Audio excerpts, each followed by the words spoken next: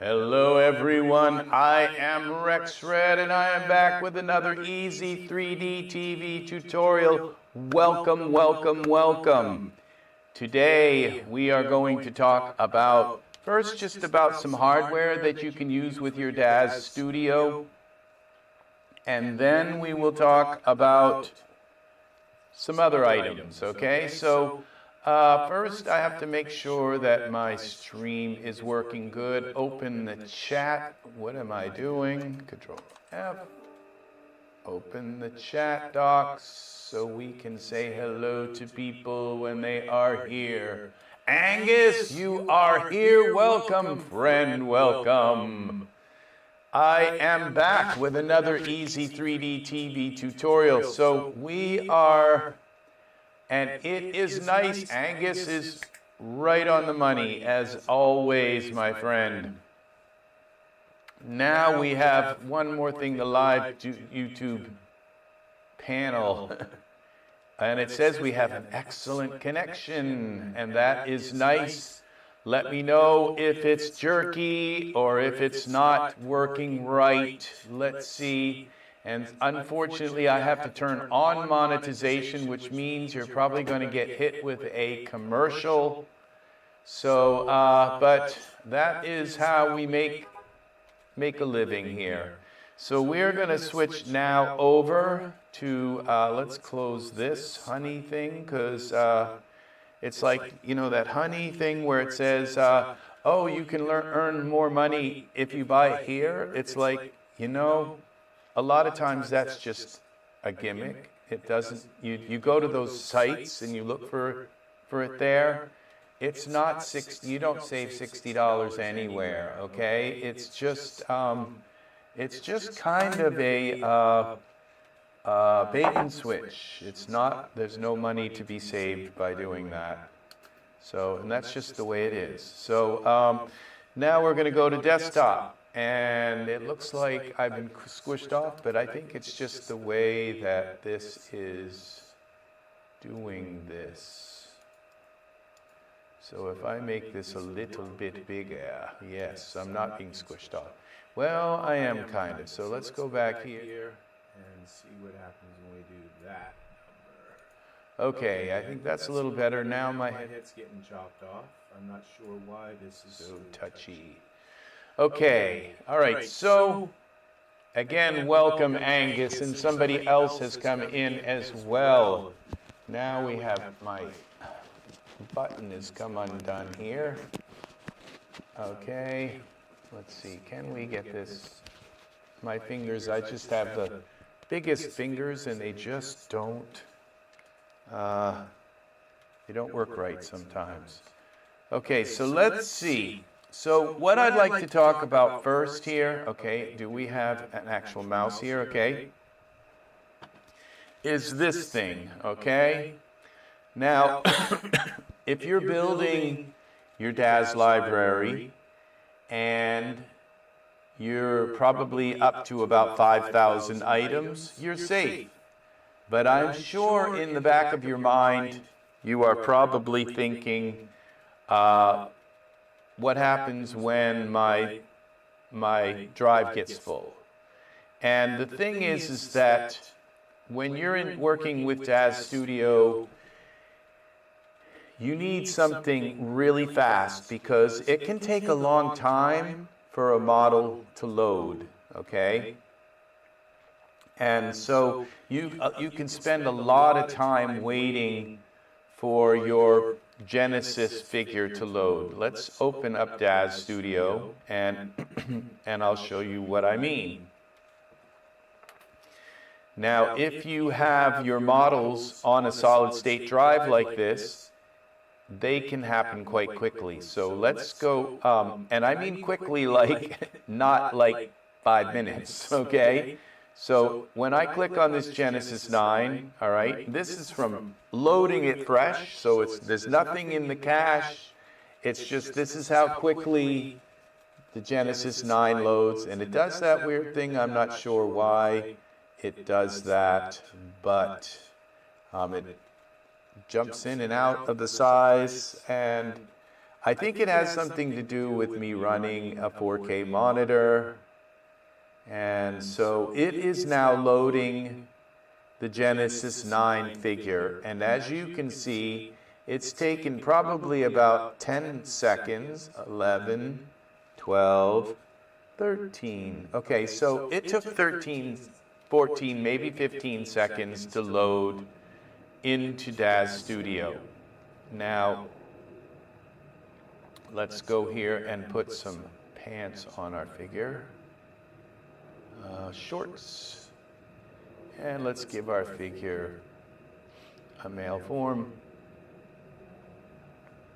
And and maybe some skin. So now, again, when I go to put the skin on, as you can see, it's got to load all these images into here. And it's doing the same kind of thing. It's just saying, oh my God, we got to load all these images in. And Daz kind of goes crazy. It goes into this small thing and goes into the big thing and small thing. And I'd like to know how to fix that, but I haven't had a chance to get there yet. So, hi, Castilva. Welcome, welcome, welcome, welcome. Hi to you. It's very nice to have you here.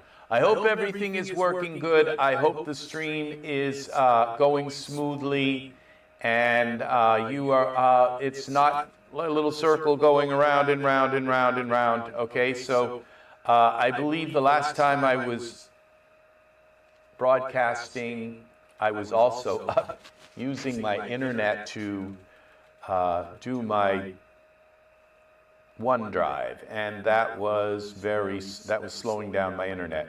So as you can see, thank you, Castilva. Thank you very much. Thank you kindly for being here. The live is okay. Very good, very good. So just let me know if anything goes wrong, the sound goes wrong, anything. Okay, so we are, and thank you for letting me know. And Angus, thank you for the smiley too. That was very nice. I appreciate the smiley. So, all right. So we're going to go back here, okay, to Amazon. And so if you're like me and you have 13,000 Daz items, when I open up the Daz Install Manager, it says I have 13,000 Daz items. So it's around that. So a long time, quite a while ago, a few months ago, I used to have a 4 terabyte M.2 solid state drive like this. It was 4 terabytes. And it was, and it got full. And so I started thinking, well, I'll split it off and I'll install some of my HDRIs on a different, and it turned into a mess, okay? Daz is really not meant to be split off like that. And you see a lot of people who just don't install all of their library. They just, and it's like, I bought all these things. I want everything that I bought installed. So unfortunately, in order to get a larger, this is like one of the very few 8 terabyte drives out there. And this is actually reasonably priced. Hello, Phil. Hello. Hello, hello. We are talking about Daz Studio today and about storage. And so welcome, welcome. And so we are talking about a very expensive proposition here. The ability to, okay, I'm going to undock that and move that over here. Okay, as long as we have an excellent connection.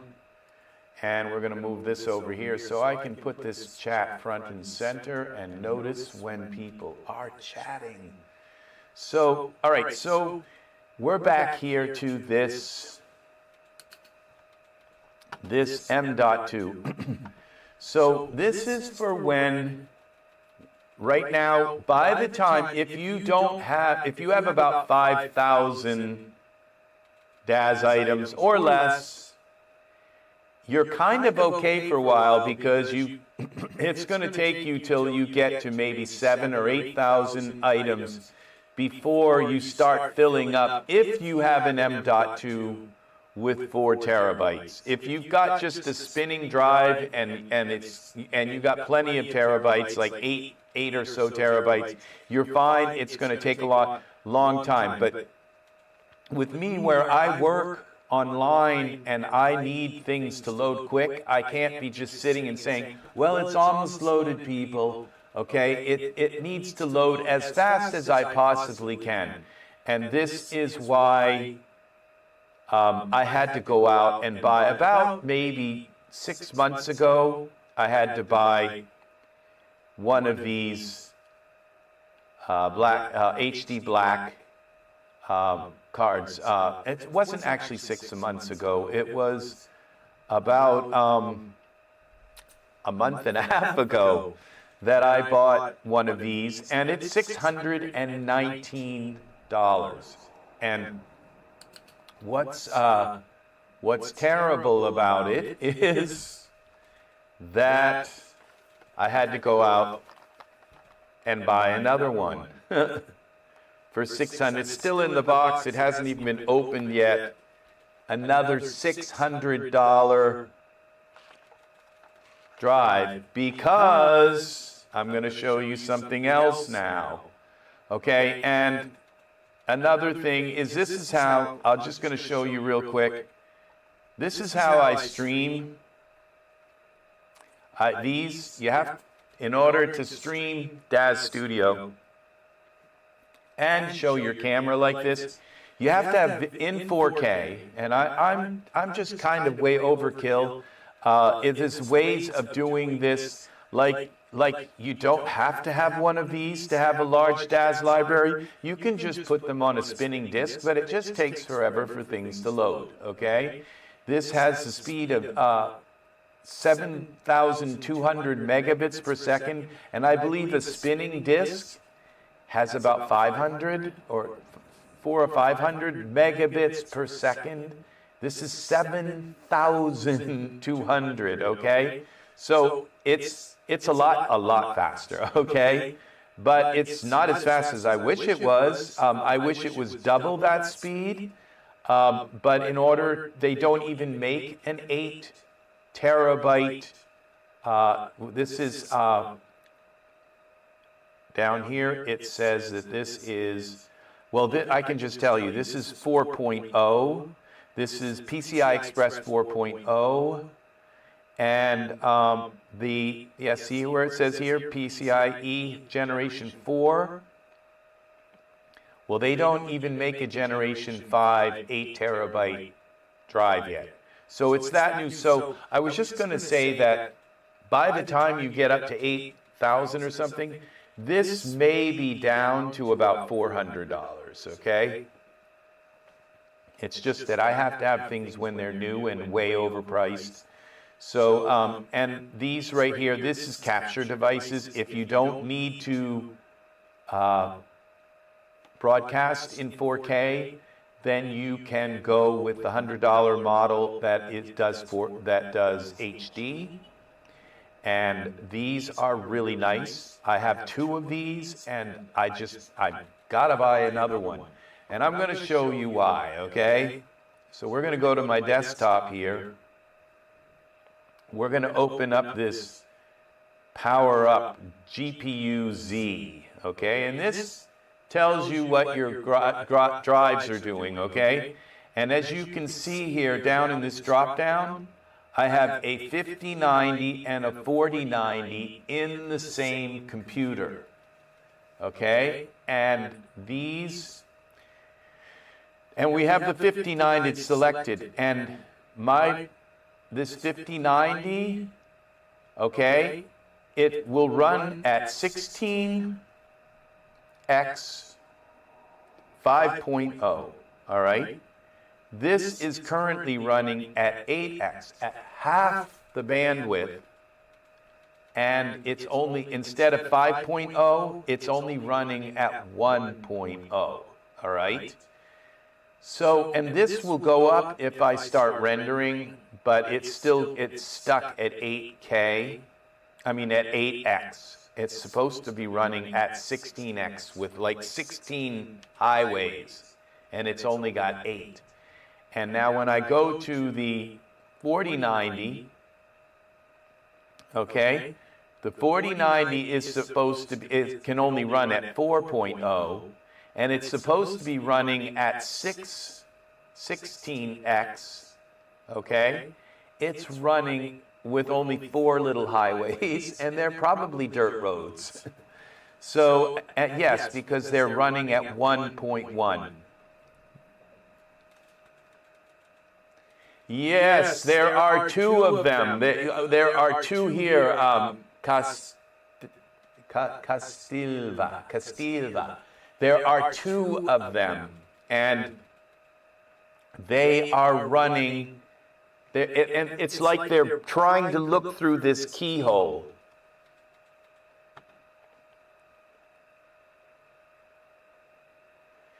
Yeah, see, that's what I'm saying. They are very expensive, and yeah. So, and my heart goes out to you, Fel. I wish prices were the same everywhere. The world should be,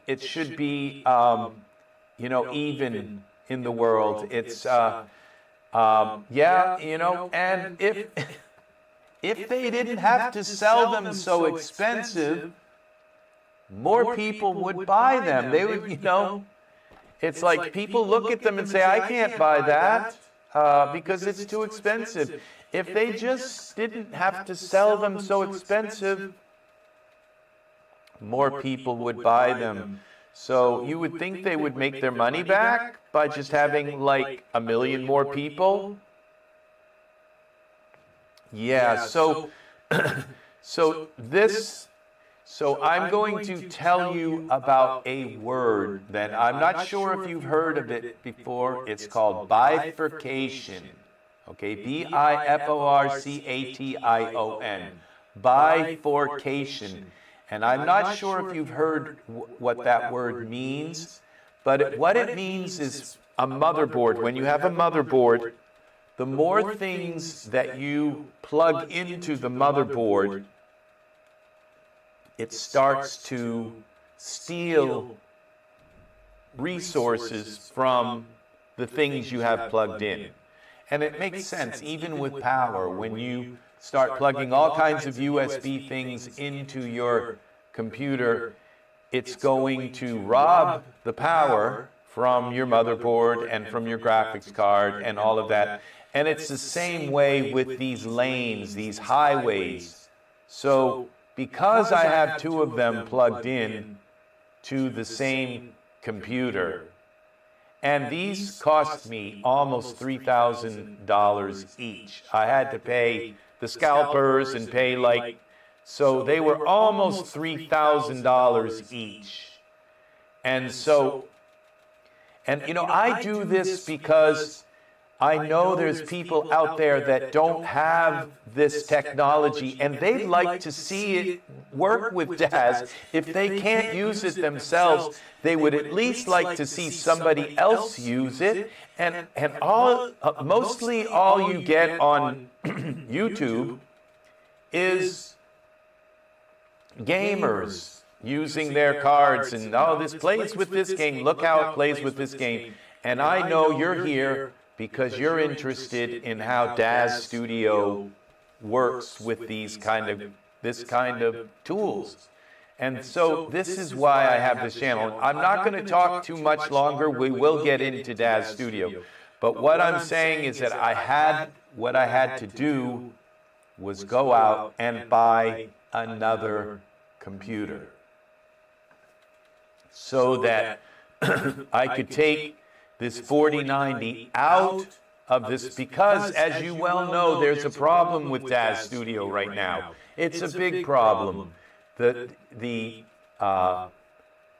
Daz Studio 2025 can only use a 5090. Other people say have they been using their 4090s to render. Mine doesn't really work in the 59. It doesn't work at all. When I go to render, it's just, it loads the scene in, but it just doesn't use the CUDA cores. It just doesn't work with my 4090. It only works with the 5090.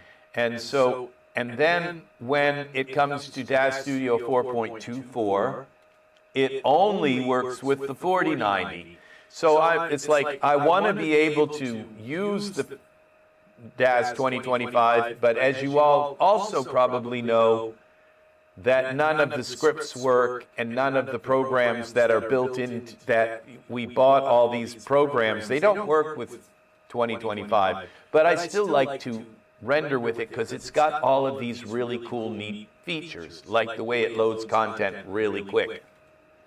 Certain things like that. So I thought, well, what I would do is, but my second computer, because I have two computers, my second computer is what I'm using to stream right now, okay? It has one purpose, and that is to just stream me over the internet in 4K.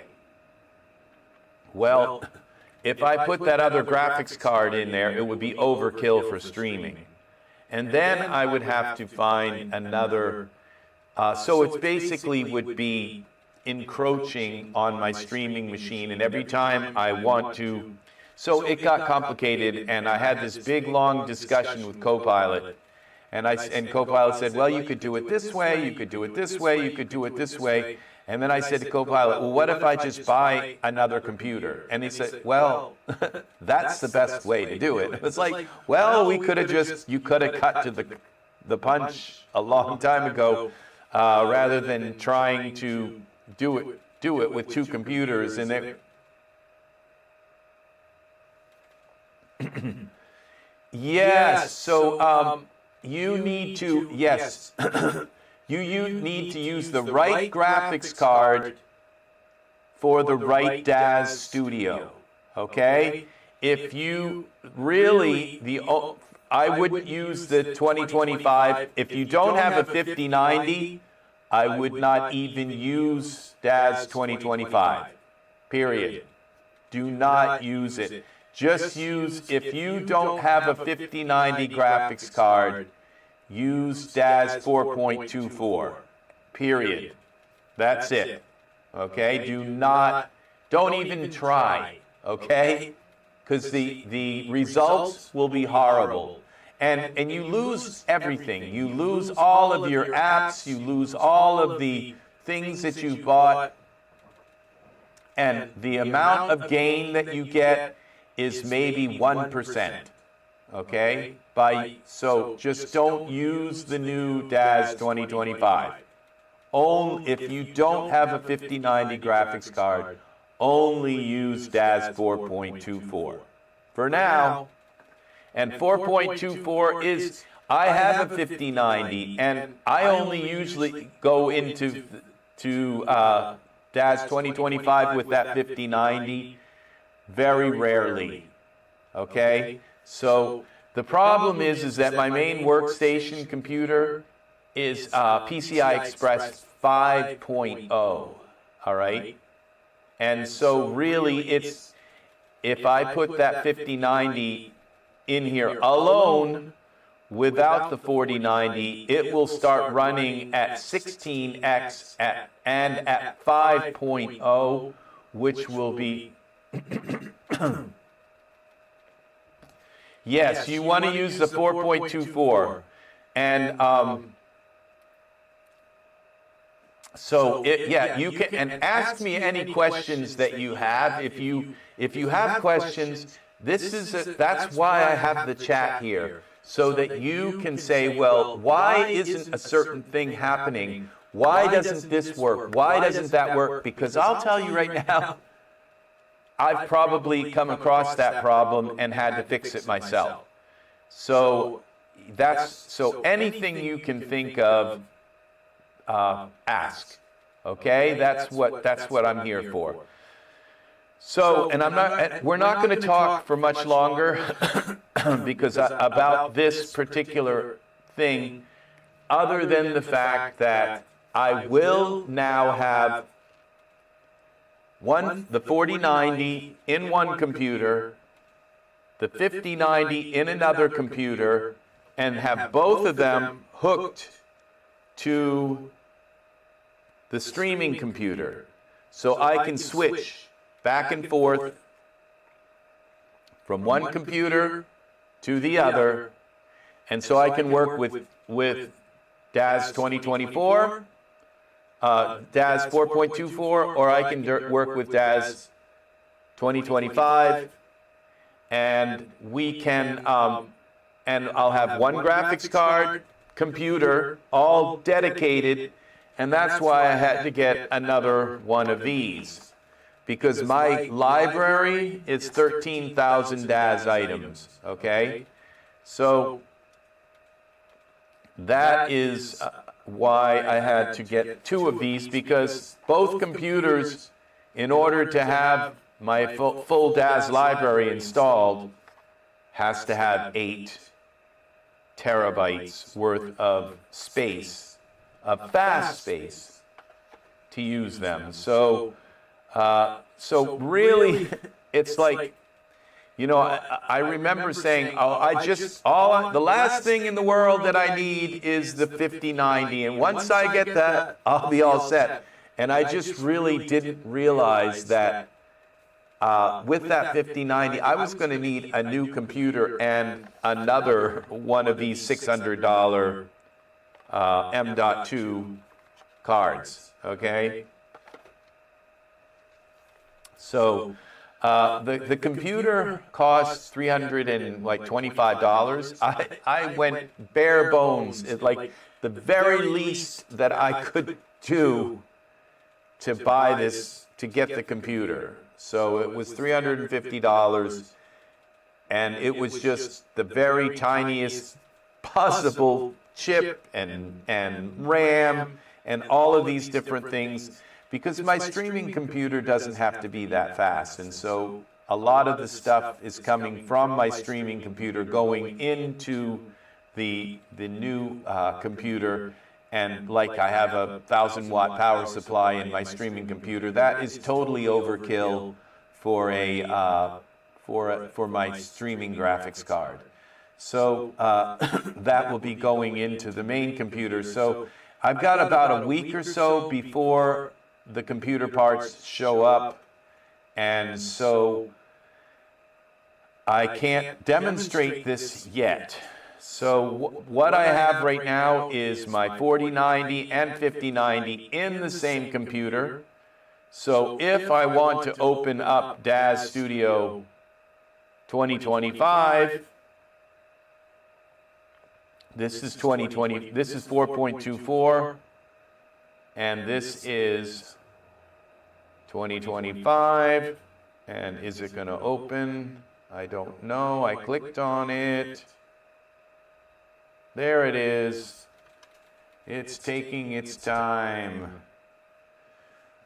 So, yeah, because you cannot stream to YouTube while you are using Daz Studio on the same computer. You can't do it. I tried. I thought, okay, now I've got a 5090 and I've got a very powerful computer. I can now stream, and no, you can't. I use Daz to make characters in, and I transfer them to Blender because it's very difficult to work in Daz. It's difficult to work in Daz. It depends on what you're doing, okay? Certain things are difficult to work in any program. Like animation, I find difficult to work anywhere, except in Unreal Studio, but the thing is when you work with animation in Unreal Engine, you are taking the characters and the textures and materials and massacring them to make them look, and the characters just look terrible once, but they animate nice. So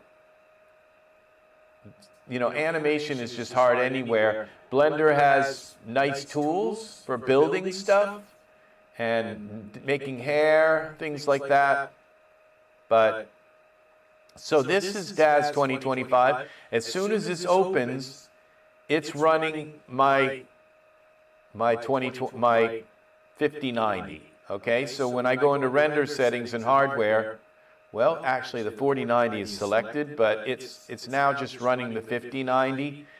And unfortunately, it's like I can't go into the device manager and just turn that off, turn the 4090 off, because according to Copilot, as long as that thing is still plugged in, because it's loaded in the BIOS, so as long as the 4090 is plugged in, it's going to still steal all of those resources from the 5090. The 4090 has got to come out of this machine, and I can't take it out until all the parts come for the other computer that I can put it into, so that, and then I've got to install my entire 13,000 asset library onto the new computer, onto this. So,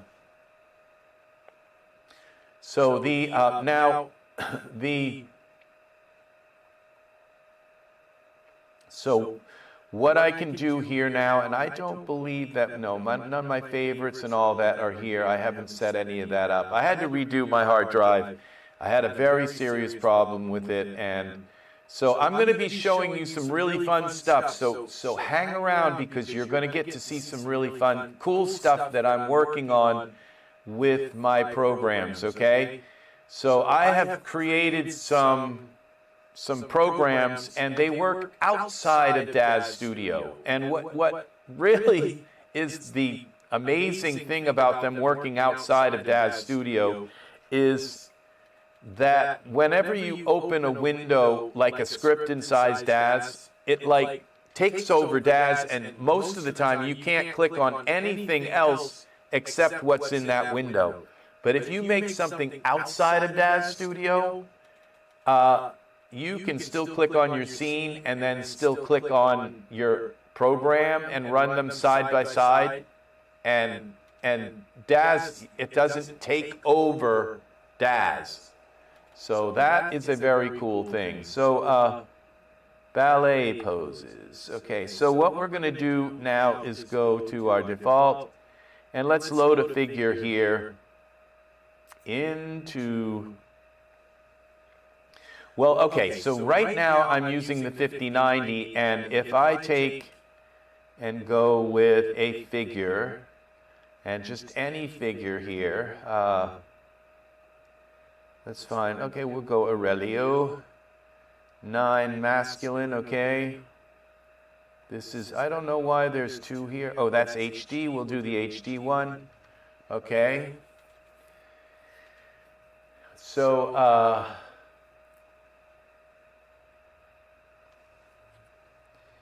here we go. And see how quickly, now this loads really fast, okay, into Daz. I believe it's because Daz, now, do you see how quickly that just came in? So now let's go out of iRay for now until we get some pants on him. All right, and let's go to wardrobe and find some kind of pants. There's maybe Billy Bob outfit. Let's wardrobe. Where's the pants? Outfit jeans, okay, and this is going to need to be auto fit. That's kind of weird, okay. Genesis 8, I believe, male. Where's Genesis 8, male? Okay. All right, look how quickly that happened. So now we can turn this back to iRay, and that was like a blink. And I just can't imagine how much faster this is going to go when this, but you see, when I look at this, I can still see it reticulating. It's not going that fast, and it's just not. And when I go into the render settings, now this is with the 5090, All right, and we go to progressive render. We go maximum samples, maximum time, and we go to turn the rendering quality off. That means when you do that, maximum samples, maximum time, render quality off, that means that it will just render forever, until, not forever, but like all night until you stop it. Now, if I go to optimization and I go to caustic sampler and turn on the gilded sampler, or the guided sampler, and then we turn on the spectral rendering enable, this is when it taxes the graphics card.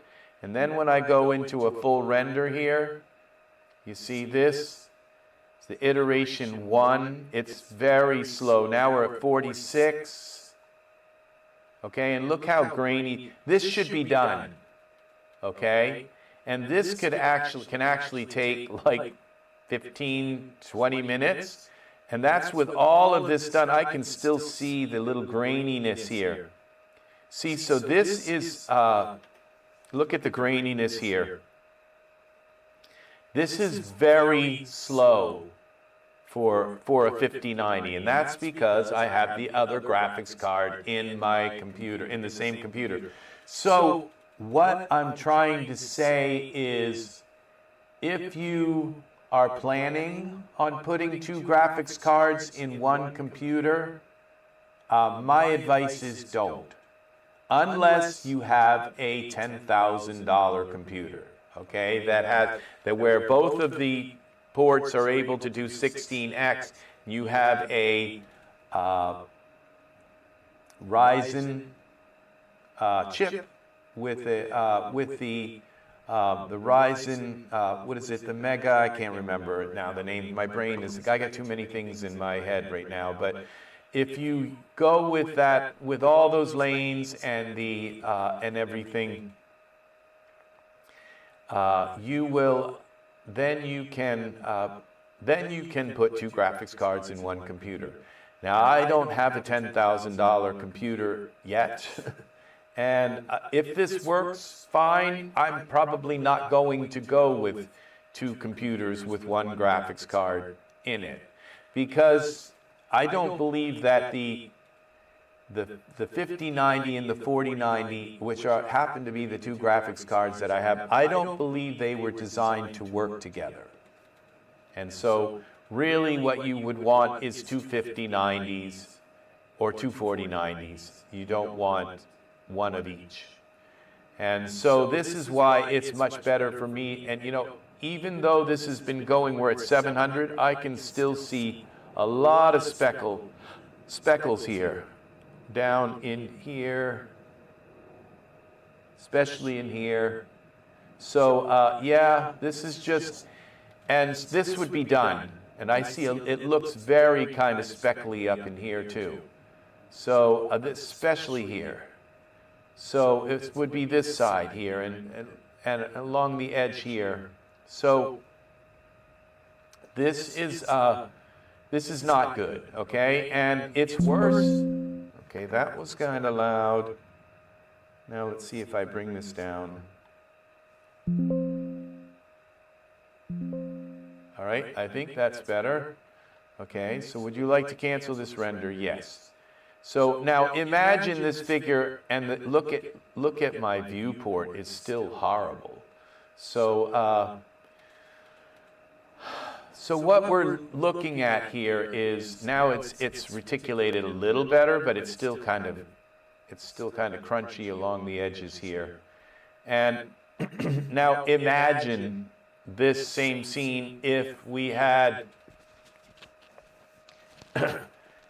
ultra scenery and a big scene in at the same time, and HDRI and all of those things. So this is just terrible. Look at that.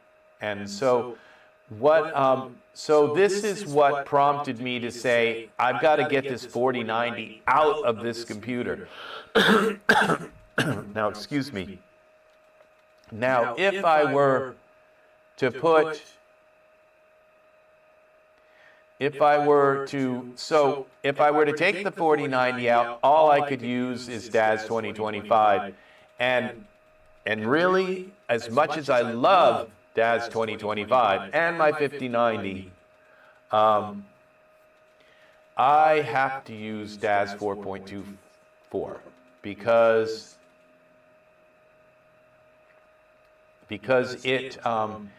I am an ultra scenery person. I have to use ultra scenery. So now we go into here. I have reverb.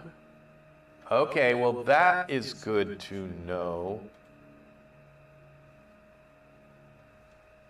Ah, thank you, Lithium Logica, for letting me know, because then I can figure out what it is that is causing that.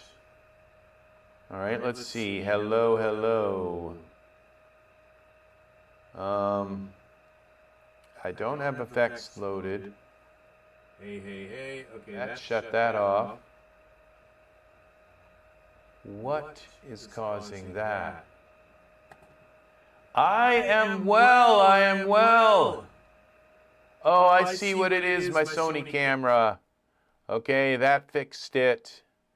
The reverb is gone. Is that better? Okay. Thank you for letting me know. People just won't watch when the echo is like really bad. So thank you kindly, Lithium. That was very, very, very helpful, because I would have just made, I don't know, a 2 or 3 hour video that would just suck. So yeah, it's good that somebody is listening. It's actually, you know, you have a good ear, Lithium. Let me tell you, you do, okay? Very, very helpful. Thank you.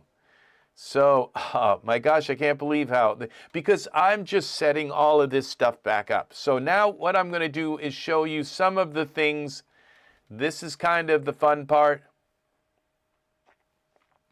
Now, what I have done is I have created a bunch of programs, and I'm not going to go into a lot of depth about them right now, but I will show you kind of what has come out of it. Is that what I did was I scanned the Daz library and I created, there's 3 things right now that I can show you. One of them is the Easy HDRI. Okay, and when I come up into Smart Content, we close that and we go here to, we turn this off. It shows my Easy HDRI here, and it allows me to click on this local user, and I'm not sure why Daz 2025 isn't showing the local user, but it allows me then to go through all in one window, almost 5,000 HDRIs that I own, okay? All of them, okay? So this is a program that I'm working on. Okay, it takes a while for all 5,000 of these things to load up, but they do. Then now they're all loaded. Okay, it didn't take very long, but now they're all loaded. And so what I can do is just click on this, and boom, I can just add now these HDRIs. Yeah, that's quite a few now. This is outer space. See, so like these outer space ones here, it's like I didn't even know I owned them. I'm looking at them for the first time and saying, you know, because Daz just sells them to us and they get hidden. There's no way to find them. And so I created this program so we could find them. You might say, well, this looks kind of crappy. It's like, I'm glad I didn't use that one anyway. But when you go in here to the render set, to the parameters, and you just take this down to like 1 instead of 2. I don't think I have my phone. Okay, 1 instead of 2. Look at what we have. Let's go down to 0.5. Yeah, this one is kind of plain Jane a little bit. So it's not something to write home about. So if we go back into our smart content, and some of the older ones just don't really have much there. These are some of the older ones, and some of the older ones are like really nice. So this one looks like it also needs to be brought down, and you go into parameters and you just take it down a notch to like 1, and suddenly it like comes out of, so this is just a very gray sky kind of one. Let's go back here. I think I'm picking the very worst HDRIs in my library. So, but these are kind of, I think it's A to Z, so they just happen to be in the Z. These was the Star Nebula. Look at this. So they, and this, so this just takes you to, now this is the 1K, this is the 4K Sandy Beach. Look at this. That is pretty cool. Now that still looks like this is a program only for Daz. No, this program works that I've created that collects all of these HDRIs. This program works both in Daz 2025 and Daz 4.25. In fact, we are in Daz 4.24, excuse me, and it collects every HDRI that you own and puts them into the scene. That looks like that old one, that other one here. Okay, these ones, they got a really nice picture for them, but they're terrible. Okay, so this one's kind of nice, a little pink sky. And so it finds them, every one in your scene. Now, these are really nice. Look at this. Look at these ones. These are really, really nice. So it finds them all and brings them into your scene. So you put, then you put some ultra scenery grass in here, and this would be just amazing. See? So this is like something else. This is something out of this world. And there's a few of these. There's 3 of them. See, the people that make these things, they really need to make more. If you make good HDRIs, hey, Matt, welcome, welcome.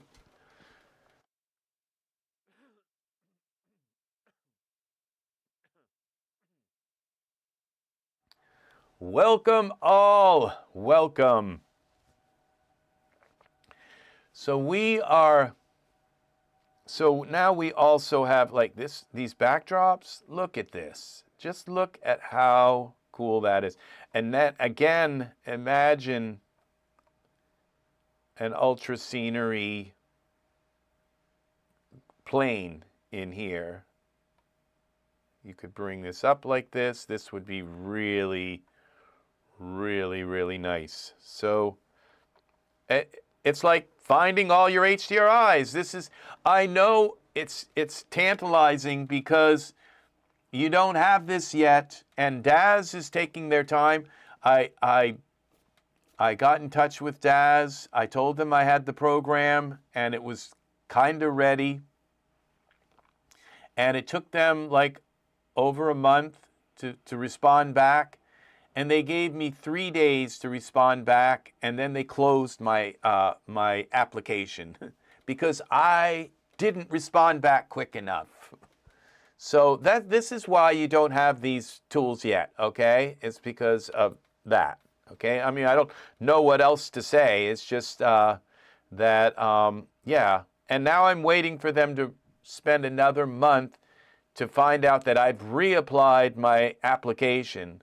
So, you know, at this point, if you want to make some money, you know, please So, you know, I didn't make these HDRIs. I just brought them out from being completely obscured, okay? It's like that HDRI, I've seen this one, but I didn't even know I had that one.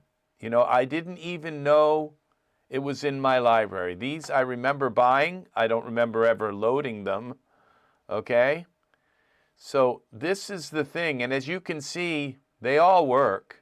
Okay, these are really, really nice. And the thing is if you've only bought maybe, say, 100 HDRIs, well, you're probably only able to get a hold of maybe 10 of them. And the rest are all hidden. So this program would be worth it even if you've only bought 100, okay? And so it does have an append so that if you buy more, this is the 4K one. Look at this. Suddenly you're in a walking through a park. Let's give him a little pose. Kind of looks tired of that stiff look. So we go build scene. We got a little pose here. Find one here. Stand. That's much better. So we just set him on the sidewalk and here we go.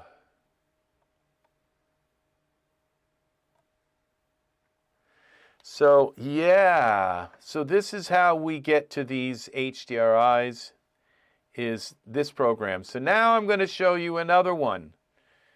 This one is called Easy Scene. And what it does is it goes through your scene library and finds every scene, and it puts all the scenes. And you might say, well, the files do that. You go into files and you just click on, what would it be, environments, default environments. No, it really doesn't. It doesn't show you all of them. It just shows you a certain amount of them because like it's right now, there's it shows you 2,000 here, okay? Now, when I go into this easy scene here, it's showing 51,000 items, okay? 51,000. I have to scroll down a little bit and to kind of get it to say, oh, I got to make these things here. But it will eventually paint them because they're only little teeny tiny images, okay? So, come on, Daz. I know you can do it. Let's see it. And so we'll go into Easy Shader for a moment here. Now, this is the same thing with shaders. You ever wondered, where are all my shaders? Why can't I find my shaders? Well, there's 47,000 shaders in this folder, okay? And as I go down through now, I want to go back to Easy Scene and see if that, okay, if that did my, if it finally caught up, because I'm wondering if there's a problem. No, look at this now, okay? So it's gone through all of my scenes. Now, what's really nice is when I made this program, I made it so that I could just type in tree, and look at that.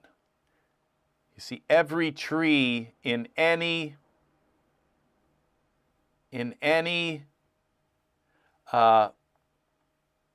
product. You want to talk about kit bashing? It's like I've always hated that term, kit bashing. So hello, Leo. Hello, Rich. Welcome, welcome, people. Yes, well, you wait until you see the one. I have some other stuff I'm working on. But like, just click on this. Okay, cancel. Okay, right click and merge. And the only thing about this, the local, sometimes it doesn't find some of the textures, but it tells you Z. It tells you the name Z. It tells you the name of something, so you can just easily find it because you now know that you own it. So either way, it alerts you that you have a certain item. Okay, take me out of iRay. Like I said, this graphics card is only running at like 1%. So that's why we've got it, because I want to make this thing with Blender Kit Bash. That's all kinds of drawn from multiple sources. Yeah, well, this is the ultimate. This is what I call this whole product line. It's called Ultimate. It's called Easy Finder. Okay, it helps you find your stuff, and that's Z. So we're going to move this back. Okay, look at this tree. Now look, this is what's so cool about this is, all right, now we go back to our smart content, and let's find another tree here. Right click, merge into scene. The cherry blossom tree. Let's bring this one back up. Put this over here. All right, back to iRay. See, so this is trees, and you see, if you go and look for, like this just came up with 1,293 trees, okay?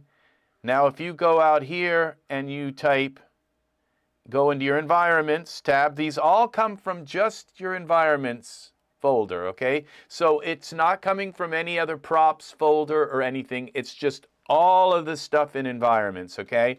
So if you go here to environments and type tree, it found 57 trees. Oh, we go to files, okay. I'm sorry about that, TREE. It's worse.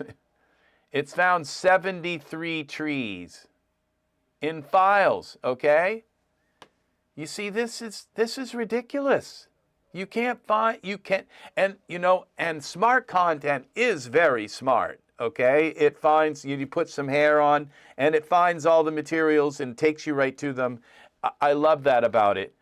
But you see, what I did was, when I created this, I took not only the metadata that the artist put inside of the duff, but I also then took and added more metadata into the duff.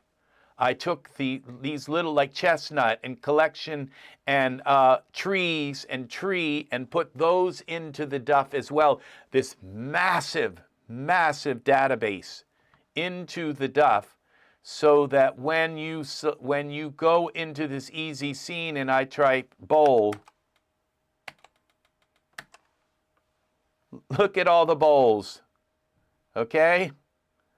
So, and even toilet bowls, okay? Or pot, okay? A pot. Look at there's 294 pots, okay? And let's see, flour. There's going to be a lot of these. Flour. They all came. So, yeah, hey, I have the same thing with Blender Kit Bash assets, all kinds drawn from, yes, and will it sort 3D party assets data as well? Well, third party. What this does is it allows you, I'm not really sure that it does, because what you can do is it does allow you to select where your Daz library is, okay? And what you would have to do, and the thing is that this works only really with Daz, because what this does is it relies on the Daz DUF files, the Daz DSX files, the Daz DSA files. It requires the Daz files, okay? And the Daz is the content paradise of the world. Daz is where Daz has got like over 1 million assets they're selling, you know, from years and years and years. So Daz is really the place to get all of this content, okay? So the that is why, you know, I built these, because now I can just go through, and if you see this 214 flower, okay, plant, 997 plants, okay? Every kind of plant under the sun. And so, yeah, and let's see, shrub, S-H-R, shrub. Look at the shrubs, okay? There's only 40 here. And look, some of them, like, don't have an image for them. They don't even have an image. They're sitting on my Daz library, and they didn't even have a corresponding image. Well, what I can do now, merge into scene. So what I did was I just said, okay, if it doesn't have an image, use a default image. Use just this this default image, and so that it can actually be shown in Daz. And there's a shrub. Okay, so this is the kind of thing. Now, this other one, wait till you see this easy shader, okay? We get the shrub out of here. And easy shader, what it does is it finds every single 3Delight shader in your library, and it converts them to iRay. Okay, so I have we go to products here, so that you only have 3Delight shaders. No more, you only have iRay shaders. So when I go into this 3Delight thing, okay, I have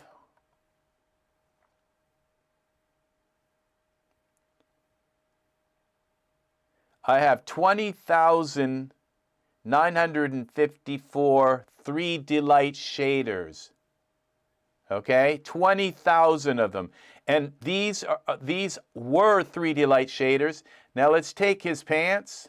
Okay, let's take him out and let's put in a sphere. Okay. Create a sphere. All right, and what we'll do is we'll make this sphere a little larger. In parameters, scale, and I'm not going to make you look at this ugly sphere. We're going to take and put some sub D around it so it looks pretty. Okay, there we go. A nice perfect looking sphere to some degree. Now let's see. Now I have to make sure that on surfaces that the sphere is selected. That's the rule with shaders. Okay, and boom. Okay, that one didn't work. This is just a top coat. Okay, Z. So that's why it just put a shiny thing on it. Double click. All right, what's happening here? I don't think I have it selected. Yeah, I do. Okay, some of them don't work. Let's see. Come on. What's wrong here? It might be that first one that I put on. Okay, we'll go back to resize, redo scale, and we go back to surfaces. Okay, they're selected. See, it says base color. Okay, now we go back here. Let's try this. There we go. They're working. So this is pretty. Now these are not the most amazing ones, but let's go into, let's just look, wait until you see. You're going to see shaders. Now look, There are 20,000 of them, okay? And this is in the 3 delight category. Look at these. See? Look at your shaders here. This is shaders that you never even knew you had. Oh, you bought them? Oh, yeah. This brocade, look at these. Look at the detail in these brocade ones. And these were converted from, these are 3 delight shaders. And they were 3 delight shaders. Now you go into surfaces. Look at this. Base color, glossy, completely converted over. So you don't have to deal with, because 3 delight is being deprecated. Now, as you well know, many shader packages that you buy come with both 3 delight and with iRay. So you really you really don't want the you don't want to use the 3 delight one. Look at these. Just okay. Now this is scale. Okay, so these I can delete them out, but and this I'm not sure. So what you do, because these are categories. Okay, so you can come in the ones that don't work. Now this just looks like it just changes the color. Okay, some of the it is doing something, but it's just not affecting this color. Pastel. Now this is changing the hue of the shader. It's just a layer that's being placed over it. Crochet. Look at these. So this gives you all your hair. If you don't want hair in them, you can take them out. You can make separate categories with just hair in it. But it shows you all of your hair, okay? Now, these are the 3 delight ones. Now, look at these. See, look at these shaders. See, and these shaders, this is a 2K. This is pretty nice for a 2K. Let's see. We have this 4K. It's weird, it's not even showing the little overlay yet. So these are 2K, this is 4K. Look at that. See, so there's just so many of them in this folder. This is another 4K. Look at that. So these are all of your shaders. And these are the 3 delight ones. These are leather. Okay. Something kind of, I haven't even had a chance to really look at this. This is 1K. This one is 2. That one's 4K. And like I said, there's a problem with my graphics. My graphics card's only running at 1X, and it's running at 4X at 1 PCI Express 1. So that's why I'm splitting this off into 2 computers. So, so probably the next time that I come on here, you will see some pretty nice stuff going on here. Now that's the 2K. This is a 1K, 4K. Look at that. Now let's take a look at some of these iRay ones. Again, we have 47,000 shaders that I couldn't get at, okay? Now look, some of these, like I said, they have these default images because they didn't even have an image to show them. And these ones all look like they're the same thing. I'm not sure. They might be tiling. Look at these. Now you do know there are 2 different kinds of shaders. Look at this. There are procedural shaders and there are texture shaders. Procedural shaders don't have images. They're just algorithms that create an image. And then there are textural ones that are actual images that make up the shader. Like these glass ones, I believe these still have textures in them. So they're not completely procedural. But some of them are purely procedural. And we got a bunch of hair again. But look at this. 47,000 shaders. Look at these. Look at this. So this is shader heaven right here. It gets you to all. Now,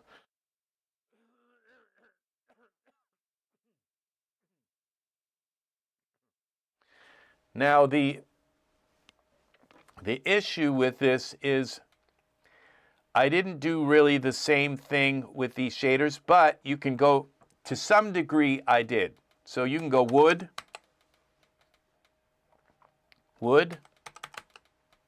and look, out of those 30,000 shaders, these are all wood, okay? So it does, and this is the dream right here. You just type in what you want, metal. They're not perfect, but I tried to get them as much as I could, okay? And so look at this. These are all metal textures, and there's 2,000 of these, okay? Look at these. Now, this doesn't look like metal, but it does have a metallic sheen. So, and as you go through these, you can just delete these. You can select these and shift and right-click and delete the ones you don't want out of here that, okay?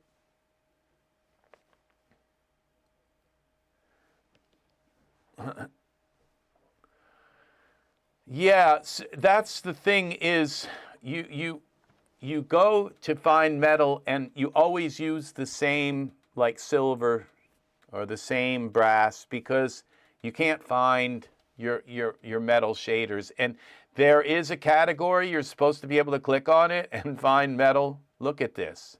See, these are shaders I've never seen before. I didn't even know I had them. Look at how beautiful these are. And you can't even find them. You just can't even find them. They're just not in your life. You have to go, you know what I call it? Folder diving, okay? In your content library, in and out of folders, in and out and in and out and then in and out and in and out. And so, and all of this folder that I've created here, and this is not inside Daz's library. This folder is created outside of Daz's library, so there's no conflict with your library. If something were to search and look for products and look for things, it will not find this folder inside your library. So just look at that. This is amazing. All these tiling ones, you can take them out. So look at these are overlays, just laying right over top. So there is a problem, you know, to be honest about this, is because the file is so big that organizing it, like if I remove a bunch of items, let's see, let's go down through here, like this right here, right? These are just tiling. I can go in and set the tiling myself. And these ones were bump strength, okay? So I'll go through this and go to there, right click, and say, actually you have to do this in the categorize.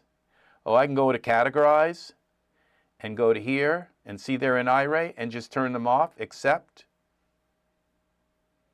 And notice, well, it didn't take that long to take them out. So that was really, really, really quick. So this is the way to categorize, to get things out of your category, is through the Smart Content portal of it, because that was really quick. Now, I thought those were the ones that I just did, but let's go here to categorize again.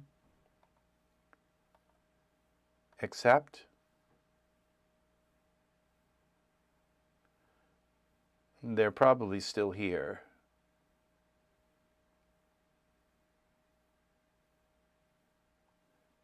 No, those are gone. Now let's do these.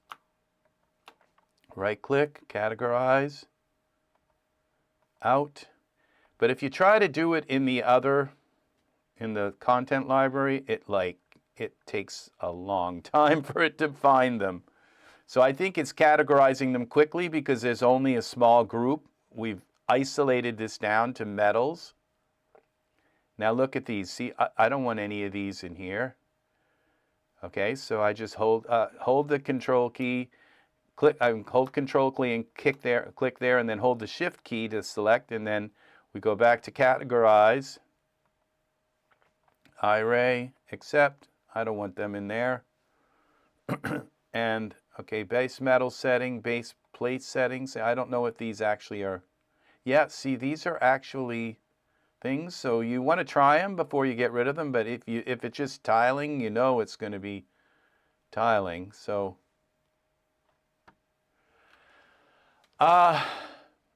when the thing is that I'm not really worried that somebody's going to kind of try to make these themselves, because it really takes a very, very kind of smart person to do it. So, so it's a matter of Daz. When Daz decides to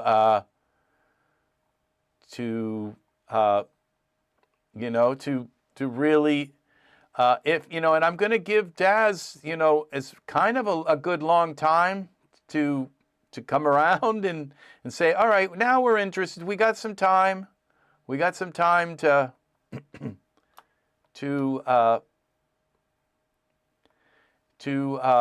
see about your products and tell us about them, and talk to us, and it's,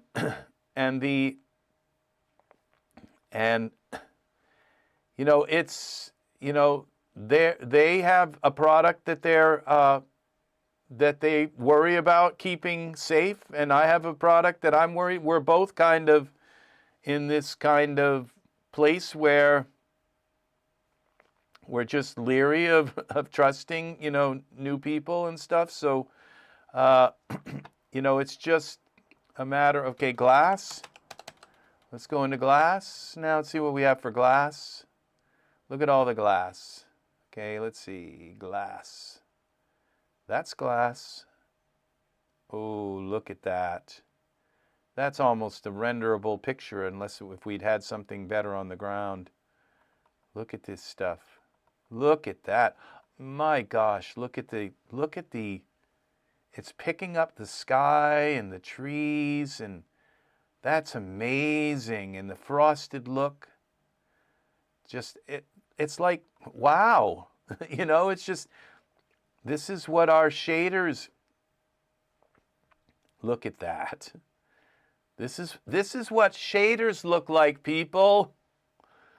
So this is what this is about. Now look at all these default images. These ones didn't have an image. So how can they show in Daz when they don't even have, at least my program couldn't find the image, okay? And if my program can't find the images, it's a good possibility. Now these are overlays for the glass. It just changes one image on the glass. Look at these overlays. These are actual full stained glass templates, and these are array. So yeah, this is, I don't think this is all the glass. This does look like most of my glass things. I think Daz is pretty good at showing the smart content, because most of these I'm familiar with. So I think they're pretty good at showing glass stuff. There's 729 of them, and if I go into smart content here into files, and we go to materials, we have to go to shaders, which would be, yeah, here in surfaces, and we go to presets.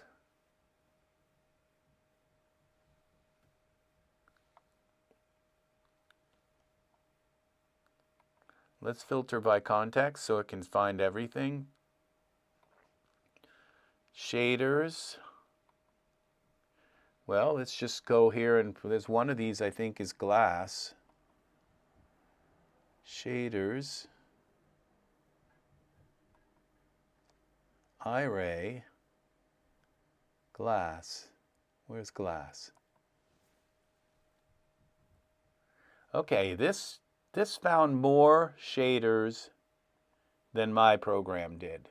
It doesn't mean that they're not in my program. It just means that it found more. But it also has got these remove colors. It's got, yeah, see, there's a lot more in here. It also picked up the diamond, gems. So this actually did really nice on this particular. Now we go into wood.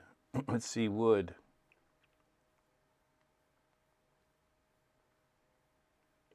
Being the W's, wood. Okay, this found more than 1,200. So yeah, and see, this is actually quite a bit more than, I think, than my program. This is a lot of wood here. So this is really, really nice. Now we go back into my product here, and we go to wood. Yeah, it's 1,002. So they're looking at different, and I just took out a ton of, and these look actually like metals, okay? So, and there's looks like a lot of things here that didn't get included in Daz's wood. And look at these. See these? This isn't really, well, I guess it is kind of wood, but yeah, those are wood. This is really nice. This is showing a good, but when I click on the top here and I go to shaders, it shows you 1,200 plus.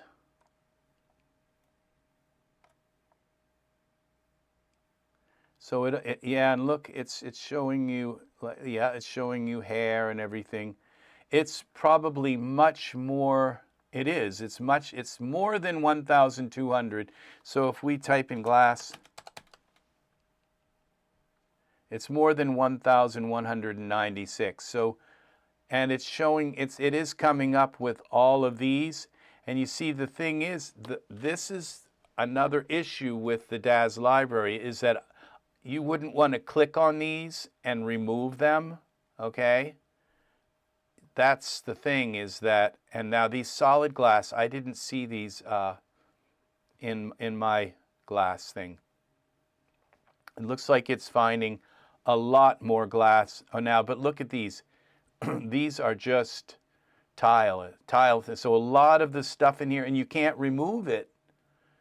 So when you remove a lot of this stuff, you see, I'm seeing a bunch of stuff that's not in my glass. It's in my shaders, but it's not in the glass. So you just go into Easy Shader, and this is the, okay, smart content. What happened here? We go back out.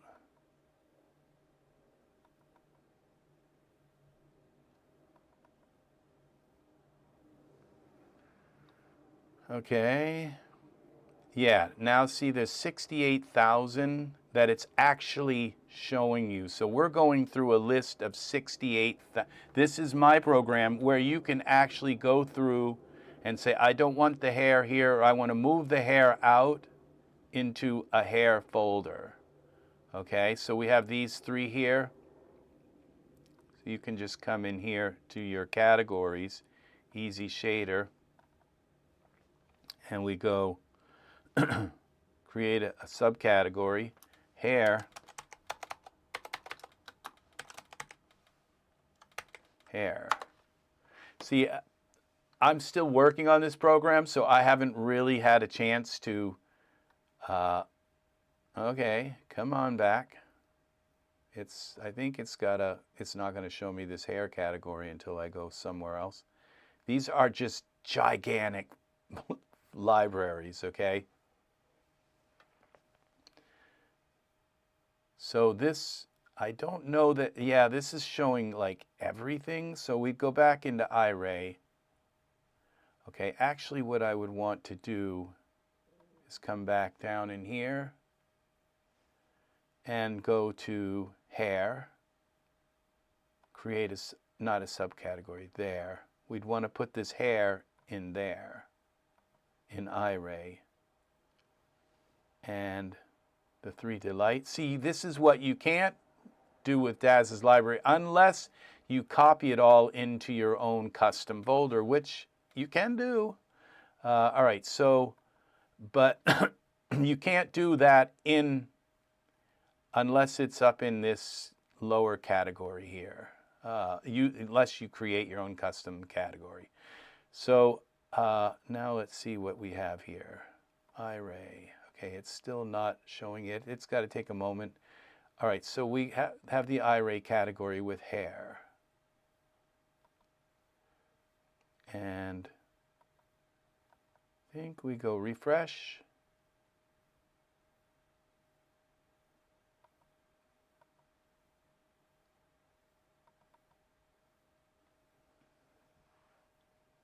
Okay, I think I have, in order for this to work, I have to close and reopen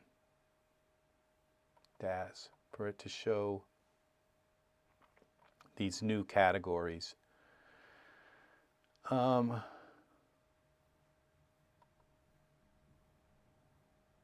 it's here, and we go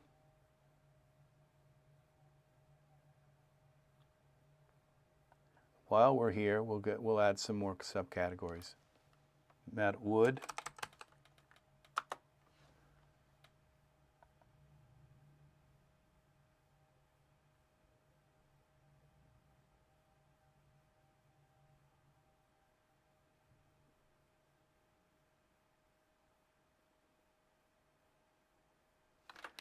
See, what I didn't do with the easy shader is I didn't take stuff out of the file name and put it into the metadata.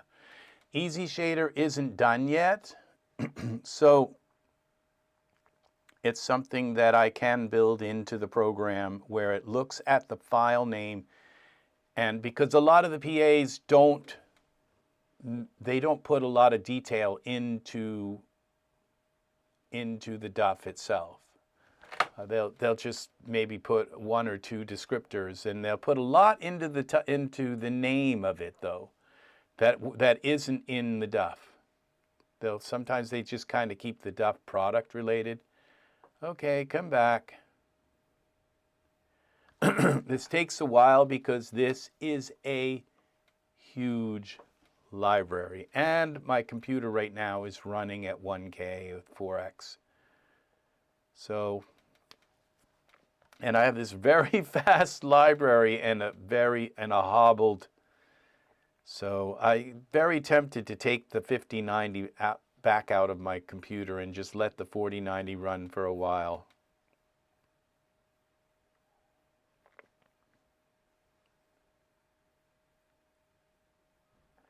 Yeah, they are. The tags, that the metadata that is in the DUFs are all over the place. And, I don't really know that they're, unless Daz is, they're going to have people there, like, reading every DUF that comes with a product, and looking in to make sure that and I think they do actually, but to make sure that they fit properly into the library system, that's, a massive, it's like backwards, but I guess it's the only way really to do it. So, okay, so I don't think that these are going to show in here unless I close and reopen Daz. No, it's not. So we'll close that.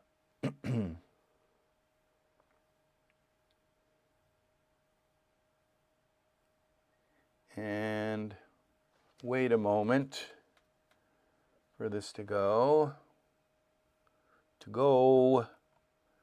There we go. We're back. Now it will load those smart content categories. Because we're not just doing this, we're actually using user data in smart content. So now we go to this easy shader, and it's still not showing them. Maybe, what's wrong here?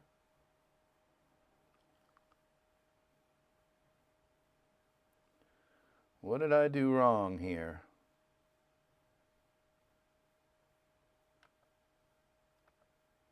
Oh, they're empty.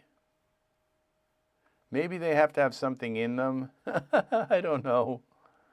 Let's go to our easy shader, and we'll go hair.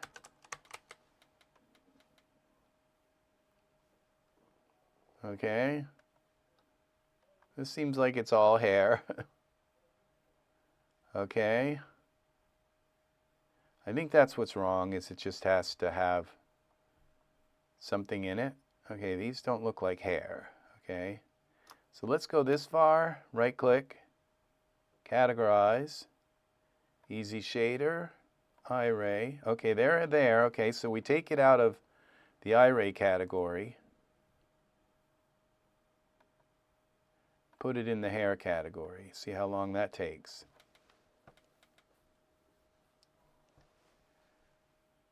See, that was almost instant. Now when we go down here to iRay, we have hair, okay? We also had a wood one. So now it's not, it shouldn't be here anymore, but it looks like it still is.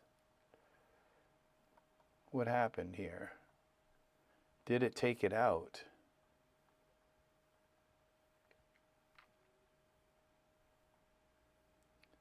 Try again. Right click, categorize, easy shader. Oh, it did take it out. Okay, so it's only, I'm not sure why it's still showing there, but it's supposed to only be in hair. Okay, cancel this. All right, so now these other hair items, let's go. Those are definitely not all the hair items. So, all right, categorize here, hair, accept. It's supposed to remove them. They're not supposed to be here, but refresh. I think it it might need like a restart for these kind of things, because it just is a lot of items that it has to pull them out and do. And it does it much more efficiently down in here when you move things around. It does it like in real time. But let's also now do some wood.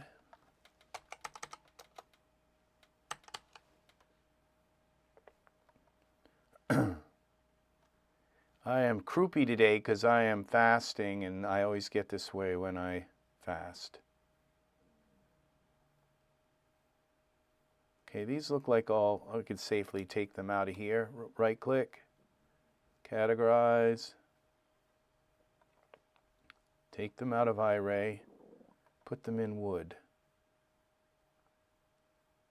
Accept.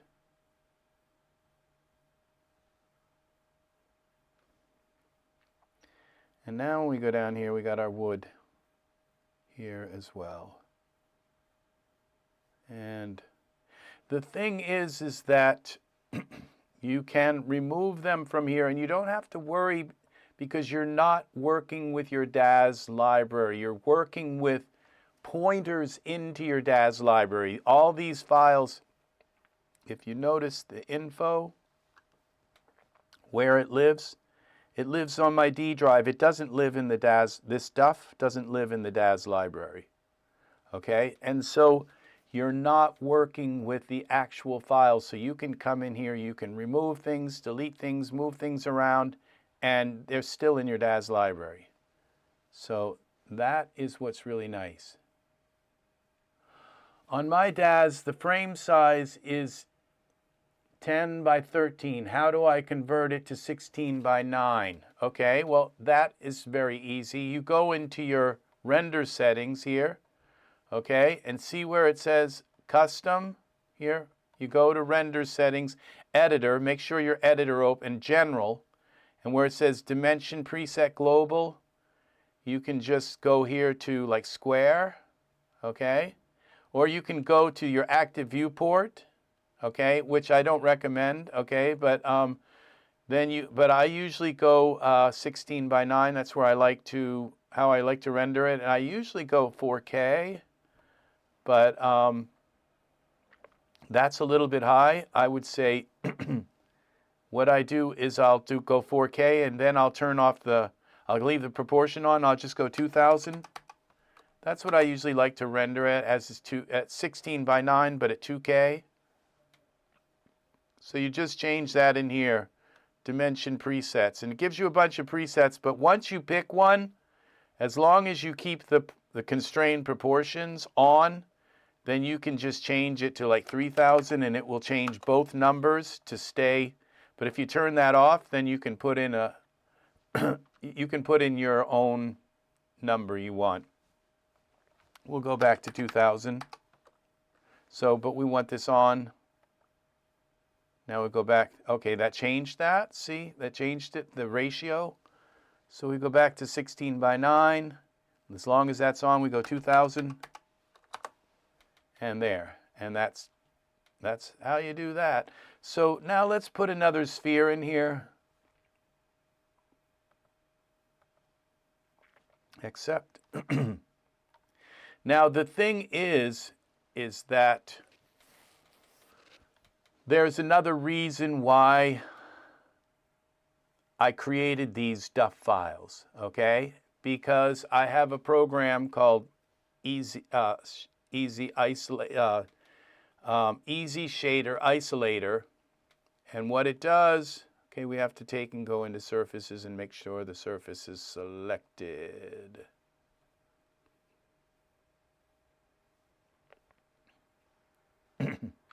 Again, this is really slow because my surfaces, we got the sphere selected, editor, sphere, make sure they're both selected. Okay, now we can put some of these on. Okay, look at these. So is because I have this layer thing, and I don't know if you watched one of the last video, but I'm going to reveal a little more about that stuff later because I've just done a lot more work on them. But the ability to make your own shaders by using these, so there's more to it than that. This gives you a very large library that you can use to make shaders. So that's just diffuse, that just changes diffuse. So some of these things I'm going to take out. These are just basically tiling things. And so we can right click. You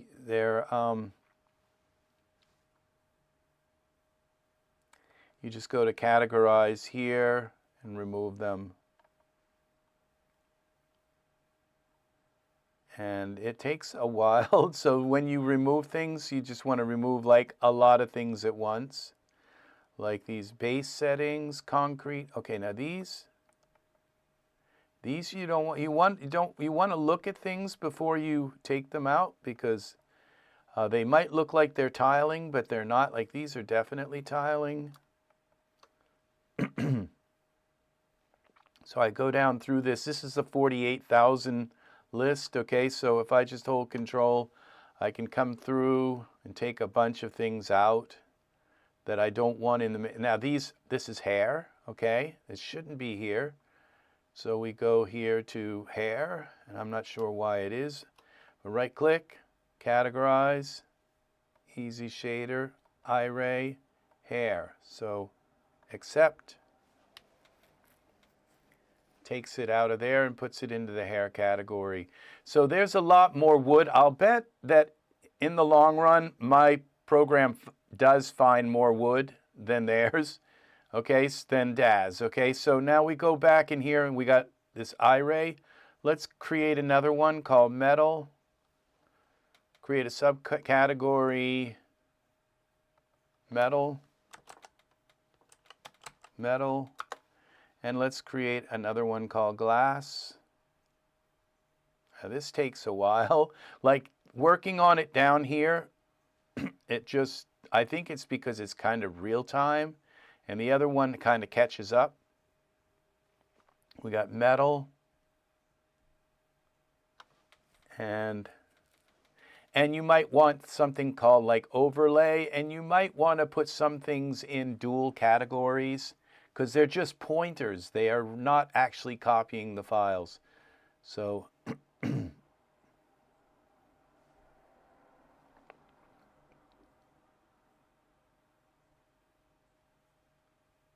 so let's see what we have here. Just to add a category, it just takes, and that's the way it is when you want to remove things and add things. It like takes forever, and that's why I think that this, it's just like it's holding those changes and not really doing them until like Daz restarts kind of thing. So I'm not sure that I really trust that those are being moved actually. It's like it just says, okay, they've been redesignated, and which is kind of nice. It allows you to change all kinds of things without having to wait each time for it to really parse through 50,000 names to find something. So, and again, my graphics card is running at 1x right now. So I think I'm going to take the 5090 out for a few days and just work with the 4090 at 4x, at 16x, 4x, and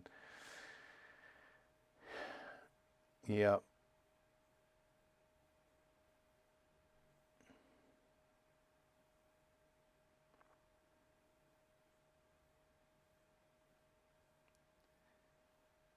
All we did was add a folder.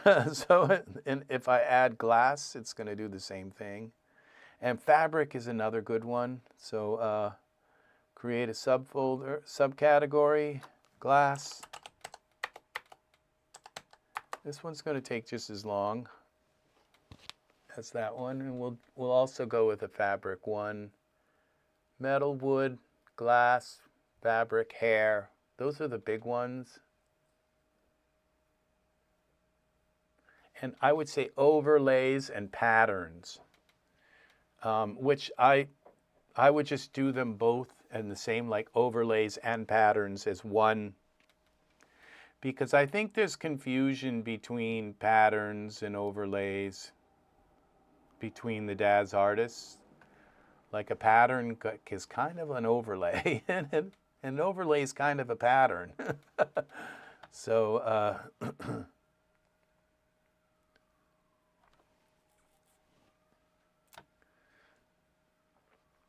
so here we go now. All right, so I think I'll do one more that would be overlays and patterns. You know, overlays, patterns, lace, I think they'll all go kind of in one folder. Even though lace and patterns and overlays can be an entire shader, it's kind of confusing. These categories overlap. I mean, you can have a glass and metal shader, you know, it's glass and metal, you know. Parts of it you can see through, and the other part is metal framing. So, you know, and then you have your procedural textures and your, but I think really, for the most part, you could just kind of simplify it, like say overlays and patterns, and I would say lace or mesh, you know, just make one category that just call it overlays, you know, and that could be everything from lace to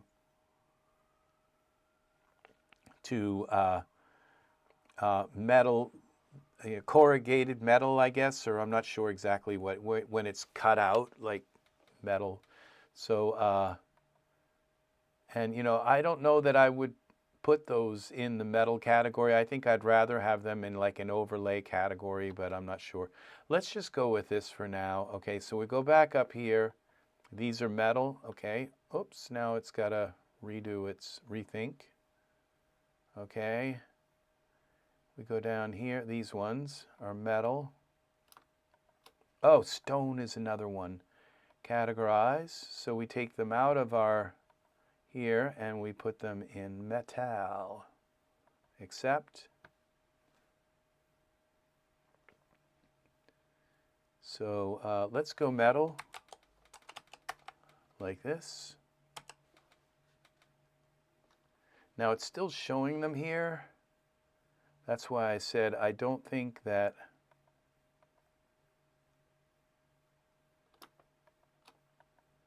okay, categorize. I think some of them are still going to be, no, they're all here, and it's showing them in there, but it's still, okay, these are more metal ones. Categorize. Metal. And some more metal ones here. These look like metal. They have a kind of metallic look. These look like metal also. And I'm going to assume those are all metal there. Now you see these are patterns. And see, that's why I say that I don't know that I want to put all the metal ones in here. Metal. Accept. See this embossed? What are these now? See, those are like overlays. They're laying over, like if I put this stone here, then it will put that over top of it, see? So they're overlays. These look like metal as well, glossy metal, but there again, they're like overlays in a way, but. So it's very complicated kind of putting this stuff. It's almost nice just having them in a big file like this and then figuring it out later. These are definitely metal. You can always take them out and put them in however you want. Or you can leave them in the full category and still put them in the metal category, like leave them in both. I'll just take them out. Kind of makes it easier to manage the large file. Those were moved out. When we restart Daz, we'll look to see if they're kind of gone. These kind of have a metallic sheen, but they kind of look like fabric to me. So let's see. These are definitely like categorize, metal. And these are metal as well. Now we only have the metals selected, so we're going through really quite a large collection of stuff. They have like a metal sheen, so we'll just look at those. This is definitely, let's go this far. Click, categorize. Certainly gives you a lot to kind of just to click on and say, here it is. We're in Smart Content again. Here's your Daz library. Up here, your default library. Well, we're in the user library, so the default is, but there's more here. There's this, that, this, down to here. Hold the control key and then hold the shift key, hold control, hold shift, hold control. These look like I already did these. Yeah, I did do these. Okay, well, yeah, all the way down to here. Okay, and then we go, we'll add these.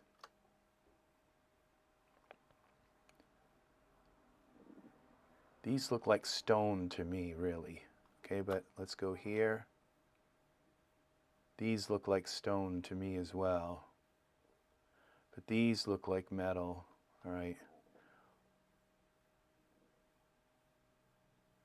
They say metal, so let's go with metal.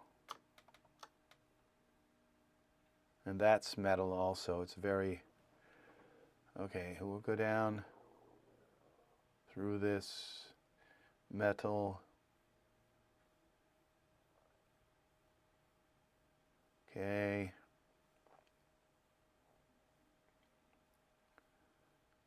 Okay, I did these, but let's go shift. Okay, shift.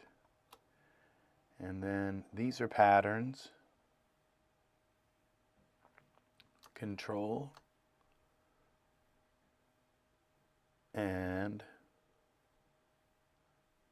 these all say metallic overlay. We'll throw them in for now.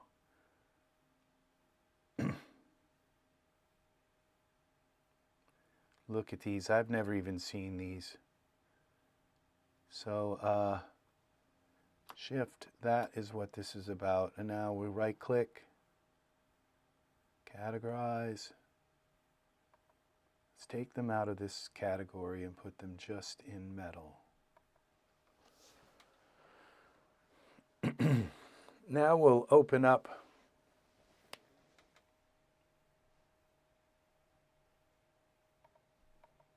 now we go with did we do wood already? I think we did. Now let's go to fabric. I don't think I added fabric.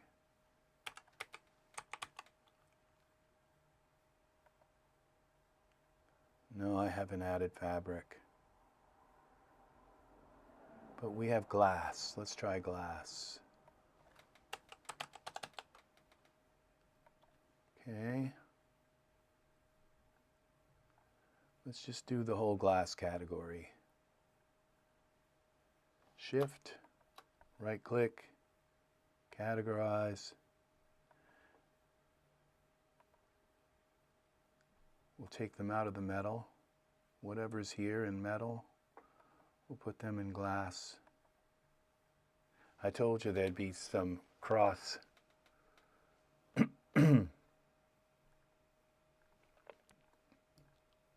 See, these ones look like metal. Glass color.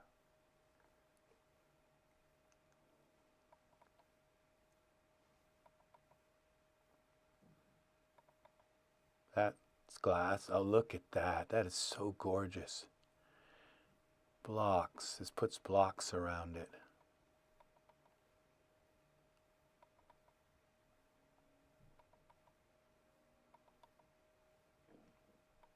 Now that issue with going and having, it can still happen with this where you end up with an overlay and it doesn't want to go away and you have to kind of find a texture that, let's go here. I can't stand the shape of that.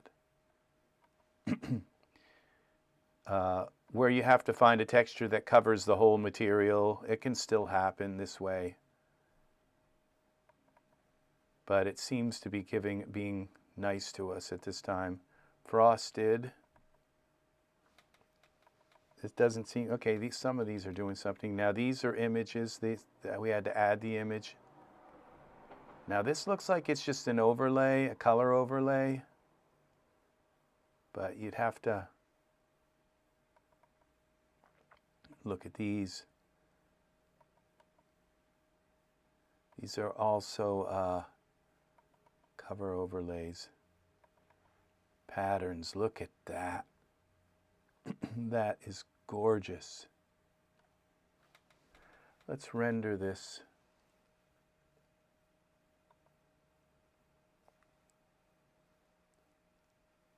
Look at that. Let's do something. Oh, would you like to know? Cancel this. Yeah.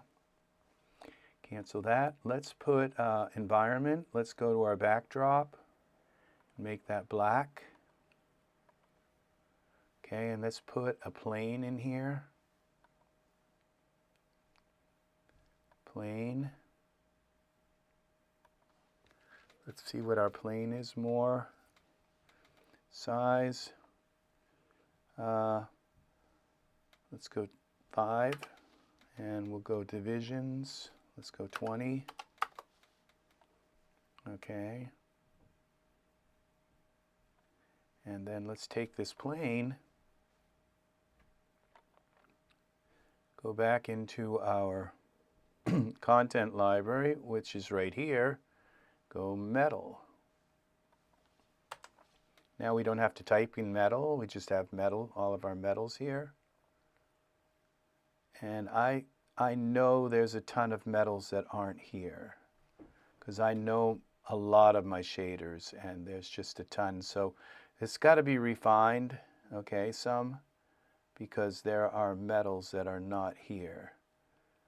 And they're probably in the master list, they're just not here, because I know my metals and they're not here. So let's see. Surfaces, default, okay, that's the plane, presets. Okay, we got the plane selected. We have to select the plane. Go into the editor there, like that. Okay, then go back to presets and find out if they're in our master list, because I can just think of a few that aren't there. So shaders. Let's go to shaders, metal. See what happens here. Where? Now that's because I'll find them. See if they're in our master shader list. So it would be kind of nice to know that it caught everything, but it's just this one right here. That's because it's called cobalt. Okay, cobalt. They don't have metal in their name. All right. So, but if we just type in cobalt now, we go back to our iRay library. There they are. So now we can just take and add these also into our, so they're here, okay? It's not missing them. It's just they're under a weird name. So we turn them off out of the iRay and put them in our metal. Accept. All right, now when we go to our metal folder, metal, we get rid of that. Now they're in here. So let's take, we got our plane selected.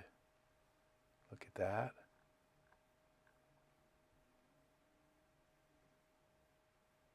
Let's make this plane larger. Parameters, scale. No, the scale here.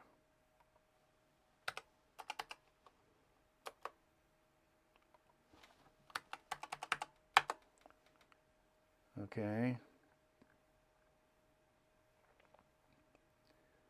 And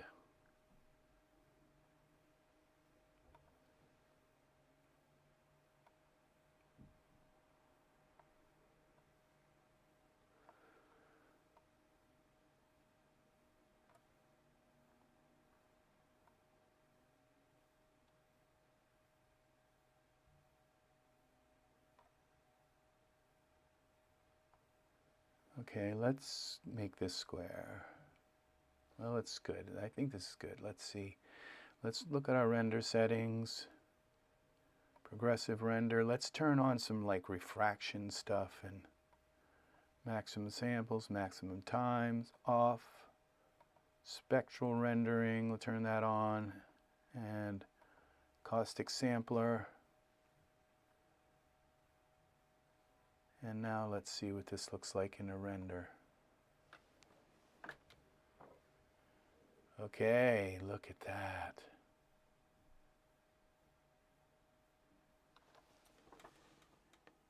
Look at the detail in that texture, in that shader. It's just so gorgeous. It's just utterly beautiful.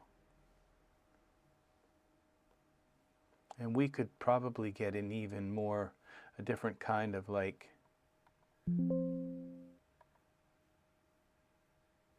well, it's this metal down here looks a little bit. So we go back in. It's very easy now. We've got our metal here. They're all here.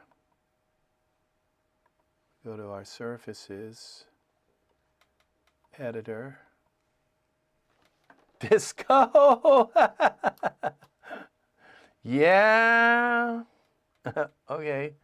Our plane is, oh, look at this. All these different metal textures. See, these are overlays. They probably should go in an overlay thing. So you know what you're working with. You're working with an overlay. Oh, look at that. These don't look like they're very high.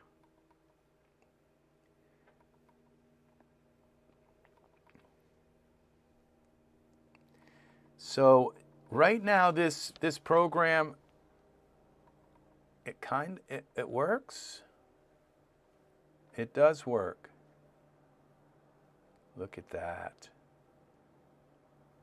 Now the Easy HDRI, this one, again, it just works. These are your HDRIs, and you just basically click on them, and as long as you don't have your backdrop on, none, they're going to give you a sunset of some sort. And look at that, it's refracting through the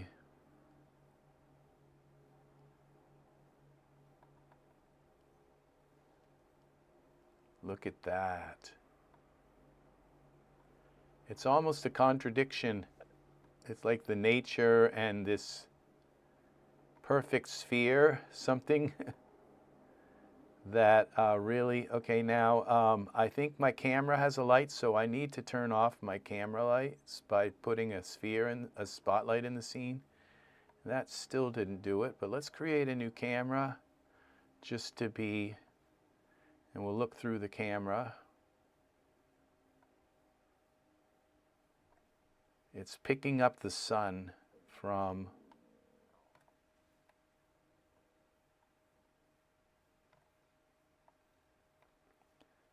our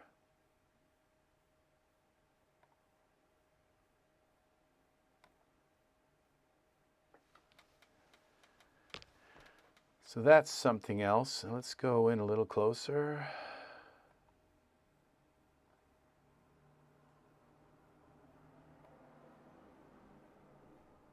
It's a disco nature ball.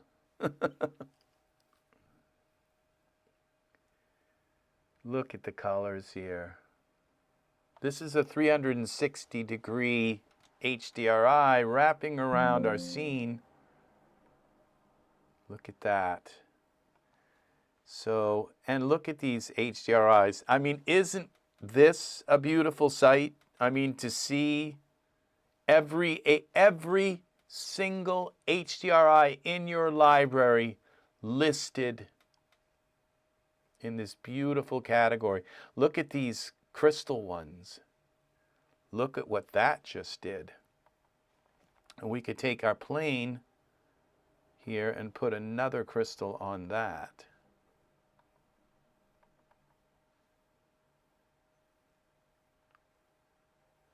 I don't think that worked. Surfaces, yeah. No, that didn't work.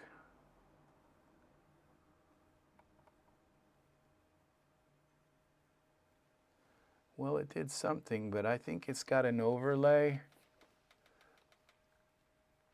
So we go into our shaders. Go Uber. This will give you an Uber base. Doesn't always work.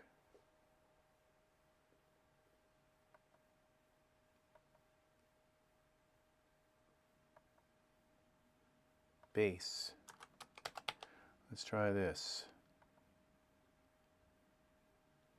Well, let's just go with a rock. Okay, then we'll go back out to our, what was it, glass? Ooh, look at that. like being inside of a geode.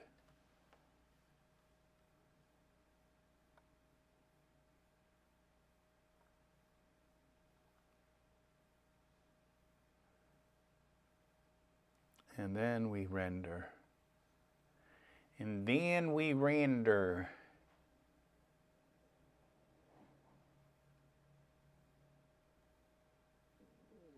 Look at that. Let's put something a little less busy so that we can see through it a little more.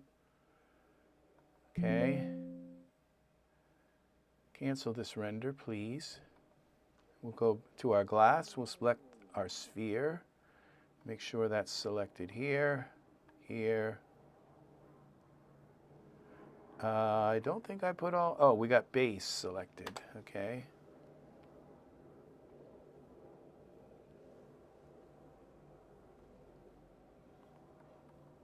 Let's just try some things here.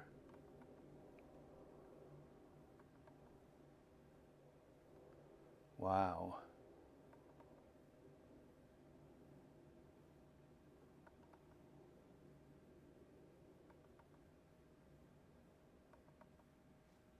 Opacity.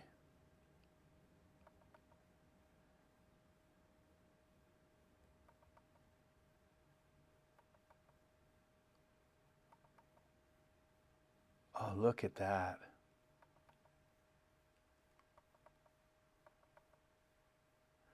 Now these are nice. I would say if we took them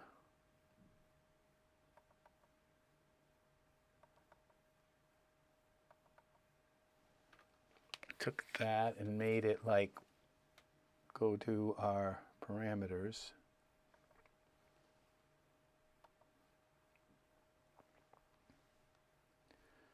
The sphere.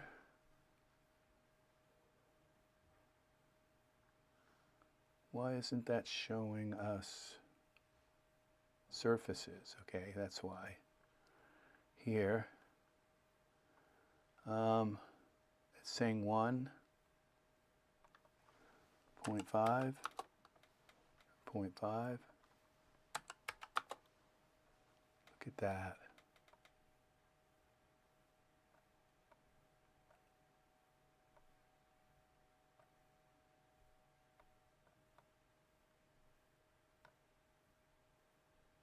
That is really nice. Now we could go into our surfaces again here and maybe take some of our cutout opacity, make it just a little bit more.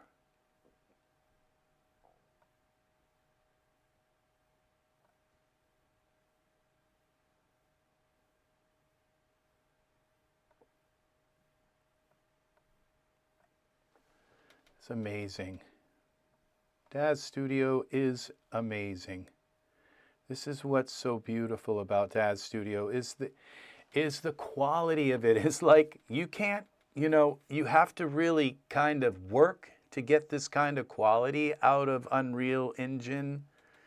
And Blender has it, but again, it's like all the nodes, I would spend like an hour just trying to get glass, So it's just, yeah, there's no experience, I don't think, quite like in the world like Daz Studio, and I don't know why it doesn't catch on as much as it should. So we can go like this. Now we go back to our render settings, general, and we'll go into the square. We do that. Look at this now.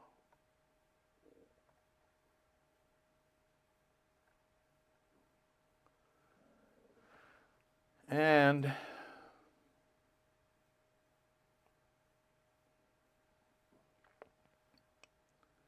let's make our, let's take our, okay.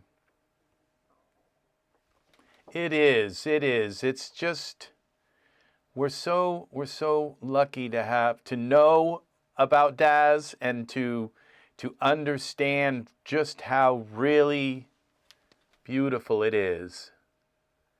So, yeah.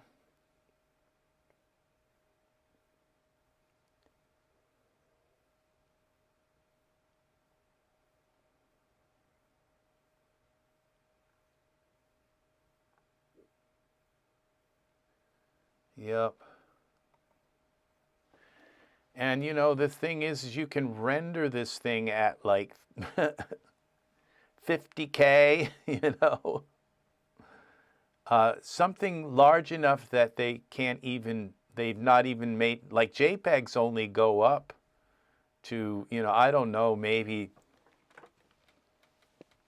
I think JPEGs only go up to like, I don't know, 20K or something. They don't go up like forever, you know. They just, you go to save it and it's like, no, you can't save. You have to make it smaller to save it as a JPEG or as a PNG. They don't just infinitely scale up. I know. I've tried. I've worked with extremely large images, and they just don't. There's no. Look at this. How it just. This is so.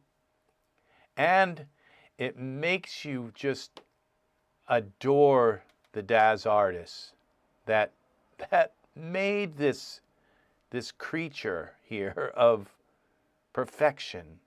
Just, they knew one day we would be rendering this on a 4090, you know. And it's like when they do, and when you look at this, we have all that stuff set on. We're only up at 1,200. So when this gets up to like 6,000 and 7,000, this is just going, all this little kind of, this hash here is going to just reticulate beautifully, right, smooth right out. Yeah, this is something else. So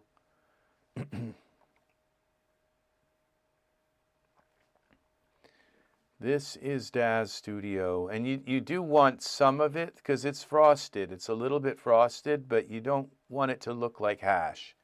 You want it to look frosted. So yeah, just a simple piece of glass with all of this this background, an infinite sky of crystals.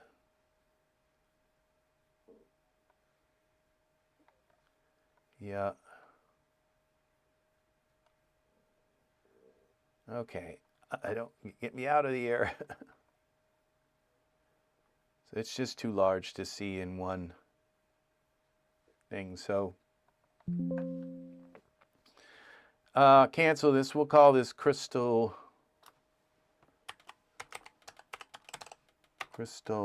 orb.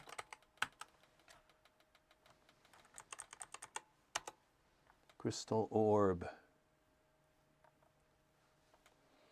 And we'll save this file here. Save as scene crystal orb. Accept. Yeah. It's like these, if you remember when we were young children, and we used to see, I remember polka dots, like these little, like they look like glitter polka dots. They used to do something really strange, like colorful polka dots, would do something really, you know, patterns that we'd see as a child that would just really amaze us and dazzle us to see them. And it was just like, it would look like tiny little pieces of glitter, and just like, but on a white background, and it just do something really strange to my brain cells. And just think about the kids nowadays, what they're exposed to texturally, that, you know, and to me, you know, like the most fascinating thing in the world was, you know, a little speckled patterns on one of my toys, and it's like, you know, that you look at it and say, oh my gosh, just look at how beautiful those little polka dots are. It's like, polka dots, yeah. So, but to be able to like look at something like this and just wonder about it, and I remember my parents had these glass orbs. They were like crystal balls, and we had a red one. They were big, you know, they were actually made of crystal, and you could look into them, and it would make the whole world like distorted, but it would make it like this beautiful color red. We had a blue one, and then we had one with these little dots in a swirly pattern, little air bubbles in a swirly pattern inside. And they were pretty big. They were like, you know, good size. You know, they would fit right in my hand. They were big enough. And I remember looking through them, and that, you know, seeing the whole world, this reddish, this beautiful, like reddish color, it made me just appreciate color. You know, it's like something as simple as just color, you know. It really made me appreciate how beautiful, like, the world could appear if it was all kind of tinted red or tinted blue. And so I have a call here. Hi, I'm live on YouTube right now. So I love you. I love you too. I'll call. I might have my check out by October 3rd. Ooh, very, very nice. Well, I'll call you in a little bit. I'm almost done. All right. Okay. I'll talk to you later. Oh, you're okay. Much love. Bye-bye. My sister. So, all right. So, yeah, just the beauty of color. So it's done. Done saving. I've noticed Daz takes a long time to save. This Daz 2024. For the first time. Now this looks like it would have been a much better actual angle because we've got the red here.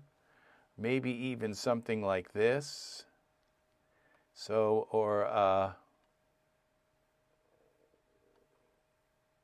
yeah, this is pretty amazing right here.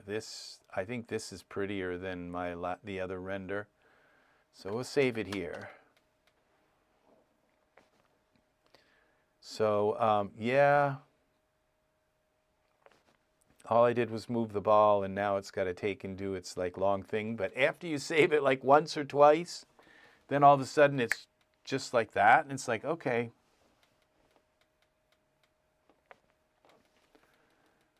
Yeah, I think this is a pretty thing to save Just something to look at again and say, oh, that's pretty. You know, so this is the world of shaders. And shaders are made of layers.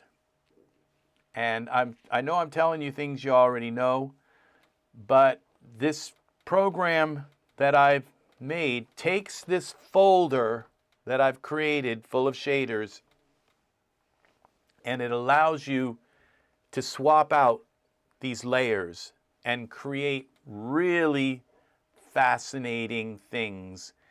And that program is pretty much done. It was like I did a video on it, and I showed how really nice it worked. And then I ended up rewriting the whole program to the point where it didn't work anymore. And I was very frustrated, couldn't get it to work. And then I just, all of a sudden, it got it to work again. And now it's better than it was, like a lot better. And so that's called Easy Shader Isolator.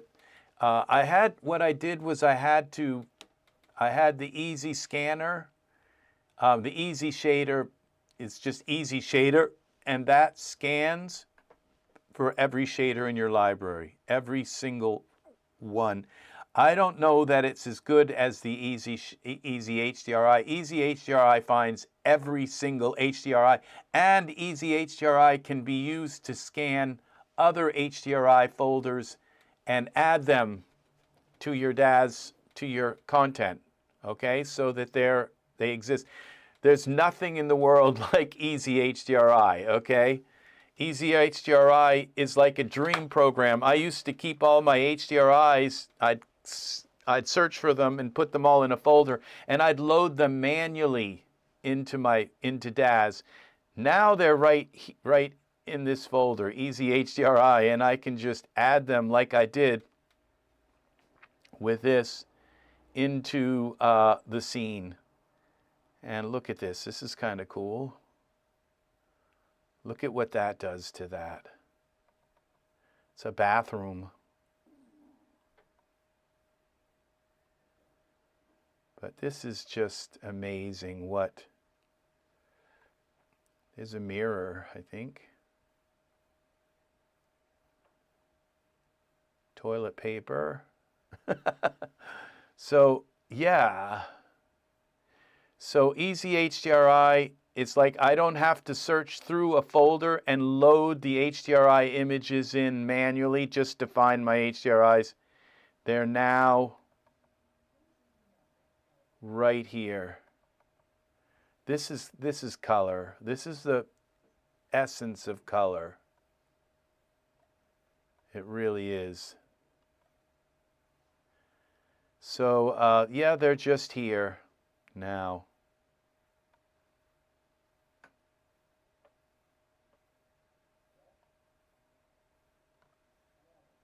Look at that.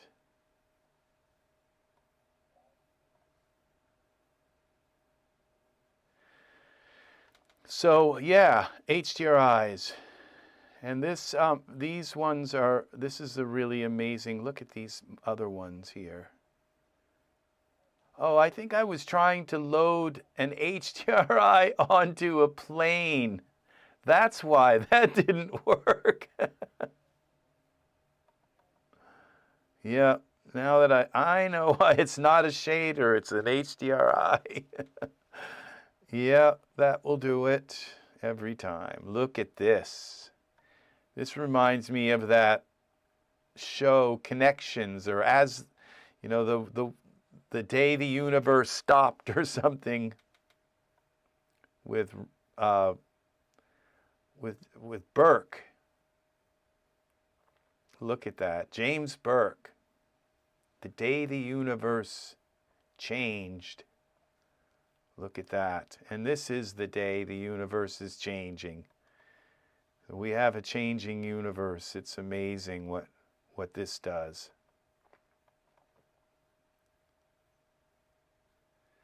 So, yeah.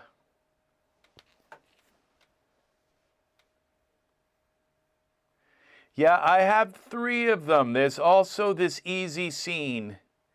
And this gives you all of your everything, all of your scenes. You don't have to dive in and out and in and out and in and out. Everything that is in your scenes in one folder. And so what I kind of want to do is, like, these are all just props. I can tell they're just props. Like this is, I don't know about that. That's a picture. Okay, these are pictures for hanging on wall. Yeah, these are pictures. These are all props. So just take all these props, but this right here is a full scene. Merge into the scene. So I could have actually just done a whole, so,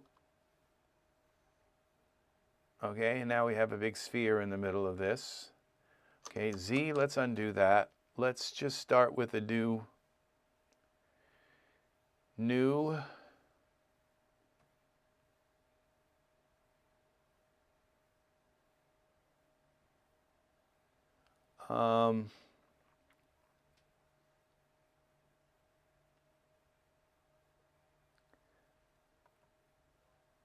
scene.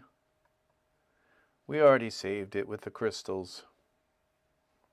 So now we can go and just, so Easy Scene takes every item from your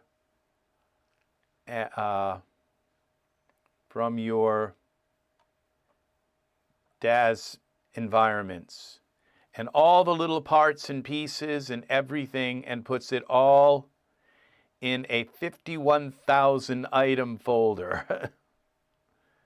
Trees, everything, all of the items. And so you can just go right down through and find things, but you can type in like pliers. P-L-I, I think E-R-S, or is it pliers? Yeah, pliers. Let's find cup. How many cups? You need a cup? We got a cup. We got a couple cups here. And so this finds every, and this is, I can tell you right now, this is better than the Daz search for searching through environments, because I actually took the cup from the file name. I rebuilt. Yeah, I rebuilt the thing is, now I will tell you right now, this Easy Scene, it took 12 hours to scan my 13,000 library, okay? 12 hours. And that's with one of these hard drives, one of these with a very, very, very fast, okay? Now I'm still working on Easy Scene so it only scans certain folders. I'm trying to build algorithms so that it scans smartly. So, yeah, so this is just for cup. Let's go chair. It just easily, and it's very, it's like it doesn't find other stuff. It finds just chairs, every chair. Look how many chairs there are. You need a chair? It's like, put one on the lawn. We need a lawn chair, something that looks really nice on the lawn. So, yeah. Lawn furniture. No, that's an office chair. So, yeah, and it like stand. Every kind of stand. Another one, candle. It's all in one folder. Look at all the candles, okay?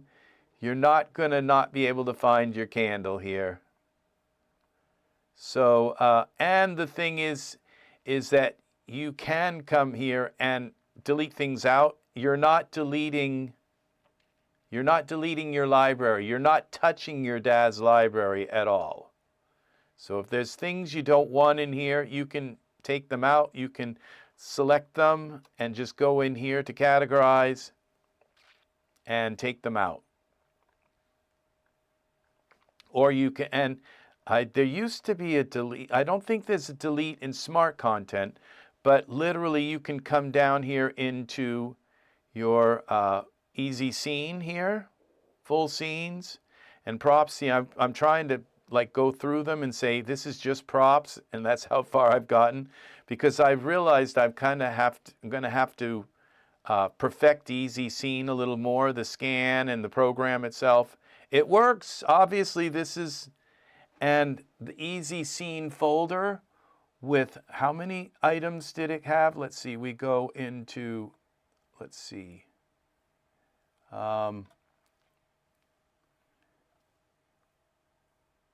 Daz, all right. We go into, now here's the Easy Finder content folder, okay? And we're going to be having Easy Skin, okay? Easy Skin, that hasn't, that's not done yet, but I do have one that kind of works. Genesis 9 skins. Look at this. Control View, large icons, all of your skin in one folder. And this is for Genesis 9. And so this is probably one of my least together ones yet. 8 male skin. View large icons. All of your male skins. So you can just go in and click on it, and there's all your Genesis 8 skins for males. And they're not part of your Daz library. This entire Easy Finder. Now this is these are your this is the easy skin. Okay, and I have several iterations of this. And the last easy skin library that I've made is the worst. It got worse as I was trying to perfect it. So it just didn't put everything in the wrong place, and it didn't find the right skins, and just, it was a mess. So easy skin is still, but the idea is that we have easy skin, and then you can take any layer from one skin and put it on another skin, and you can use any skin, any Genesis 8, Genesis 3, no, it's just going to be Genesis 8, 8.1, and it might be Genesis 3 skin on any Genesis 9 figure, okay?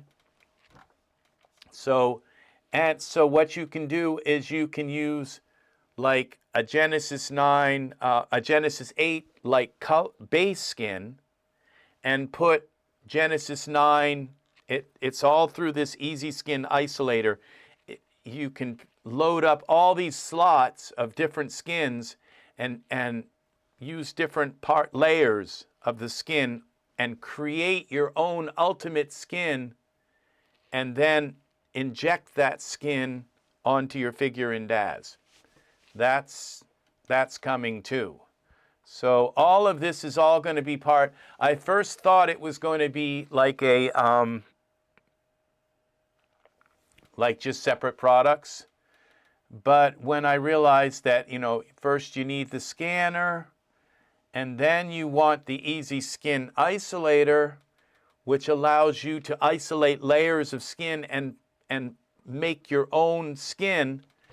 And it uses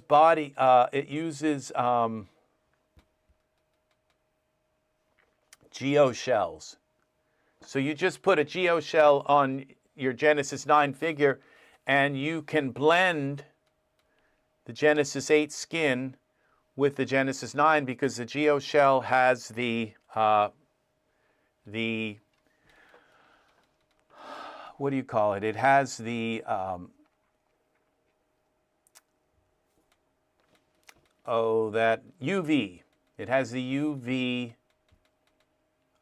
map for that figure.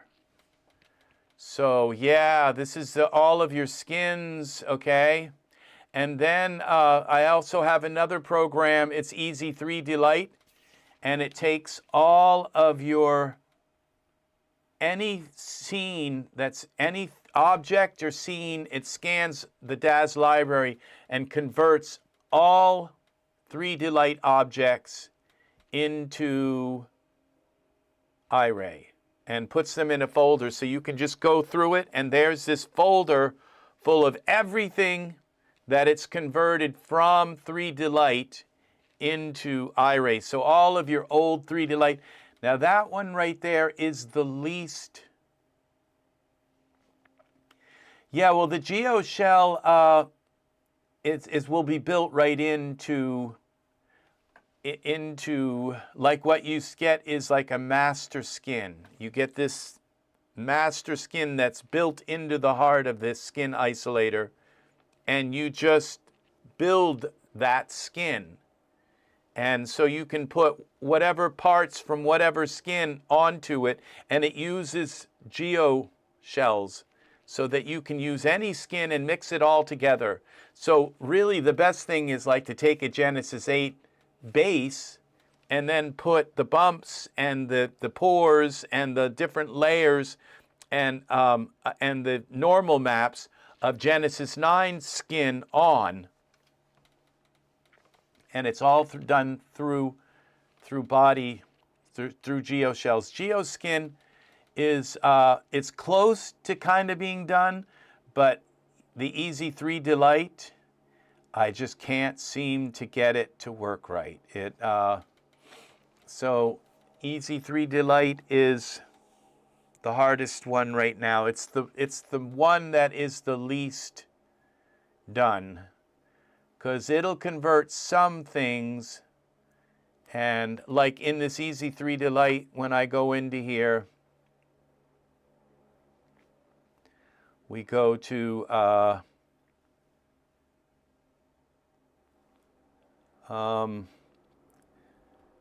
view, where's view? View, large icons. See these things, it's supposed to have converted to 3 Delight, okay? And there's only a small amount of stuff in here because I stopped it during the scan, but let's just take the, this is a blue tablecloth. And it says it's iRay already, so this is just a mess right now. This is Ez3 Delight is the logs. Yeah, Ez3 Delight is, and the Easy Convert, that is a scrapped product. I thought I could, I was like, well, nobody else can convert skin, but I'm going to create a skin converter so we can convert Genesis 8 skin, just convert it to Genesis 9 so that it's a Genesis 9 skin. And oh my God, the complexity of that is like, I know why that's never been done. While it will probably never get done. It might need some kind of projection technique to do it, and it's never been done. I spent 2 days just trying to plan it out, and everything I did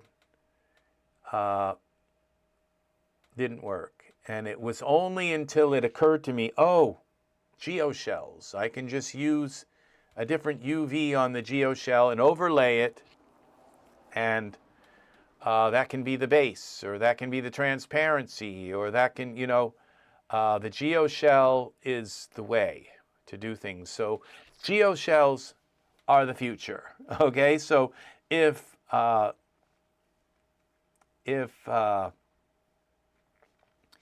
Unreal Engine doesn't use GeoShells, it will.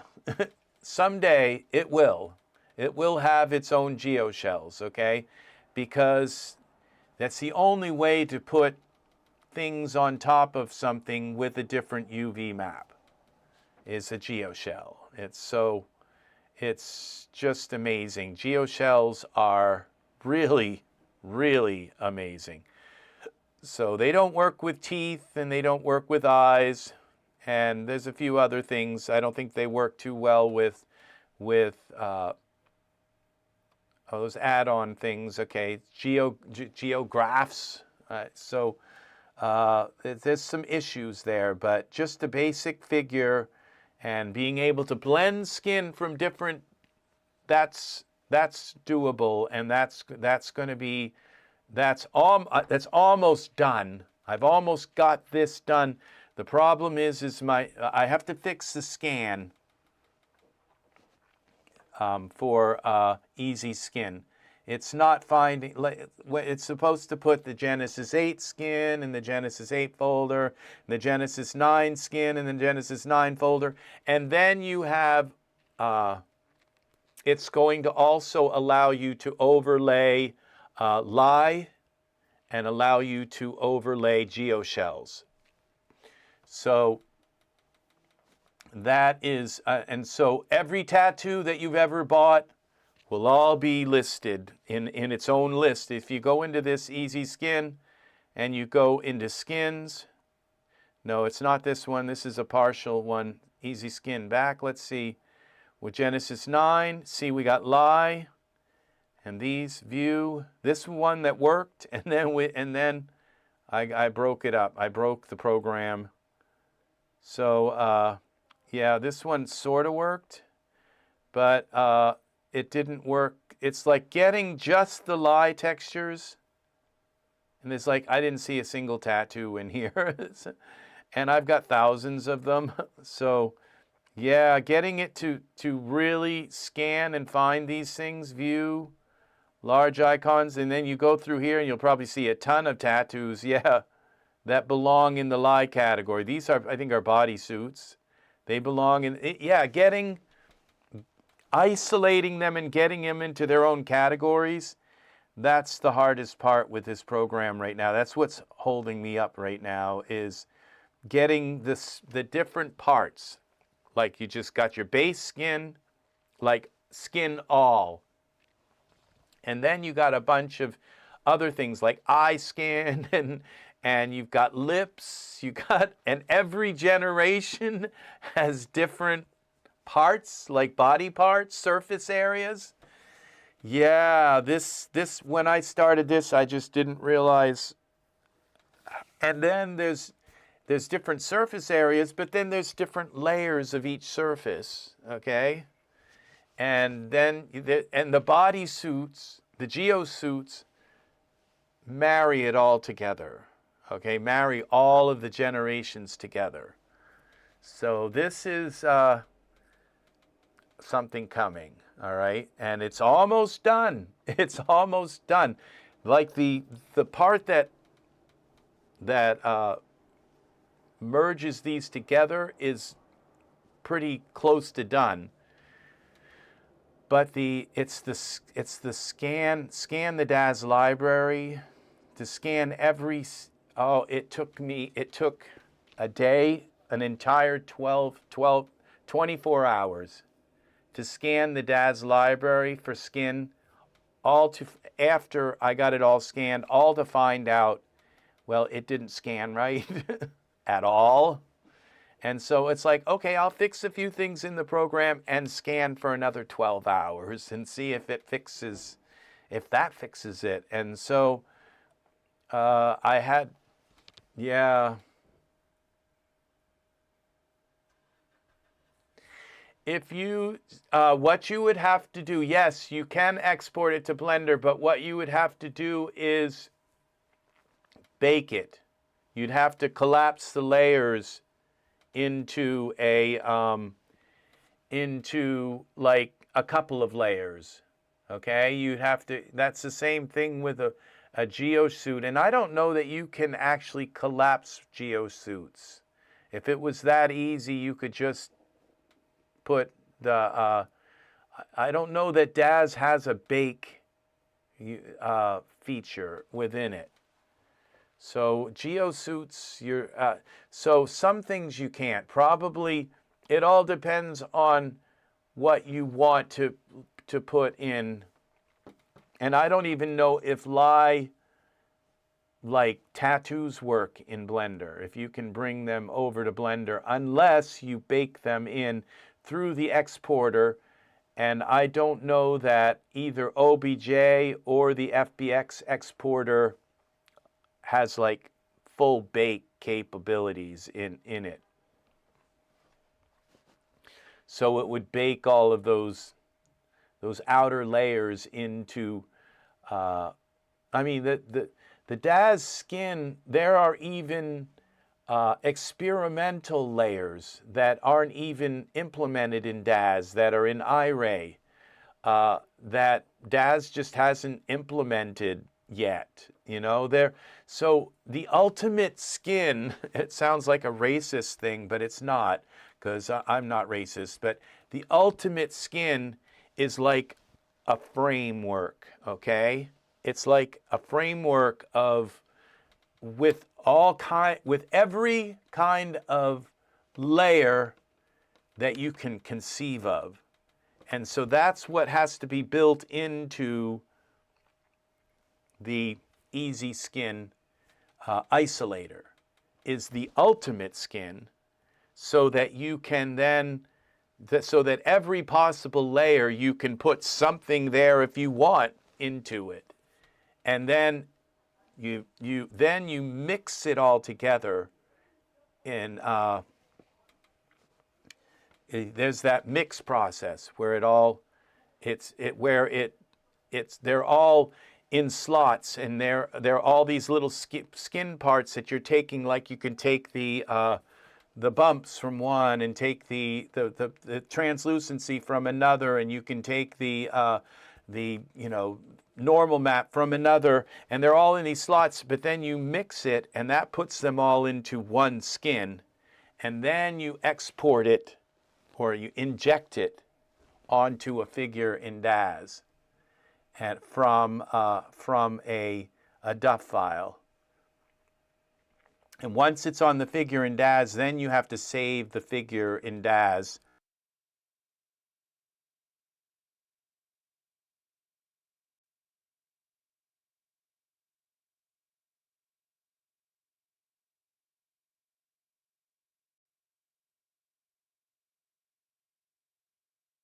But yeah, so then you have to save the skin in Daz as either as a scene, save your figure as a scene, and that will save the skin, or save it as a skin preset, a hierarchical preset,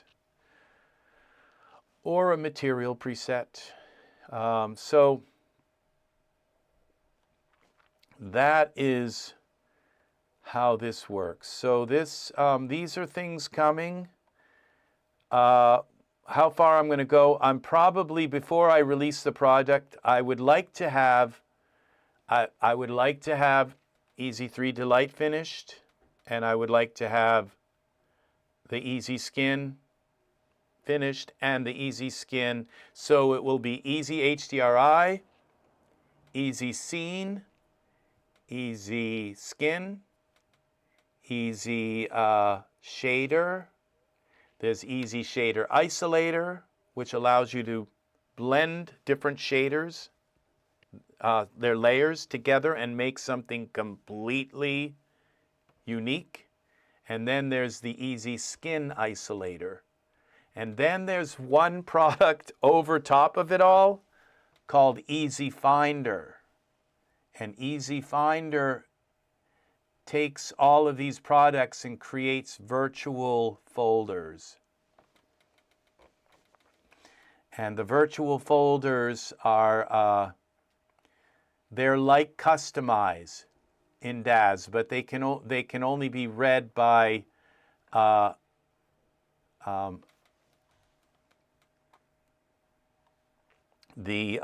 programs that are the external programs. They can't be read by Daz. And the Easy Finder files are like these big long JSON files, and they enable you to take a big folder full of a bunch of junk and really narrow that down to exactly what you want. So when you bring it into Easy Skin Isolator or the Easy Shader Isolator, it only has exactly the files that you want to use. Yeah, so that's the Easy Finder creates the virtual folders that Easy Skin Isolator and Easy Shader Isolator use to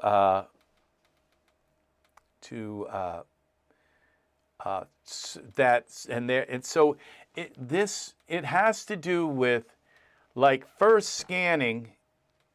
You scan the content and you end up with this ungodly large file of stuff, and half of the stuff goes into this category, into that category, into this category, and it's not like using a hammer, a blunt objects to do something like to work on a watch, but it's because it is smart enough to get most of like the shaders and like to really, like this right here, the shader folder that you saw in the HDRI folder, it found only HDRIs. So nothing else but HDRIs.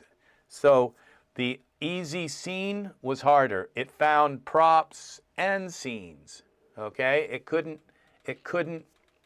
just find the scenes. And you look at the Daz part where Daz is supposed to show you, you know, you type in the word scene or all scene, and it doesn't find all scenes very well.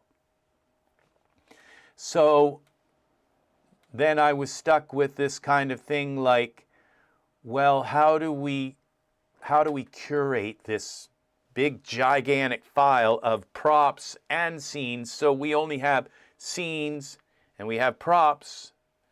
And so that was when Easy Finder came in, because all of this is called under the thing of Easy Finder. It was just to find things easy, and Easy Finder wasn't really a program. It was just a concept behind like the HDRIs and the shaders and the skin and the scenes. It was just the concept, and 3Delight, getting all your 3Delight, converting every, so like the part with Easy Shader is that part's already done. It finds all your shaders and it converts all your 3Delight shaders into iRay. That part's all done. Easy HDRI is already done. And the and the one that finds all of your environment, everything, and puts it all into a one folder. Now the Easy Easy Scene, okay, this is where all of the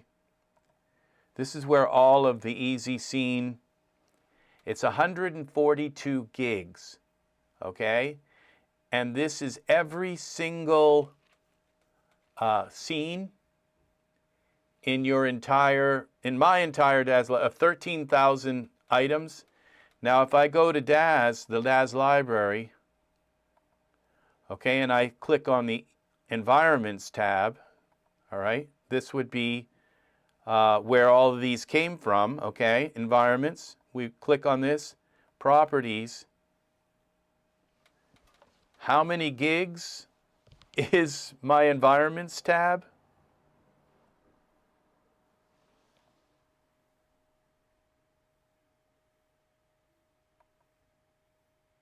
Okay, something's wrong here.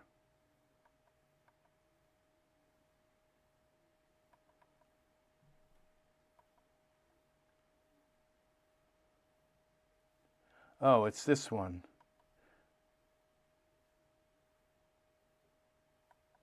Properties.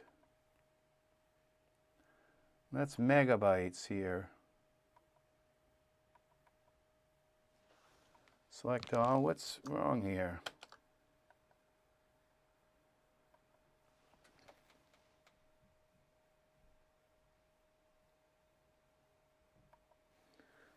Well, something's wrong here.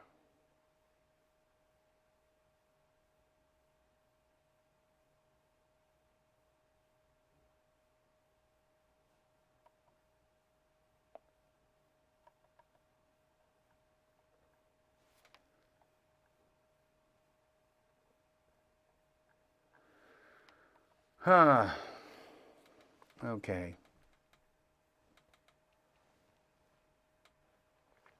Environments. Well, let's just do all of these and see how big these are.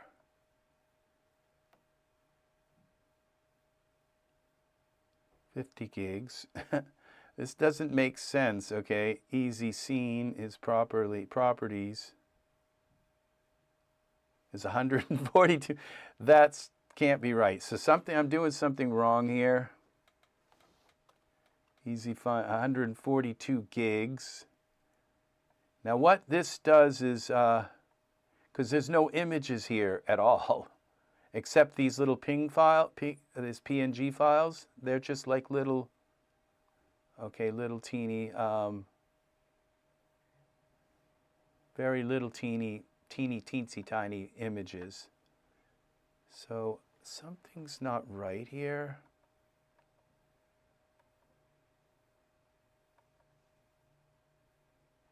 Oh, okay, I know why. Because I believe the images of the environments folder are stored in this, they might be stored in runtime textures.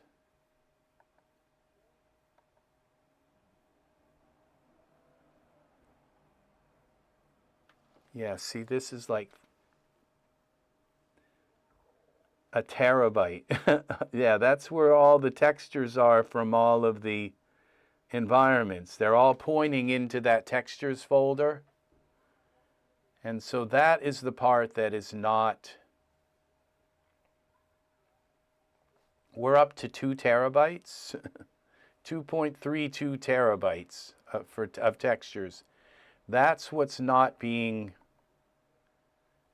and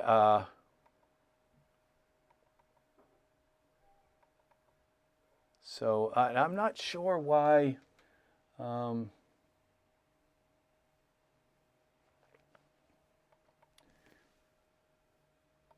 Why my environments folder is larger than this one. There's a lot of them there. And you see, that's where these, and the geometry, I don't believe, is saved in here also. Like I believe it's just the DUF file, and yeah, the DUF files. Hi, Ray. Yeah, DUF files and an image. Okay, let's go open this with, and let's open that with photos. Yeah, just these little images and the DUF files.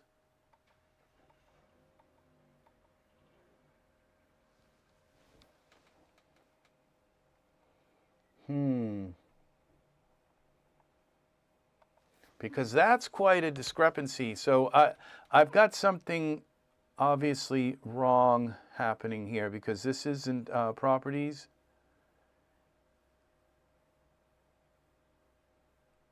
There's 50 gigs, and mine.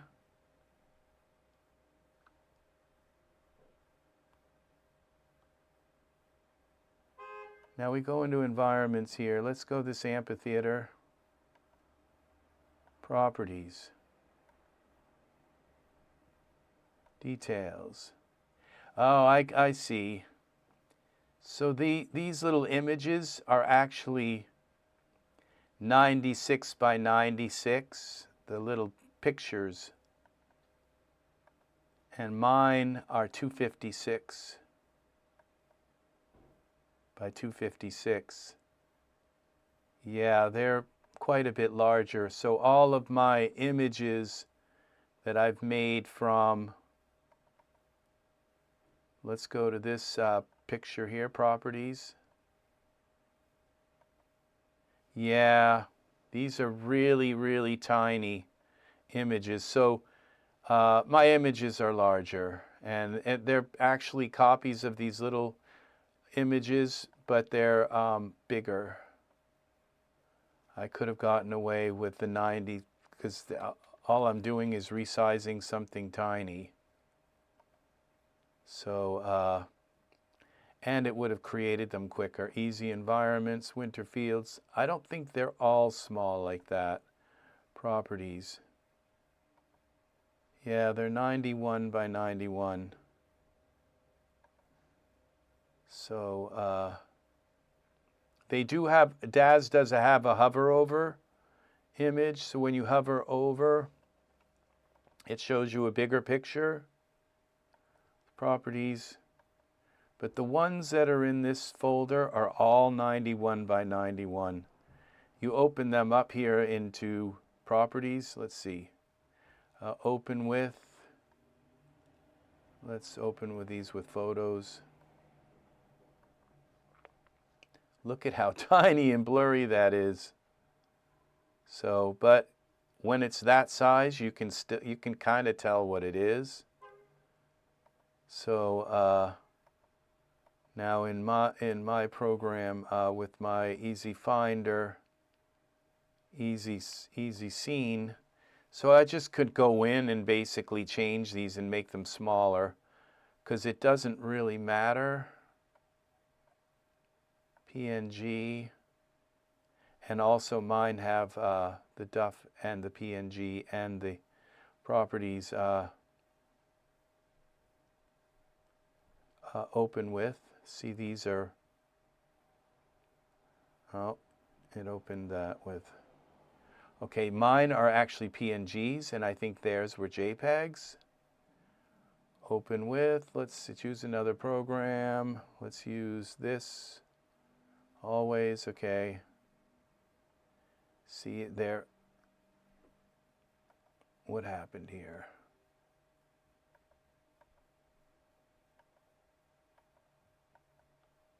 Properties. Yeah, see, they're 256. Open with.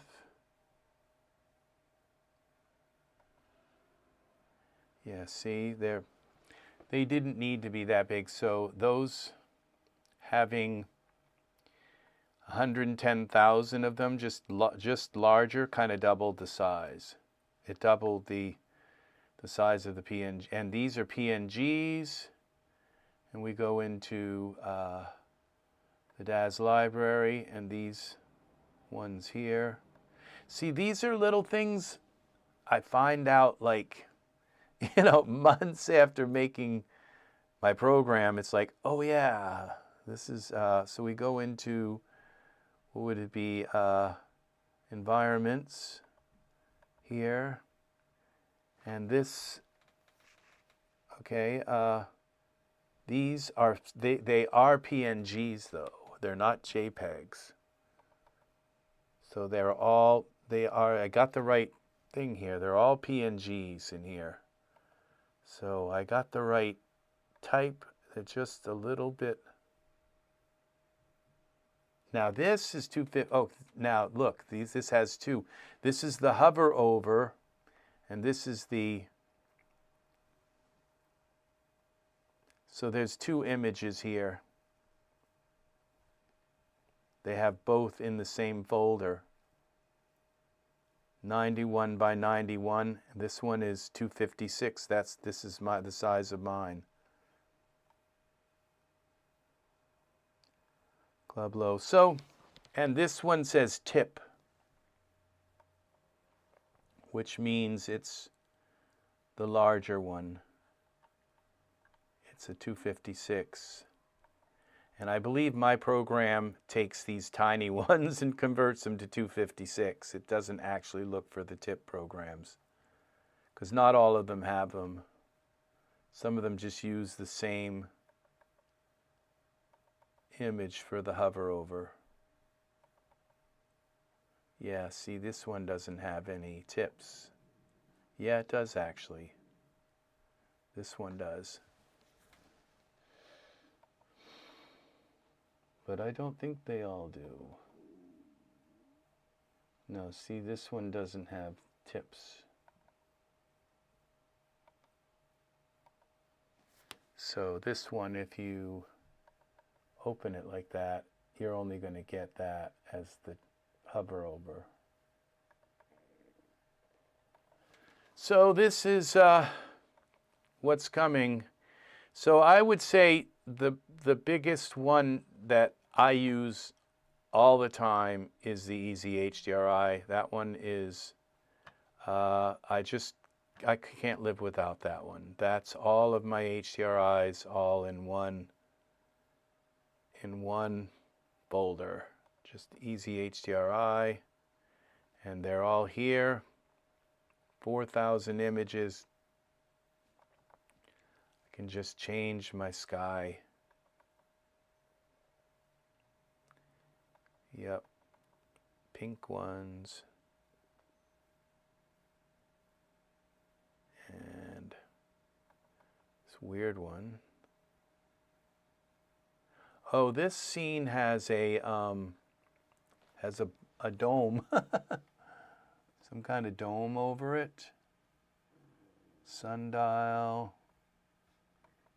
Just delete the dome. Now we can change the HDRI. It has some kind of weird dome. Let's see what's happening here.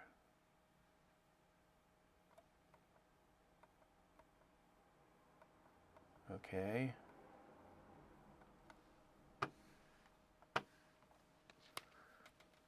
Sun base. Oh, I know what else. I think this, I don't think this is set to, because this is supposed to turn dome on. Let's get rid of these cameras. We go back to our perspective. Okay, we've gotten rid of the dome.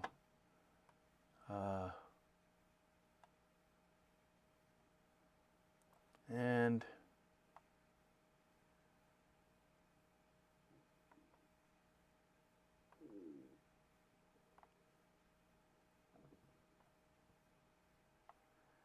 then we change our HDRI, see what happens. Okay, I think this has the sky set here, environments, and it's supposed to turn that off. Render settings. What am I doing? Environment options. Oh, it's render settings. And they're not even here. This is weird. It changed the whole.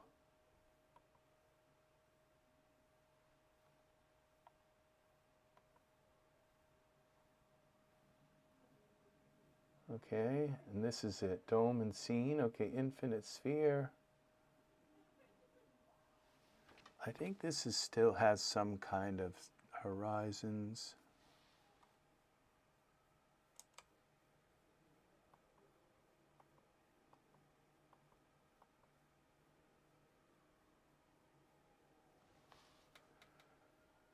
What is going on with this?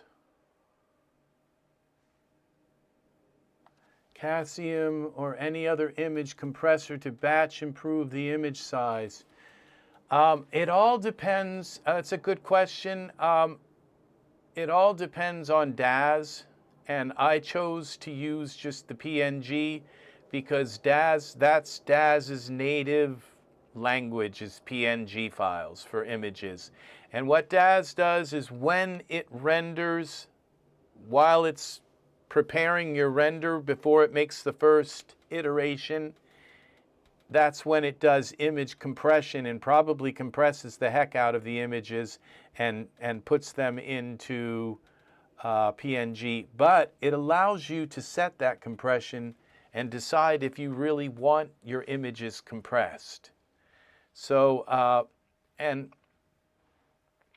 the thing is, we do live in a kind of modern age where we really shouldn't have to compress the heck out of everything. You know, we're at a time where we should be able to. Now, is this going to change? No, it's something is wrong here. It won't let me change the sky, and I know where there's a sky. There's some kind of dome here. Hideaway. Okay, that's the house.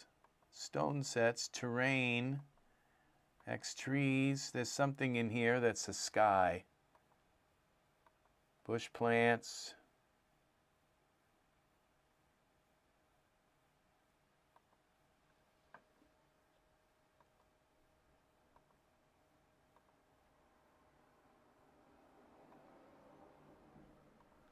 That's the terrain.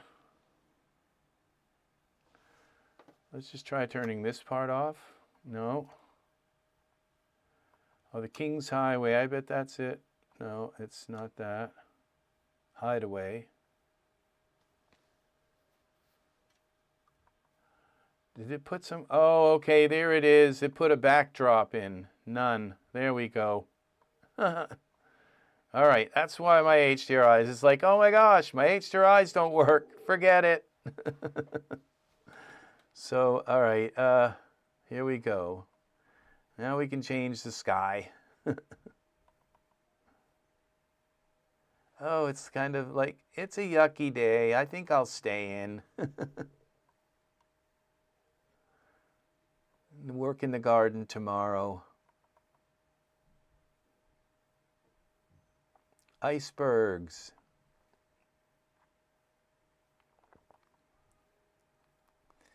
So yeah, put it in the bathroom. So yeah, this part is the pretty coolest part of the whole suite. I think is really the HDRI, but you know, it's like being able to really just go right in and say, here's my shaders, here's my glass, here's my hair, metal, wood. You know, this part is really nice to me, being able to just come right in and find all of these. And all of these shaders, I did convert their images to, again, to 256. So these probably could have been smaller and taken up less space. These are all things that are going to be, that I'm going to debate in my mind before the programs are completely finished. Can I get by with 71? Does it look any different than the 256 here? Daz obviously loads them. When you hover over, that's the 256 image. Okay, so if this was 71, it would probably still look the same if it's taking from a source that's 71. So that's the thing, is that not all of them have those tip files. So it's just kind of best to just leave it the way it is. But if this would look exactly the same by just making them at 71, it would cut the size of that folder. But 100 gigs, and these folders here, they do not end up in your,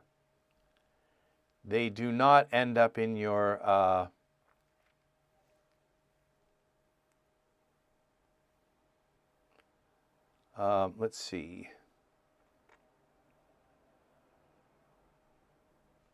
See, these are outside. Oh, thank you, Rafed. Thank you very much. How is it going with you? Welcome, welcome. Welcome. So, yeah, these are not in your Daz library. So you can put, that's the whole thing about Easy Finder, is you do not put them in your Daz library. So they don't even have to go on the same disk as your Daz library. So your HDRIs and all can go anywhere but inside of your Daz library. None of the Easy Finder data goes in. From Ottawa, Canada. Well, you're not very, very far. I think Ottawa is actually on the West Coast, and I am on the East Coast, but I'm not too far from Canada, way up here in Maine. Welcome, friend. All right, welcome. Thank you for the love. And much love to Canada. Much love your way as well. Thank you.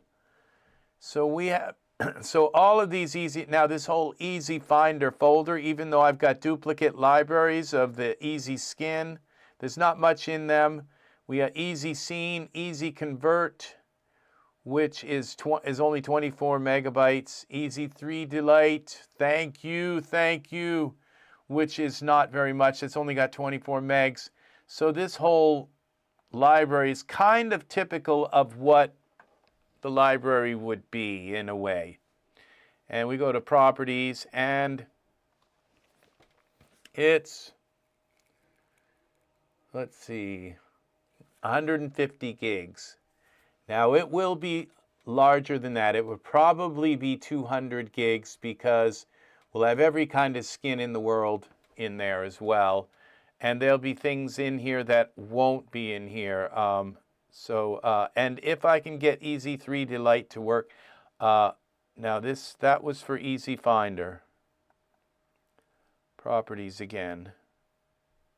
Yeah, 158 gigs. So, yeah, that's not bad for like libraries with every shader in it and so none of those terabytes worth of files. These are all pointers to those files. They are not the actual images and all of that stuff. So that's what makes this work. Okay, and I can take and open this easy HDRI folder here, and I can just click on the DUF file and load it right into Daz. Look at that, see? They load, so you can have this open in another window. View, large icons, and you can just double click on something in it. Say, okay, let's go with this one. Oh, that's the JPEG, okay. And look what I also gave you is an HDRI. Open it up in, this tells you about the HDRI. It tells you the resolution, the bit depth, file size, linear channels, the file name, when it was generated, and the author if it's available. So let's go here to this autumn one, and we open Daz, and look what that just did. Now this house is kind of looking like a real home. If we put some actual grass on the ground. So yeah, it's nestled away in the countryside. So let's do a render here.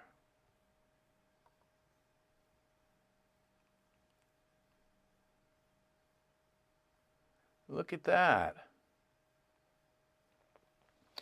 It's just kind of, it does stress the importance of, and you just take these little areas here and select them and put some ultra scattery grass in here. That would be really nice. So, yeah.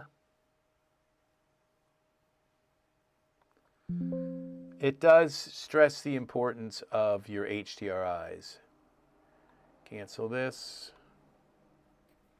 So you can launch them right from the folder that Easy HDRI creates, or you can just you can add this folder to your library here. And that's what I've done. This is the Easy Finder library. This has my Easy Skin, Easy Shader, Easy Scene, Easy HDRI in here. It has them all in there. So by putting this in as a base library, then you can then right-click and you can select all of these and add them down to categories. And once they're categories, then they appear in your here in your smart content. So Easy Scene, and say I think we need a Christmas tree here. Oh, those are the lights. Oh, twisted cord on tree with mini lights. Okay, I don't think that's the actual tree. Let's see if this is an actual tree.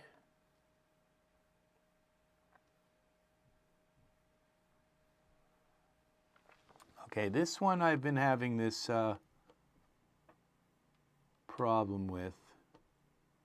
And it's not everything, it's only a certain few things that it just doesn't find materials, and I have to investigate that. This Easy Scene isn't completely like, I can just, most of them work, like that worked. And this is the entire Easy Scene folder Right click, merge into scene. See, that worked. This is an entire scene merge into the scene. The entire streets of London. Okay, this one has a Soul Night. That one's got a problem there too. See, merge into scene. I did redo my library. Okay, so merge into scene. That's working fine. Merge into scene. I would say at least 70 to 80% of them are working. Let's take stuff out and test this. Okay. This is a big one here, merge into scene. And this seems as though some of these are the same file. It can't find. Merge into scene. Okay, that worked. Z. Let's find some scenes, the scene ones.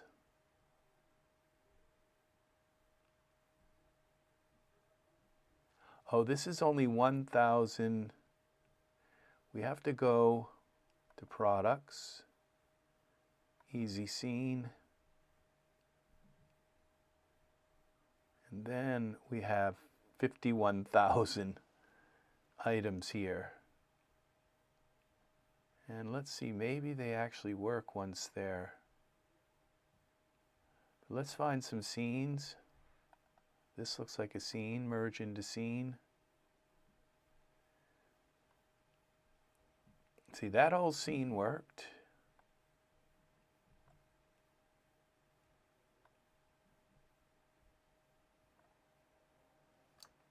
Z. And let's see what other would I find the big scenes here.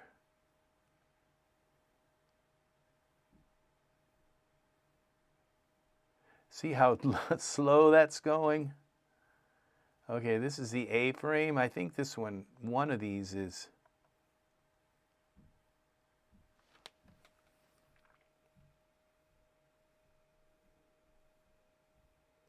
Since I scanned this, I have redone my Daz library. Whether if things got put in a different place, I don't know. But this entire scene loaded here, this entire A-frame scene, that looks like it comes with some kind of panorama. That's Z. Okay, we'll undo that.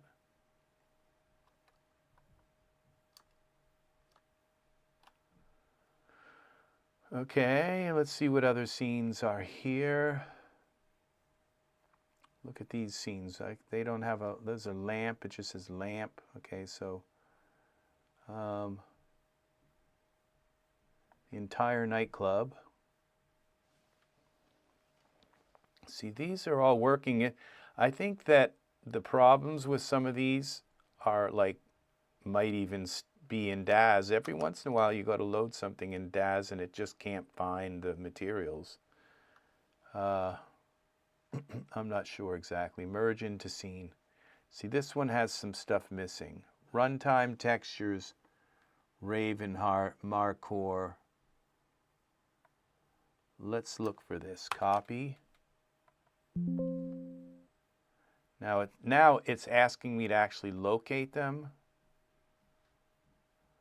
So let's go to, okay, these are in runtime. Of course they would be in runtime. Let's see now, Daz.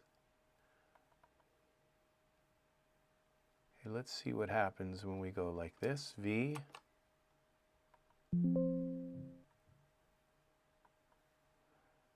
Okay, runtime.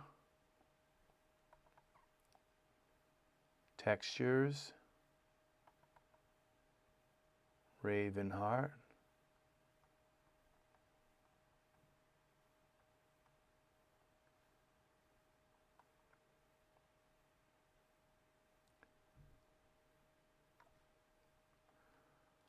QRS, let me see, P, Ravenheart.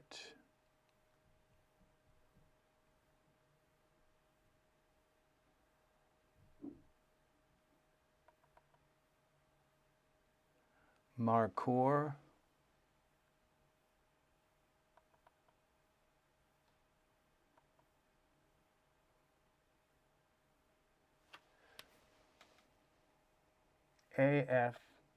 ASFC. See, they're not even here.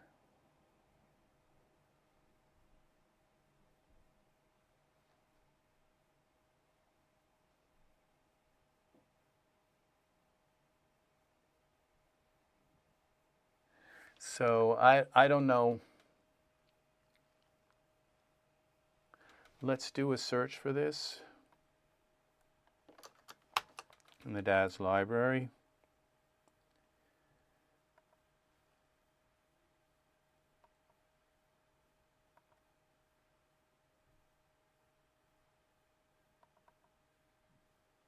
Okay.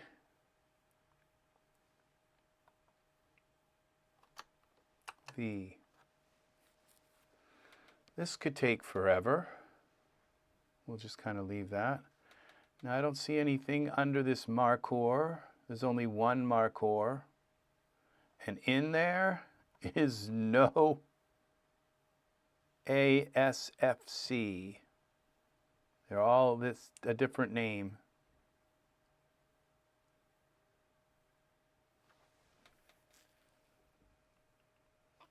Okay, so skip them. Skip. It lets me skip them, and there's going to be something missing. Stop asking. This is the whole thing. It doesn't look like, it looks like most of the stuff that, okay, so that's a corridor. Okay, let's see what else is here. So they're not in the folder anyway, so, and that's a fault of either my Daz install or something. I think I installed everything right. They're just not there. So my old Daz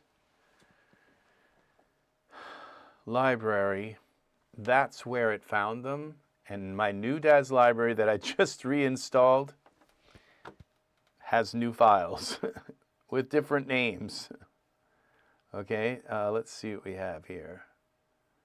Let's go with one of these, prop merge into scene.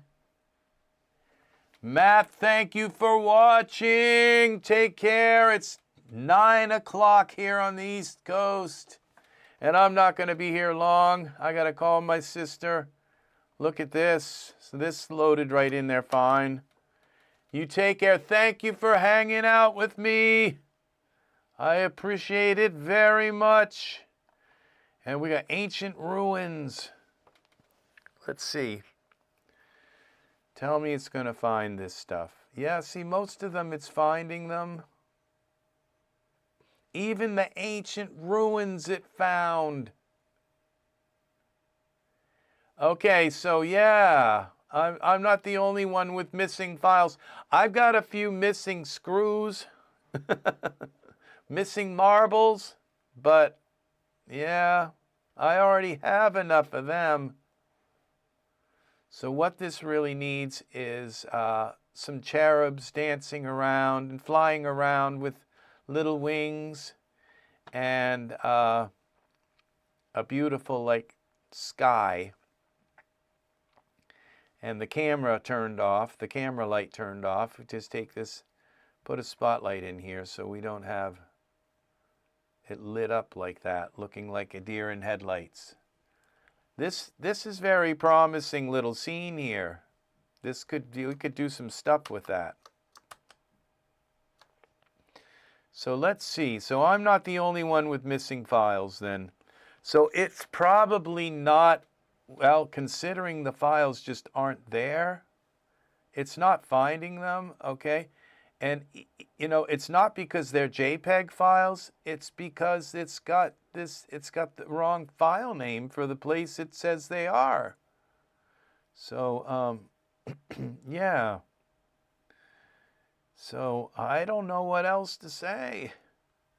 Here, let's go down here. See, look how much stuff is in this folder. Let's go down towards the bottom. Look at all the props though. See, this is stuff I'm not used to actually being able to find my props. Let's type in ground. This is something I've always kind of, look at all the ground stuff. Found 406 ground things.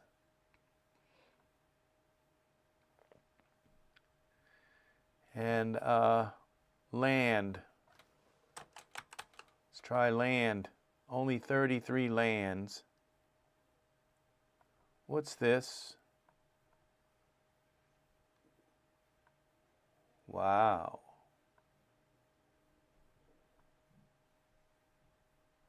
Look at that. Oh, and look at the desert kind of texture.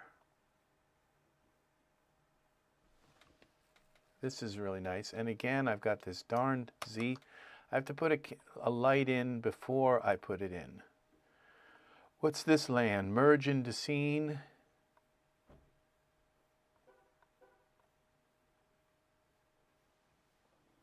I think I've used this one. I'm not sure before. I like to start out with, this is another piece of land.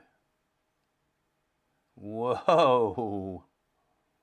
Look at that.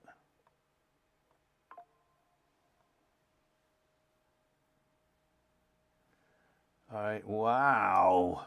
Z. Another piece of land. See, most of these are working. So we come down into here a little closer. Let's go to our spotlight and then zoom out a little bit. It's like put my face into the dirt. It looks like little bones, like a little bird habitat where they just chewed up all kinds of stuff. Yeah. And then we go to Easy HDRI. We find a nice little HDRI. We get rid of the land thing here.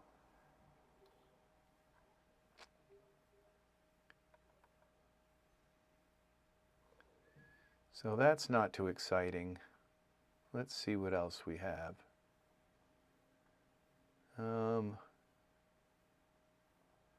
And I can tell you this is every HDRI. And what's nice is Easy HDRI, all you have to do is put your, if you download HDRIs from all these other sites, you just need to put them in your Daz library in order for this scanner to find them. And it will put all of the HDRIs into your library. Let's go with this green one. And then we go to parameters. Well,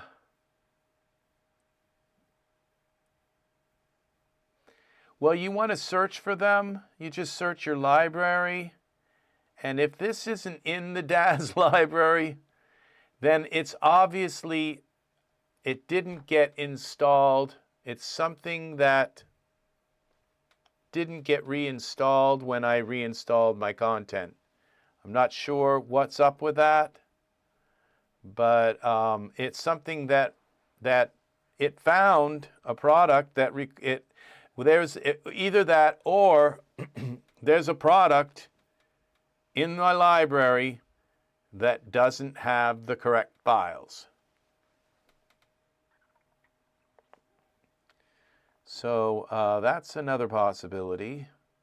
What I want to do is go parameters and spin this around a little bit. Now we have a spotlight in the scene, so we're not creating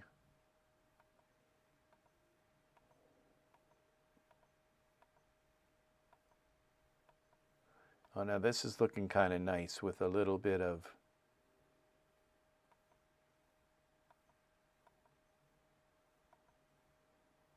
where's the sun? All right, let's look around for the sun.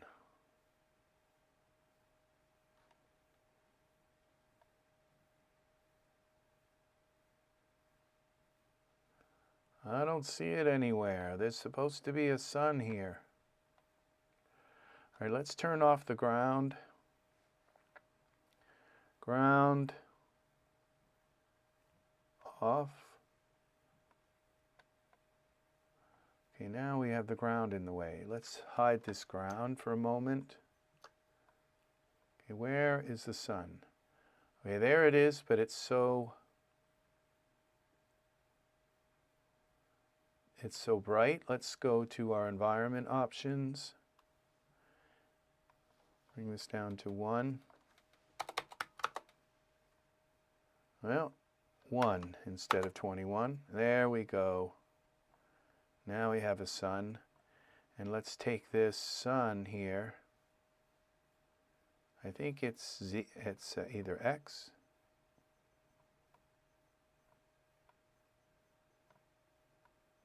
Okay, that's moving it that way. We want to move it Z down.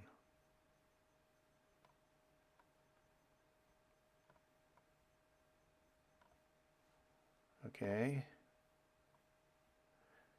And we go here with this one, orientation 0.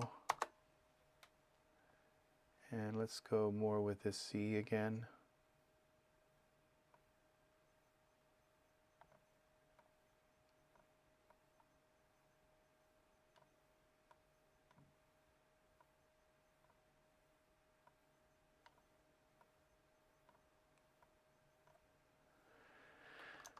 Now turn this back on. Here we go.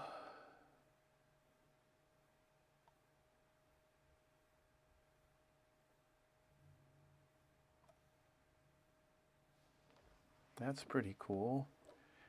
And then, unfortunately, I don't have like the latest things, but let's look for, because I would have to go into the easy, because I bought all these sci-fi and these latest new sci-fi things, and they aren't in my scan thing, and that's where append, where you open up the easy scanner and you have it run a scan, but just instead of running the full scan, you just say click append, and it will only find the things that are new and add them to the scan list. And so now this is easy scene. We open easy scene again. These are again buggy. Okay, now this, oh, we're in the wrong thing. That searches the whole, okay, easy scene, buggy. See if we can find some kind of moon buggy or something. No, I don't think it's finding it. Oh, we got to go in there.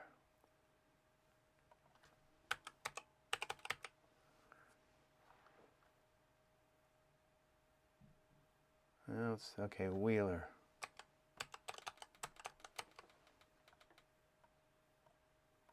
About a 4-wheeler, okay. Oh, that would be in vehicles. I don't think we have vehicles in here. We go back out. Let's go to default. Transportation, actually.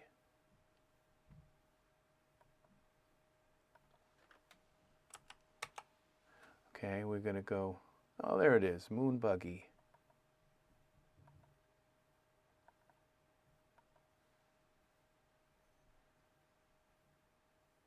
Well, how's that? Now we just need to have an alien at the wheel.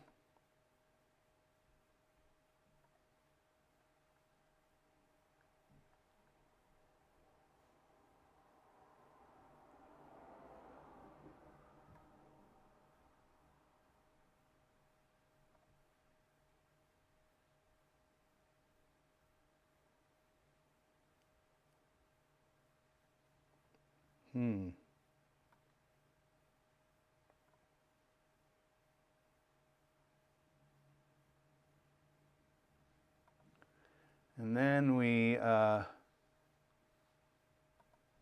We go here to figures. Alien, which one are we going to use? This dude, this Stanley, Mervyn. Merge into the scene.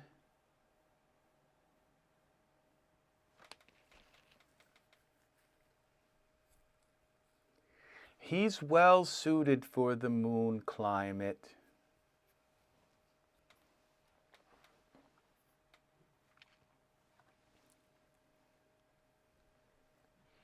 Now let's go and look.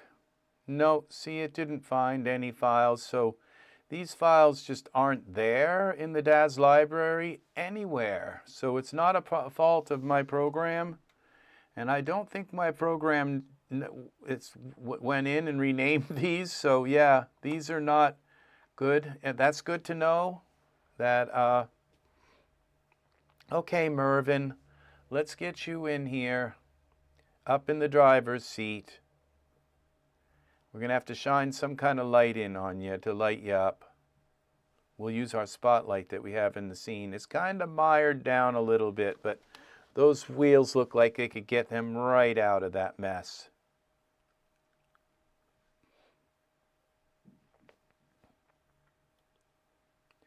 Come on. Okay, we have to save this scene. We're going to say Mervyn on the moon. File, save as, scene.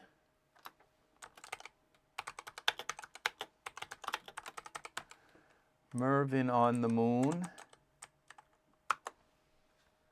Except, where's Mervyn? Oh, he's kind of embedded in... I wonder if we have to put materials on him. He's got to have some kind of clothes. Maybe the tank top would work. Tank top and some shorts.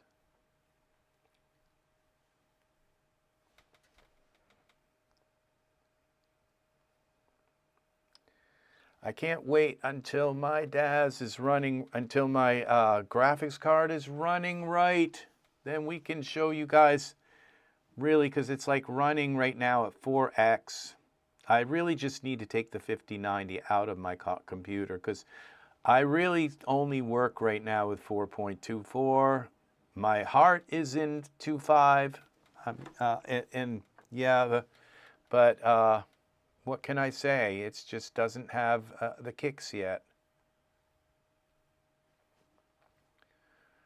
So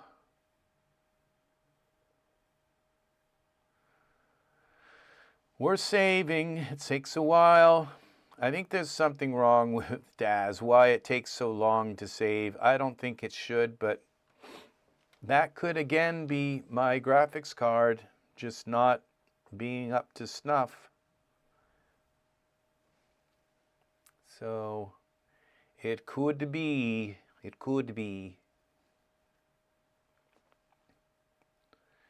So here we go.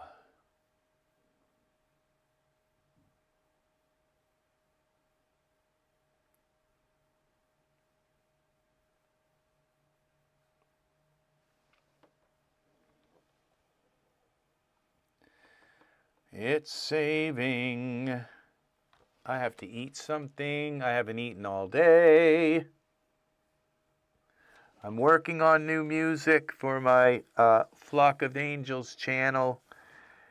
It takes me a month to make a song, and I am progressing very well through it. The problem is my voice wakes up at like 9 o'clock at night, and that is when my neighbors are like watching Netflix, and so, and I have to like sing at the top of my lungs. So, yeah, there it goes. Now, Mervyn, let's get you... Mervyn on the moon. Let's get you into a pose. I think he's an 8 Genesis. Yes, he's a Genesis 8 male, so we got to find a seated pose for him. I don't see his cute little ears, but all right, let's see. Let's get out of iRay. Control L, turn on the light so we can see stuff. Let's select Mervyn. Let's find our pose first. Okay, so we're going to go to poses. This is another area. There's going to be easy pose and easy morph. But easy pose is something that I really want to do. But I don't know that I'm going to make a pose converter yet. I don't really want to step on products that have people that have already made good products, you know. So most of what I do is nobody's made these products. So now we are looking for a pose, poses, presets, Mervyn, my context, G, well, poses, by function, sitting, how about sitting? Sitting. All right, we're in the wrong thing. We got to go here, sitting. Okay.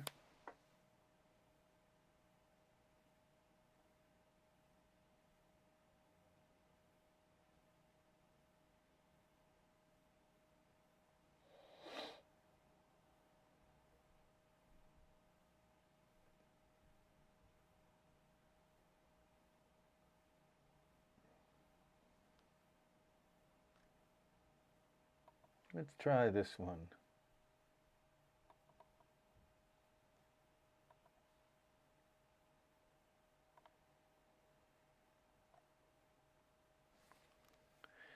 And we got to spin him around like that. Pull him back into the chair. Over this way, this away. And this down here.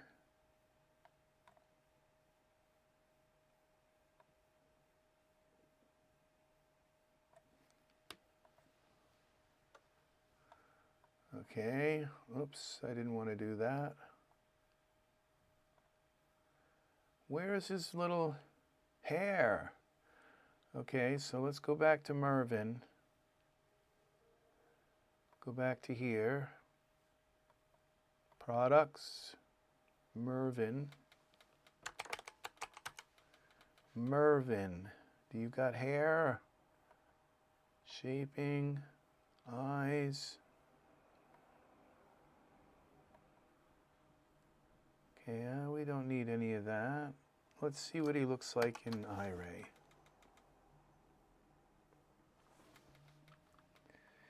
Yep, Mervyn on the moon. Well, let's give him a little one of those mohawks. We got to give him a camera. Create new camera. And we'll lock the camera. Perspective mode camera. Edit. Object. Lock. Okay, now the camera won't move. So now we can move our perspective here and see what's going on here with Mervyn. Okay.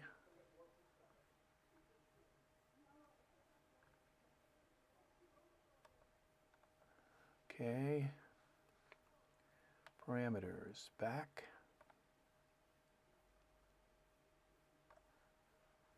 Okay, bend this.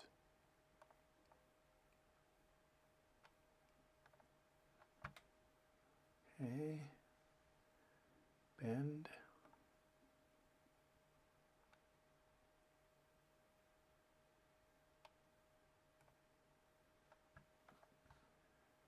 Front, back.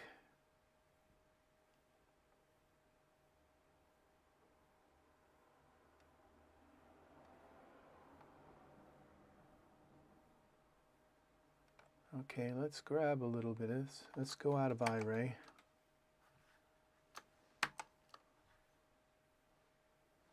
Let's manipulate him by hand here. Where is it?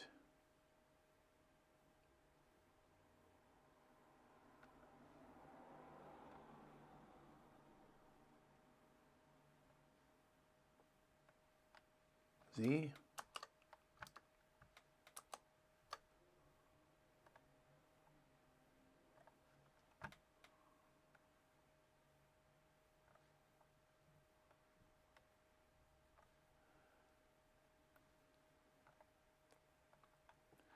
I've never had a figure manipulate this well with this tool.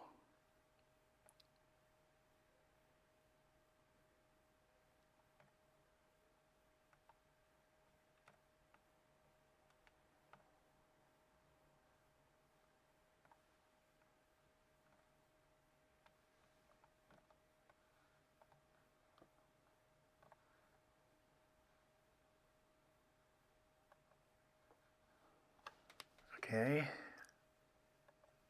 Bend.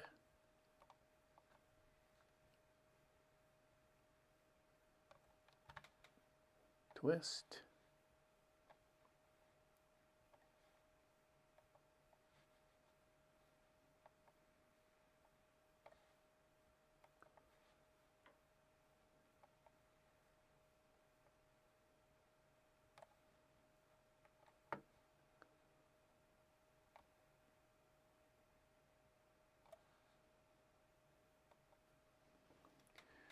Let's have him touching this.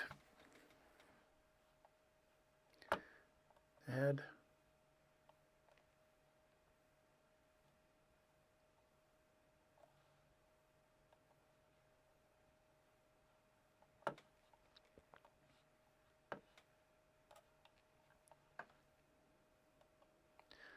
Okay, this right here. Front.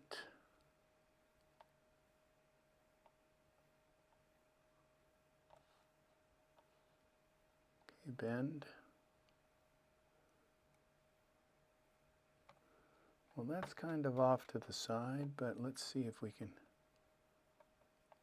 bend. Wrong one. Bend.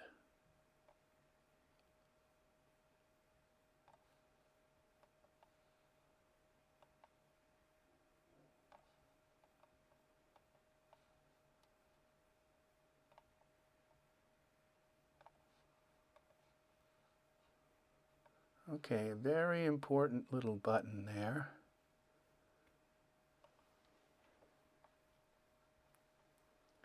Now,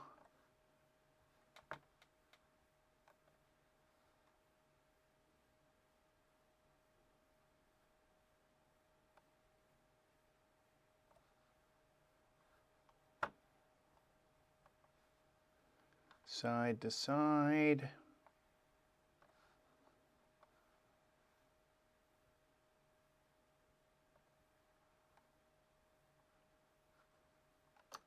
Save this. See how long this takes to save.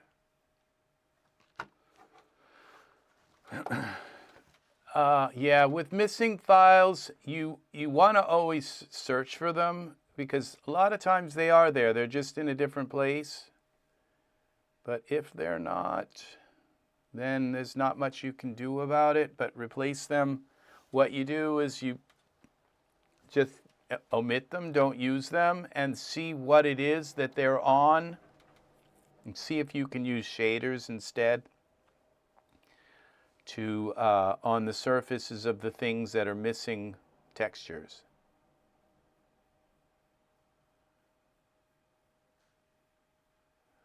Okay, he doesn't seem to have the weird ears either. The other Marvin had like pointy ears, this guy, but I bet there are some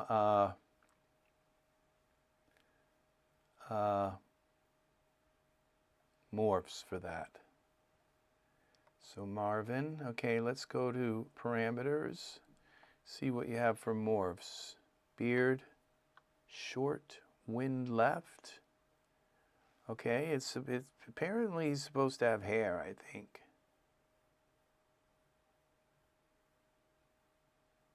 Here's EAR. Here we go.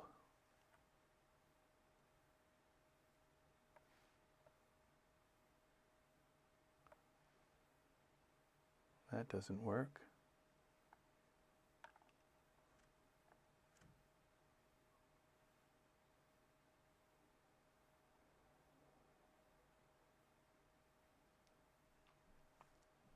EAR. Here's ELF. Well, that's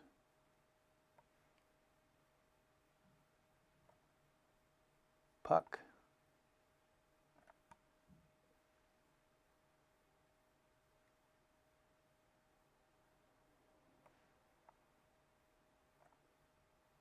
Okay, that works. And then let's see about these feet. Parameters. Bend.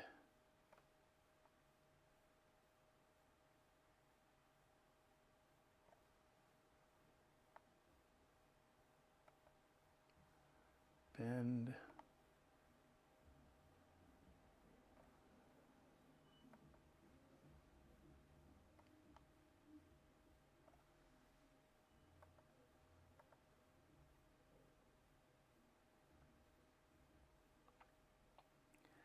Okay, he's got a problem here. Pelvis.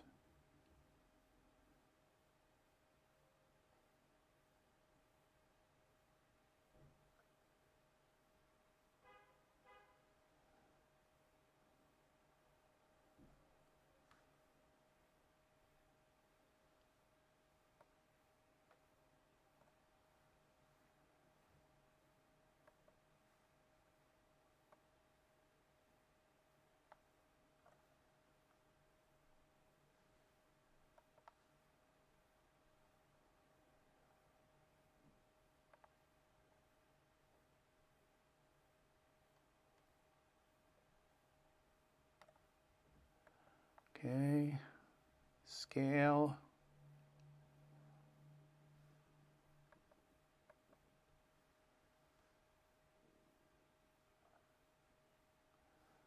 There is no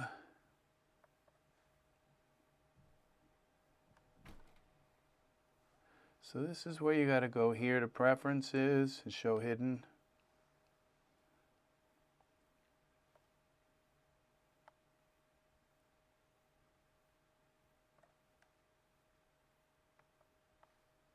Scale, Y, scale, Y, scale. Okay, I don't think I got this right here. Gotta get the right leg. Okay, Y, scale.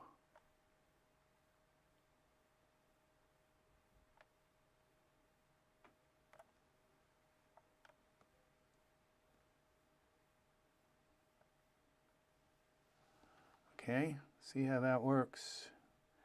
That kind of gets him back there, and it looks like his hand is still touching this. We'll move it. Okay, now let's turn this back off. Preferences, show hidden. We're going to bend his arm out a little more like that.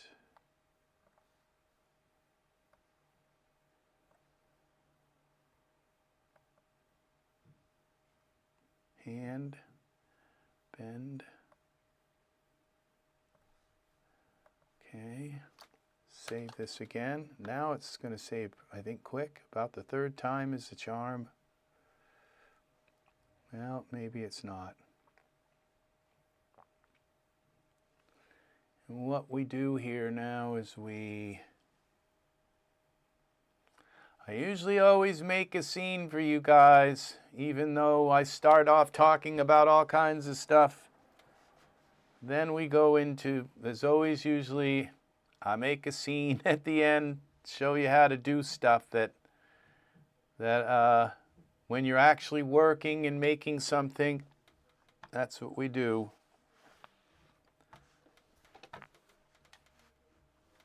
That's how we roll.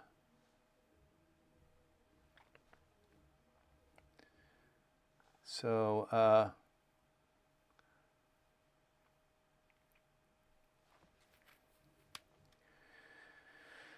we got to put some clothes on him, I think. I don't know, maybe a tank top, some shorts. I was thinking some Hawaii, you know, kind of shirt, Hawaii shirt.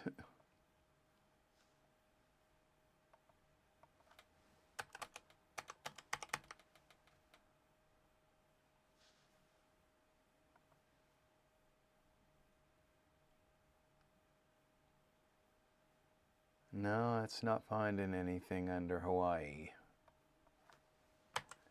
Okay, shirt.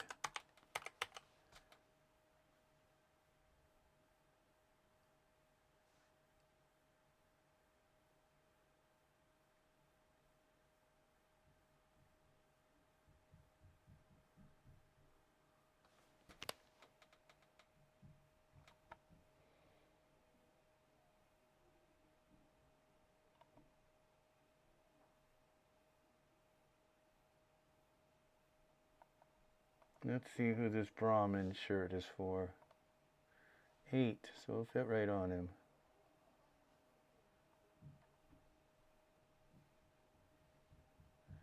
Some pants.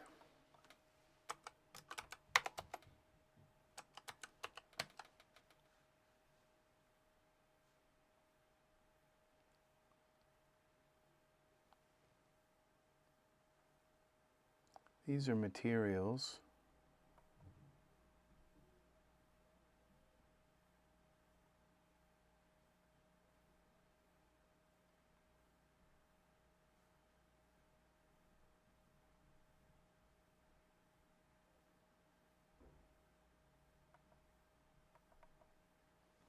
Blacksmith pants. Okay, we gotta fix this. Okay, we'll push the blacksmith pants in.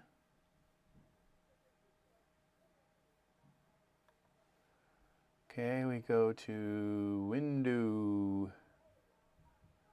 We go to panes, tools, panes, tool settings.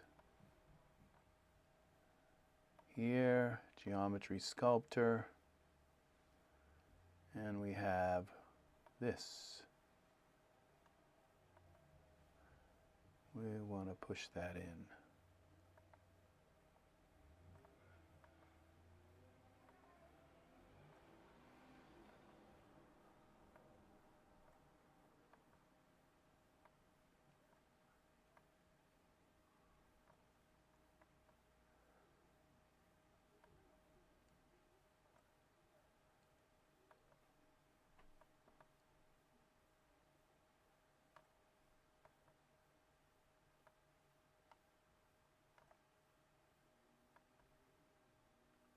Okay.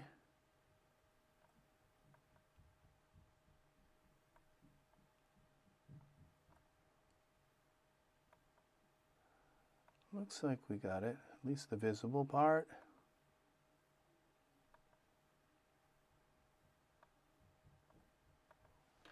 Okay.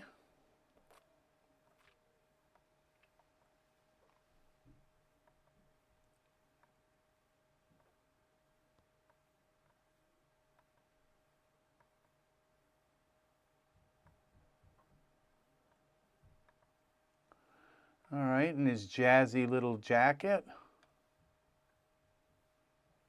Now let's give him a mohawk. Save this.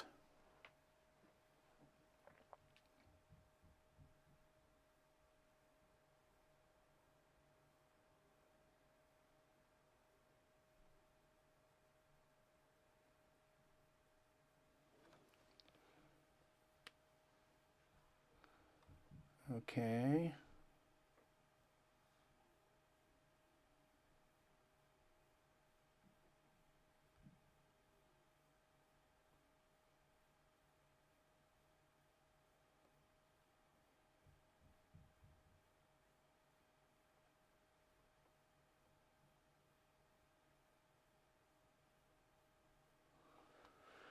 And still taking a good while to save.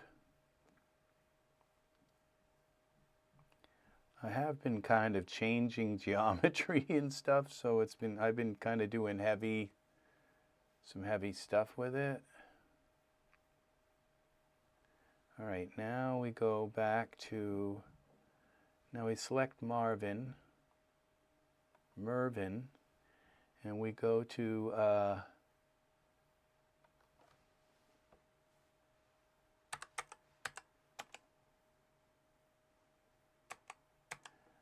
I think Mohawk is spelled like that. Yeah, Mervyn. Let's give him this. This Genesis 8 male hair. Perfect.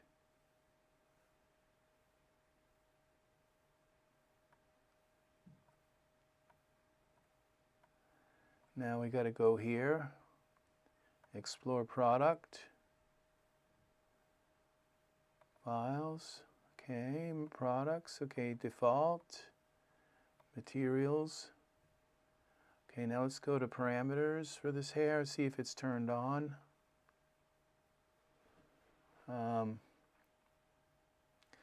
We got to go to the hair itself, select the hair.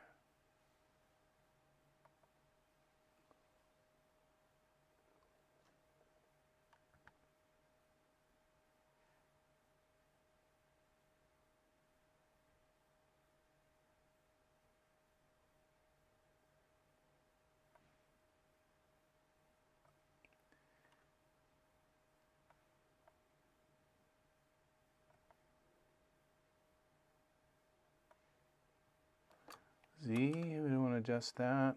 Cap, that's the cap. Adjust back.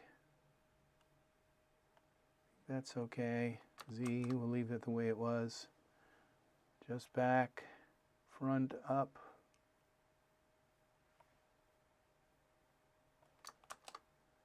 Sides top, top back.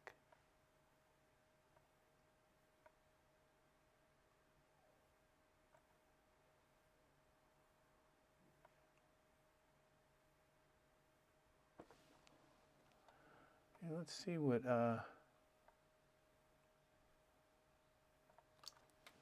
it looks like in iRay.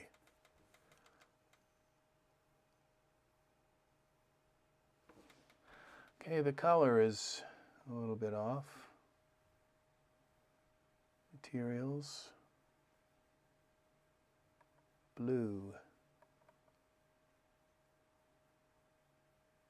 That's for the, okay, I think we just dyed his cap. We got to find the actual.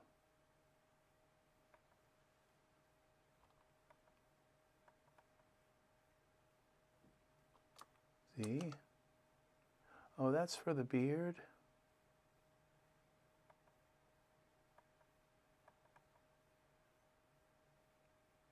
There we go. How about this blue?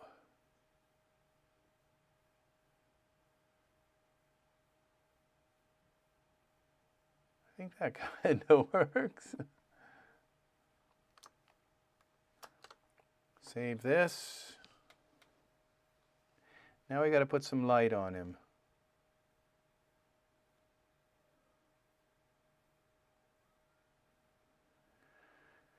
And we have a spotlight in the scene. We have a spotlight in the scene.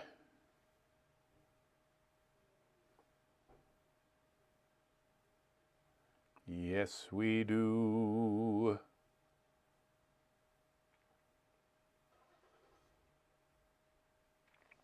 As soon as this is done, saving.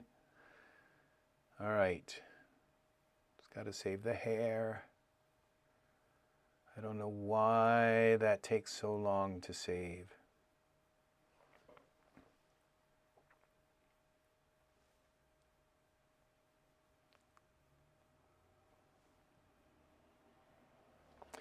I think Daz is saving more in the duff rather than depending on it being, it's making the actual file autonomous from the library. And before, the DUF was like completely connected to the library, and now it's like actually making the DUF have a lot more of the geometry in it. So I'm not sure, but I think that's it. So now we go to our light. Find our spotlight.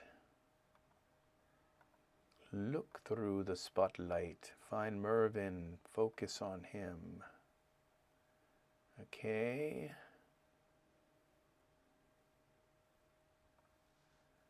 Yep. Let's select the spotlight again. Okay, let's get this right now.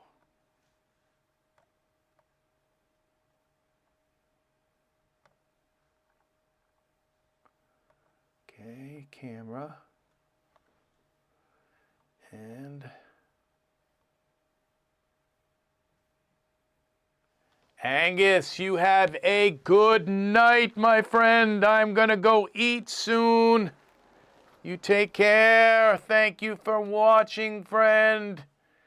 Take care. Enjoy your evening. I hope you've had an enjoyable time here as well. Angus was the first one in. He has been here for 4 hours and 11 minutes and 14 seconds and counting. Thank you, Angus. You take care. We will see you soon, my friend. Take care. So we're about ready to put some light on this guy. Some light. Here we go. Parameters. So we're going to have one less watching. Here we go. Lumens 5. Let's see what that does.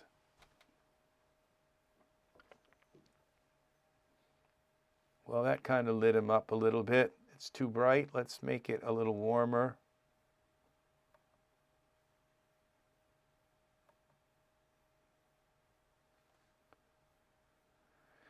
All right, that kind of works.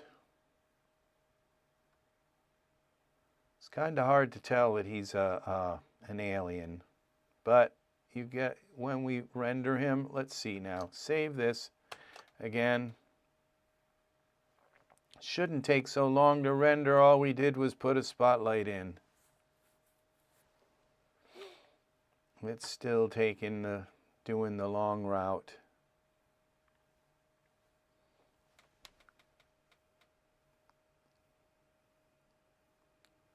It seems as though these long save times kind of correspond to when they added this auto save into Daz. Now it seems to take longer for things to save. So I assume when they fix that, it won't take as long. Oh, forgot to save something. We lost Angus. Yeah. What if we make this a little bit blue?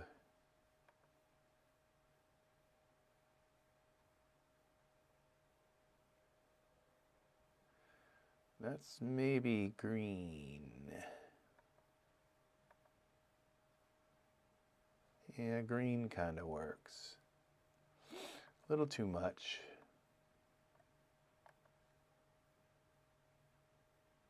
All right. And now what was the other thing we needed to do?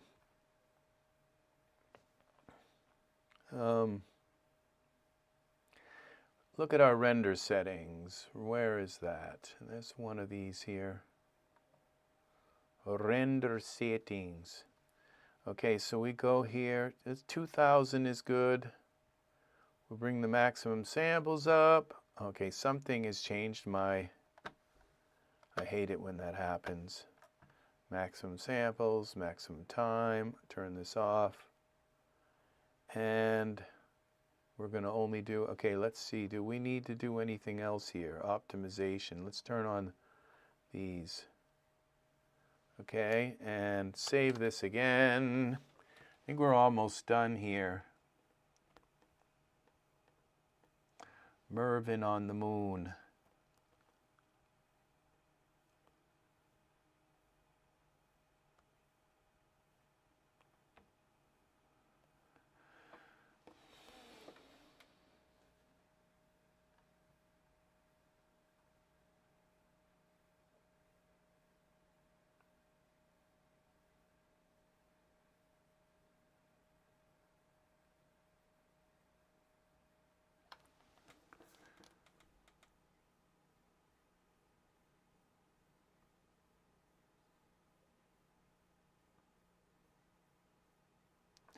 Okay, now it's time. As soon as it is done saving, it's got one more thing to save.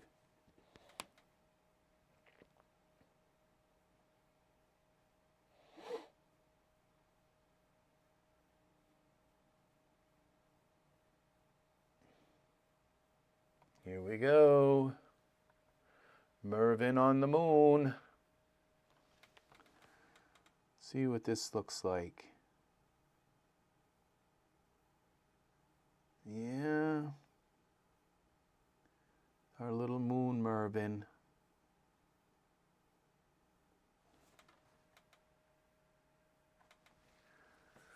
Yeah.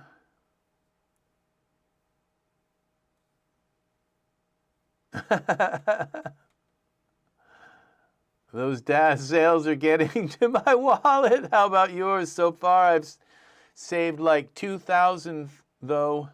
Spent like 400. I know I'm not going to talk about that too much. I know you know, it's like I'd like to be that person that people say, "Oh, he doesn't spend much money." He doesn't spend money. He's very frugal. It's like, no, here I go again. Last night I bought like about 20 dresses. What I'm going to do with 20 dresses is because I buy mostly male items, but it was like, okay, if you're going to sell them to me, Daz, for $1 each, I'll buy 20 of them. So, and they're all really pretty long dresses that, you know, my female characters will look really nice in. And so it's like now they don't have to dress in rags. They have some pretty dresses to wear. So, okay, I think he needs to look warmer. The green light just makes him look kind of cold and clammy. Let's make him look a little warmer. Let's take the green light out. Maybe we'll go with the yellow light. Yeah, that was me last night buying dresses. Yep. Because, you know, it's like, that's where you know, my whole library is all 80% sales. I've just been doing it for the last 7 years, but everything I own, not everything, but I would say about 70 to 80% of what I own. Yeah, 70 to 80% of what I own is all 80% sales. At least 80%. That's, you know, generally it has to be at 80%. I know Daz probably hates it when I say that. But it's the truth, you know, this is when we buy. When they bring it down to 80% off, we buy it. So, and you know, when it comes out new, and again, I hate to say it, but you know, I just wait until it's going to go on sale, and then I watch it, and I watch it until it goes on sale to 80% off. Every once in a while, there's something that I just can't wait. It's like I have to have it. Like that when they put out the Wizard, the new Wizard, the Genesis 8 Wizard that they revamped into the reimagined wizard. And I still thought the beard looked a little stringy. But the clothing and all of that, the wizard's clothes, I just had to kind of dive in on that one. So I used like my coupons, and I waited, and I used like my tokens, and I brought that wizard down as far as I possibly could. So, yeah.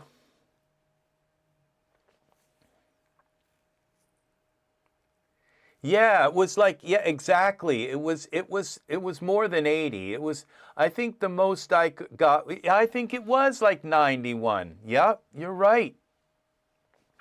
Most of the articles of clothing I bought were like $1, like 15, $1.20.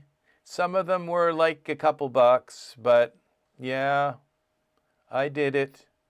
And now I got dresses, you know, really nice dresses. I picked the ones that, you know, I don't usually go for the really kind of like racy ones or sexy ones. I usually go for the, you know, something Emily Dickinson would wear, you know. But, yeah, I usually go for those kind of dresses. The more reserved kind. Okay, we got the spotlight selected. So yeah, we're gonna go more to a yellowy orange than make him look a little warmer. His skin looks kind of shiny, and I'm not sure if it's just a reflection. Yeah, it does kind of look a little shiny to me. So I'm gonna take his skin down a little bit. Take some of the shine off.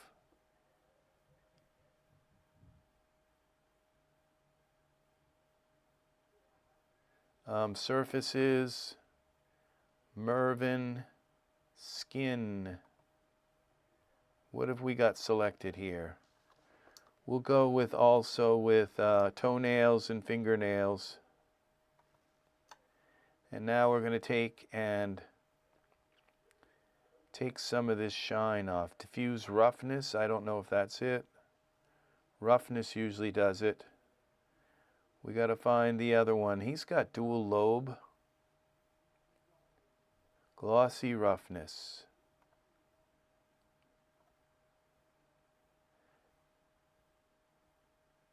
And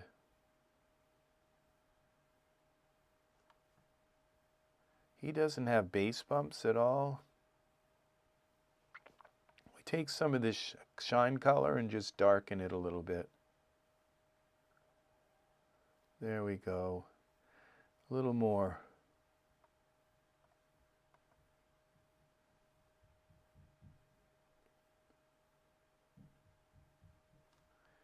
And we got two roughnesses here. Lobe 1 roughness. Lobe 2. There we go. That took some of that out. Back to our camera. That's a little better. Save this. Yeah, that is a difficult decision. Yeah, the 5090, I would, I hate to say it, but I would wait on the 5090. And personally, after buying one, okay, I have to have it because I do these videos, and I have to show people like that I'm, you know, hip and that I have all the newest stuff. But the usage that I'm getting out of the 5090 is almost nothing compared to what I get out of my 4090. And yeah, it's just the way, that's the way it is, I guess, is that I'm just getting more out of the 4090 because it supposedly it renders in Daz 2025, and the 5090 doesn't render at all. It won't render a single thing in Daz 4.24. It won't render anything in this program. nothing. So that is the issue. So I really wouldn't get too excited about the 5090, because then then you're faced with a decision. What do I do? Get rid of my, if you have a 4090, what do you get rid of that to put the 5090 in it so you can't use Daz 4.24 where all of your scripts work and all of your and it actually renders and all this stuff? It's like, no. The 5090 will not render in this program anything.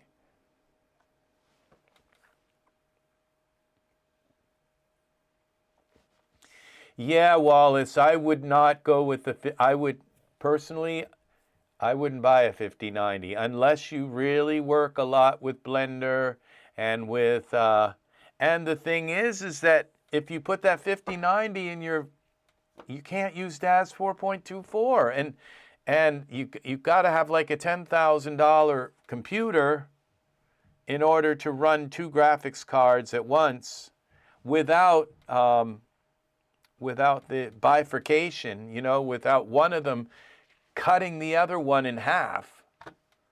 So yeah, it's like $500 for those motherboards with that have no bifurcation, that run those thread rippers. It's not worth, unless you, like right with me, what I'm doing is building 2 computers. And the 5090 is going in one, the 4090 is going in the other, and I'm going to have my Daz library open on both of them. So I'll have to install, because right now my Daz library is installed on this computer, and within a few days, this graphics card is coming out, the 4090 is coming out of this computer that you're seeing right now. It's going into the new computer, which has a slightly weaker graphics, but it's PCI Express 4.0.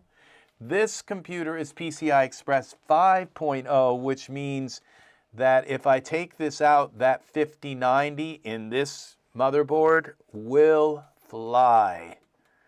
And this also has an i9 in it. So what will it fly to? Well, it won't be flying to Ultra Scenery. It won't be flying to any of these other, to Ultra Scatter 2, or I don't know that Ultra Scatter 2 even works in. So I'm going to set this to render now. This is ready. This is done. I think it's done. I don't like the way his skin is so coppery looking, but I guess that's the way he looks. He might not look that way, actually. And so,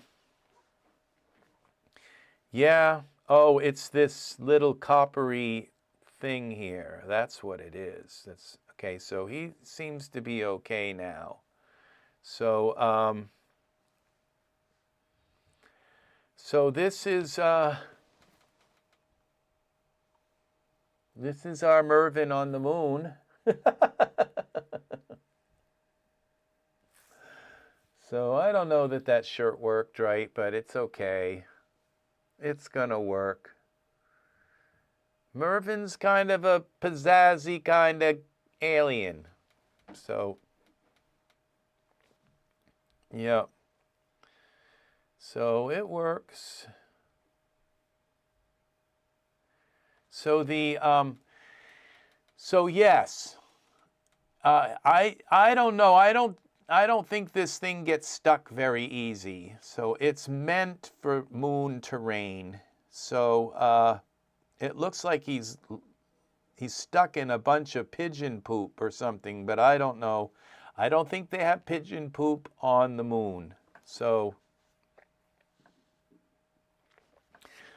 so yeah, Wallace, the way to do it, okay? Don't even think about trying to put 2 of those 5090 and 4090 in the same machine, or it will hobble both cards.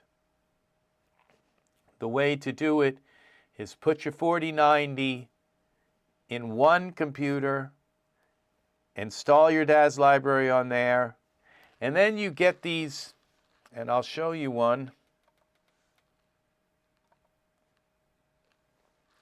let me see what happens here. How do I do this? Pull this over here for a moment.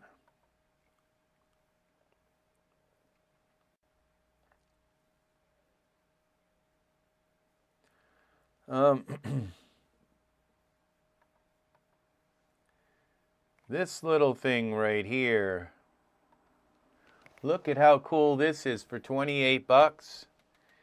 It hooks up 4 computers with the same keyboard and mouse, and you just push the button on whatever computer, so you can have your laptop, and you can have your 2 computers. I'm going to have 3. I'm going to have a streaming computer, and I'm going to have 2 Daz computers, and that means I can use the same mouse and keyboard on both my Daz computers and my streaming computer, but then it leaves you 1 extra slot here for another USB thing.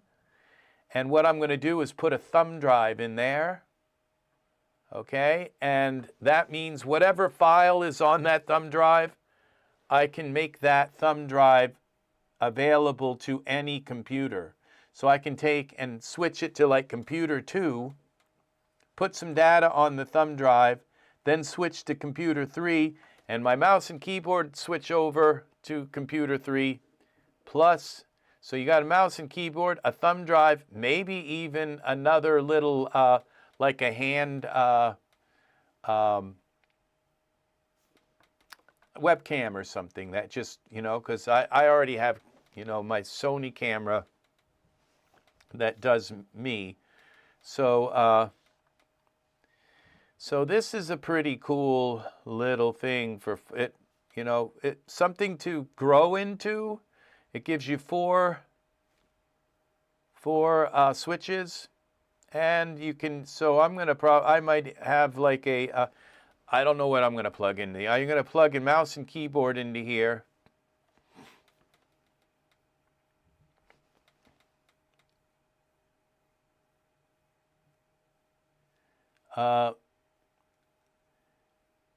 My 39 does the D-Force and the 4090 does the viewport, and then on final render it uses both. Okay. I didn't know you could switch your 39, the D-Force to like a secondary card. Yeah, you see, that's the thing, is that you want to put this on your computer here, this, you probably do. You probably know just as much about this stuff as I do. So, because if you've got a 3090 and a 4090, you know your stuff. So, but this tech power up here, okay? Like this right here. Right now, because I have a 3090 and a 5090 and a 4090 in the same computer, okay? My 4090 is running at 4x, not 8x, not 16x, at 4x. And at 4.0, and if you watch and you wait a moment, that 4.0, it's at 4.0 because it's rendering, okay? But as soon as it stops rendering, it'll go back down to 1. It's rendering at 4x, okay? And if I switch to the 59, yeah, it's only running at 4x. So if you take, and my 5090, okay, the 5090 is running at 8x, and it says it's running at 5.0, but it's not rendering. And now it said went down to 1.0, okay, at like PCI Express 1. Okay, so, but it's at 8x and at PCI Express 1. So right now, if I take my 4090 out of this computer, my 5090 will run at 16x, and when I render it, it will go up to 5x, to 5.0. So it's cutting it right in half. Yeah, I know. I've got to call her. And it's like 10 o'clock at night now, and I know she goes to bed early. So I've got to, and I haven't talked to her in a while, and this is her birthday month too. So yeah, it's all very, very important. But I called her a couple of days ago, and it took her 2 days to call me back. So so I love my sister very, very much. So she'll, yeah, I'll call her. I will call her. Thank you, Lithium Logica.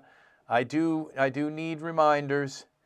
So she needs me. So we're at 4,000. We're going to cancel this. So, and that is our render. This is Mervyn on the moon.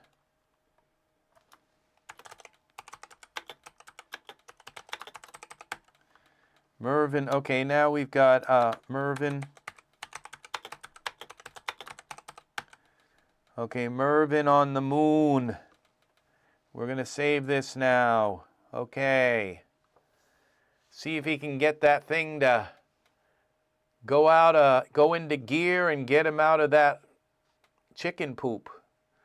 So, so yes. So this is what we're talking about. So really, Wallace, what you want to do, this is what I did. I went on to Amazon and I just bought a cheap computer, okay? It's the chip was $169 for a Ryzen 6 core 12 thread. That will work fine for my 4090. $41 for 16 gigs. This is going into my streaming computer, and the 64 gigs will go, that's in my streaming computer, will go in with the 4090. Then power supply, 600 watt, that's going in onto my streaming computer, and the 1000 watt one that's in my streaming computer will go with the 4090. And then this, look at this tower. This $64, and they even tell you the length, okay? I think 320 or 311 or something like that is like a comfortable size. This has got a 340 width for your graphics card. This is a nice little tower here, this dark rock. So what I would suggest, instead of buying the 5090, is just get another computer and another storage. Yeah, this will fit your 4090. 340 millimeters will fit your 4090. It will fit the 5090 and the 4090. Yeah, it will.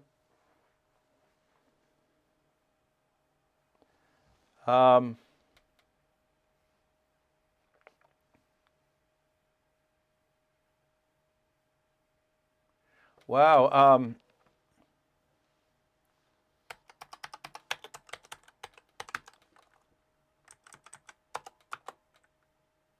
304 millimeters. See? 304.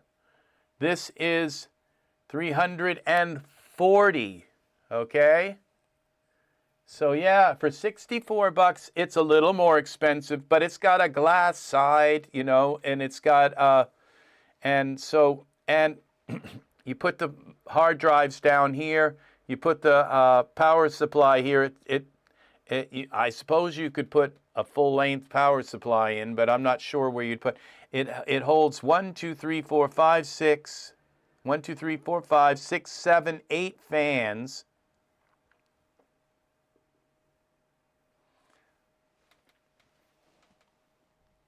Yeah, see, this one, it would fit right in the case. And so I was surprised because, like, all of the other, and it's got, like, on the top, look at that. It's actually got, this has got to be new. It's got a Type-C USB on the front. And it's got audio 1. It's got HD audio. I guess I don't know whether if that's for surround or something. And USB 2.0, 3.0. And then it would have a bunch on the back. It has, I think, and then so then I went with the motherboard here. For the motherboard, it's an MSI. It's $100. Yeah. So, this whole thing cost me this and this, all this stuff. It came to about $330. And I didn't need to buy the graphics card.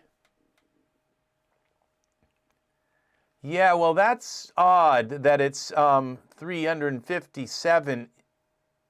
Yeah, that's...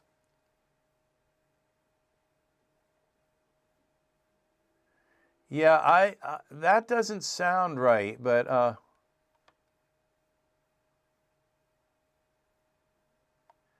yeah, 300. Okay, this is 358 for the ROG Strict. And Gigabyte Gaming OC are significantly longer, with lengths reaching up to 3.5. That makes me think, because I think I have the OC.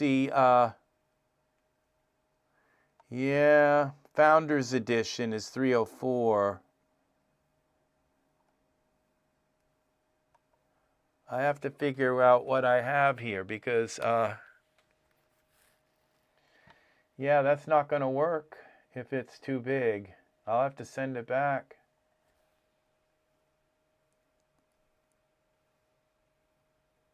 That's a good point right there. What is the length of my graphics? 4090. Let's see if it's in here. I think I bought my 4090, yeah, from yeah, delete this. I think I bought it from B&H.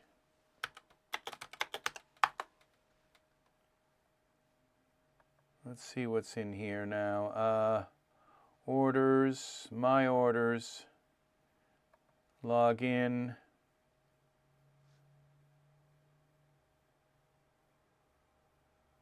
$50.90.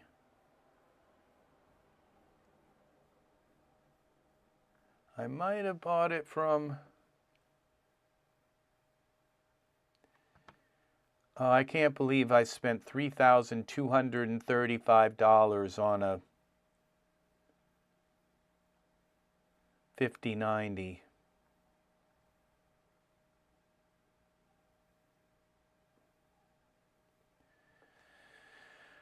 Holy.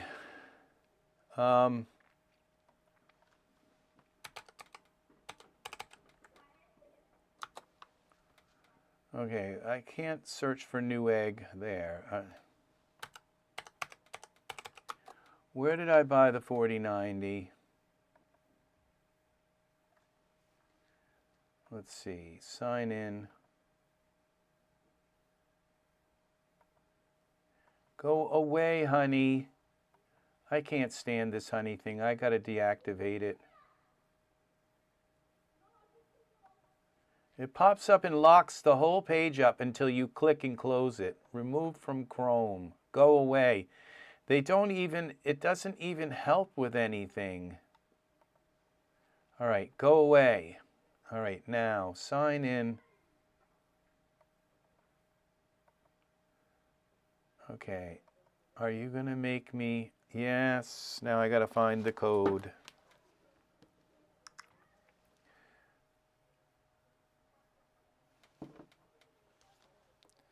All right, let's go here.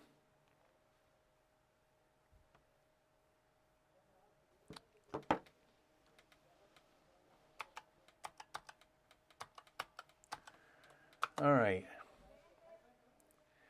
Now we go here to, let's see, where did I buy it? Order history.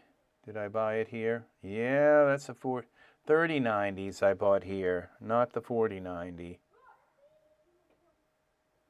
I bought two 3090s and sold them like dirt cheap.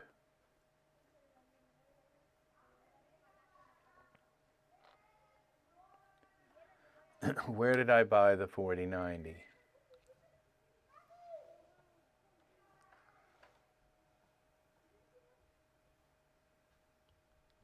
Did I buy it from Walmart? Yeah, I think I bought it from Walmart.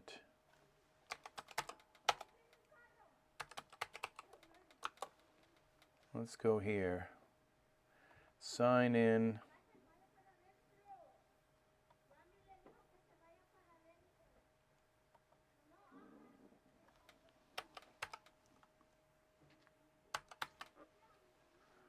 Okay.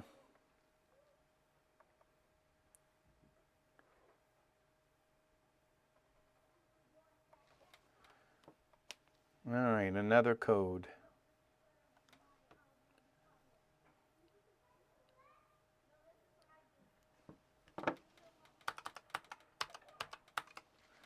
Let's try that.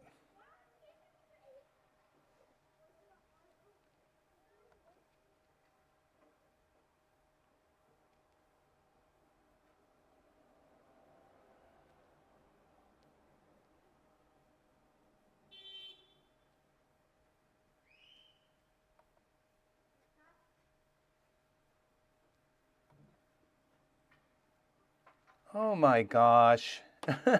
Really? I gotta do this passkey thing? I don't think so. Microsoft, it's like, really? You want to make sure that nobody can get into anything after somebody's dead, you know? See, I didn't need this passkey. I just went back in and there it is. I'm logged in. It's like, I don't need all this passkey crap. Okay, let's see. What do I have in my, okay, I can take this out of the, all right, now,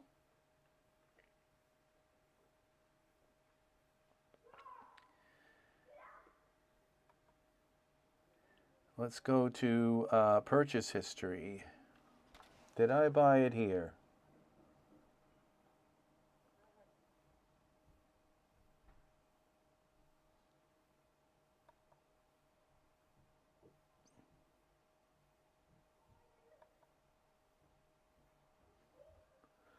Nope.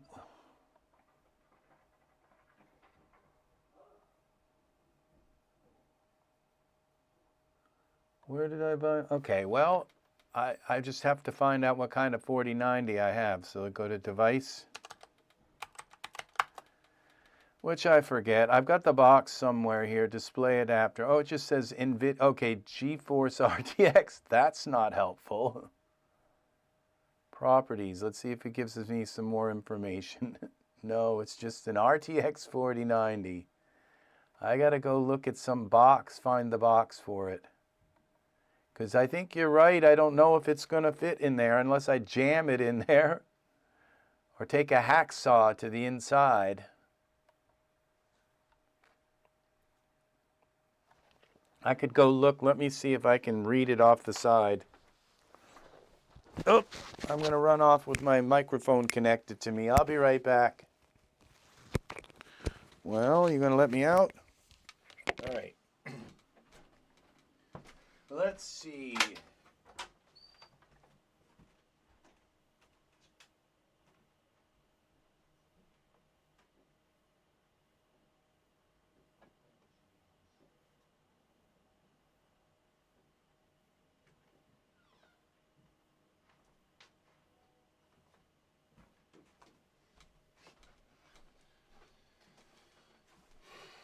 It is a gigabyte, and it's the overclock version, I'm sure.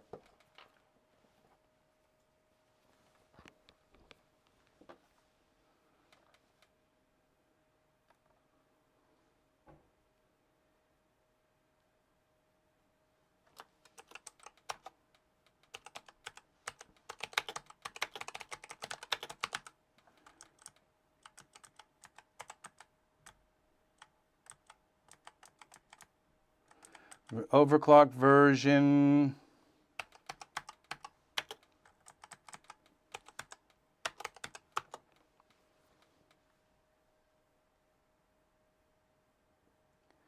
340 millimeters,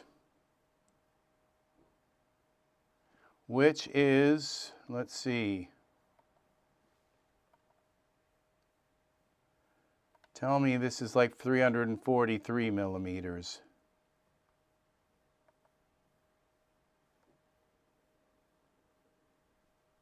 .340 millimeters exactly. So yeah, I know it will fit, but just I'll have to like kind of jam it to get it in there. That's terrible. My 5090 would fit better in here, but this is only oh well. Yeah, I think my 59 the motherboard is an extended motherboard that's in my other tower. So yeah, and I'm not going to rip apart my main computer and throw that in just to put the motherboard in this tower. It's got to fit. 340 is just enough. Let's see. Yeah, make sure. Yeah, well, you're the one that helped me pick it out, the case out. It's like, oh, 340 is plenty of room for a 4090.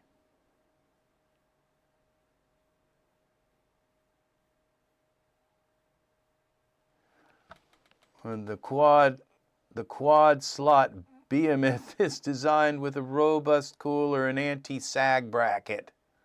So make sure your case has ample clearance before installation. So it's just exactly enough, and I don't know if that's going to be enough. It's 340. So yeah, that's kind of scary. Yeah, gamers net. Yeah, well, you see, the other night I was, you know, Honey just like literally lied to me. I don't know if it was Honey or Microsoft also has something that pops up when you're on Amazon. When you're shopping, it says, oh, use the coupons. Use these. Somebody just used this coupon and got $60 off on this product. Go here. And I went there, and there wasn't even a place to put a coupon. I looked and looked and looked, no place for a coupon. None at all. So, yeah. But it just so happened that I had more money on my credit card there. I have a credit card at that place too, so it kind of helped. But I can't deal with that.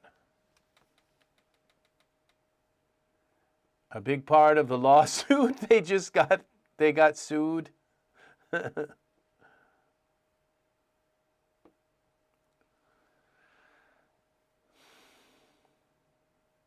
Yeah, well, I don't know what to say. Oh, you know that they've got us over a barrel. NVIDIA has us over a barrel because only NVIDIA works with Daz. And it's like, games and stuff, it doesn't matter. If NVIDIA could create some kind of monopoly around games where only games would play on NVIDIA, they would try, but the gamers wouldn't put up with it. But we're a very small minority of people.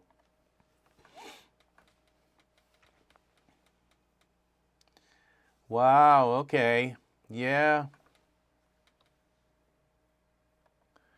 Gamers.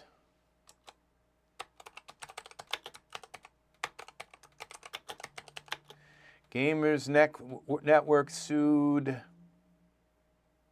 Gamers Nexus.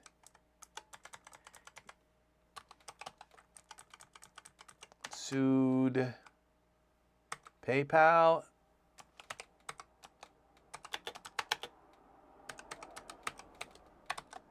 Honey. Yes, Gamers Nexus has filed a class action lawsuit against Honey and its parent company PayPal over alleged deceptive business practices involving affiliate commissions. Okay, that's a whole different thing though. Honey allegedly manipulated last-click attribution to overwrite YouTube's affiliate links with its own. Oh no, that is terrible. That's evil. Tortoise interference. PayPal and Honey are accused of interfering with contractual relationships between creators and retailers, unfair trade practices. Well, it's gone from my computer now. The suit cites violations of... So when I moved to that other site and bought, all I needed to do was have Honey direct me to another website to buy this, and they got a commission. So they just took money out of... Yeah, it's a mess. Sorry to derail. Just thought you should know about Honey. Well, I'm glad you told me there. Lithium, you're amazing. You are. So, unfair trade practices. The suit cites violations of North Carolina's consumer protection. North Carolina has laws? Wow. That's a novel idea. So let's see, the lawsuit was sparked by an expose from YouTube Mega Lag, who revealed how Honey's browser extension could hijack affiliate cookies at checkout. Gamers Nexus founder Steve Burke announced the legal action in January 2025, stating it was filed on behalf of creators and consumers harmed by these practices. Other creators, including Legal Eagle, have filed similar lawsuits. Burke noted that while the suits are currently separate, they may merge if escalated to higher courts. Gamers Nexus has pledged to donate any court-awarded funds or settlements to consumer rights organizations like PIRG and Archive.org, emphasizing that the goal is accountability, not profit. Would you like a breakdown of how last-click attribution works, or how this impacts affiliate marketing ecosystems? I don't think that I don't like the idea of PayPal, going in and taking YouTube creators' cut of... I mean, the YouTube channel, they make videos, they sell it, they give information, they have to edit those videos, they have to create a buzz around those products. And Honey just comes in and pops up with a little thing and hijacks their affiliate link. It's like, really? Really? Yeah, I'm with you, Lithium. I'm sorry about the North Carolina comment, but I just had to, It's just the way I am. So, yeah, I like North Carolina, actually. I've been there a couple of times. And I was there during a snowstorm once. Yeah, in the middle of Charlotte, North Carolina, and it was snowing like crazy. So, yeah. So this is it. So I guess we've got our render. We got our little guy on the moon, Mervin. Mervin on the moon. And I got to go eat. Now I'm going through the hiccup phase of starvation. So I got to go eat some food.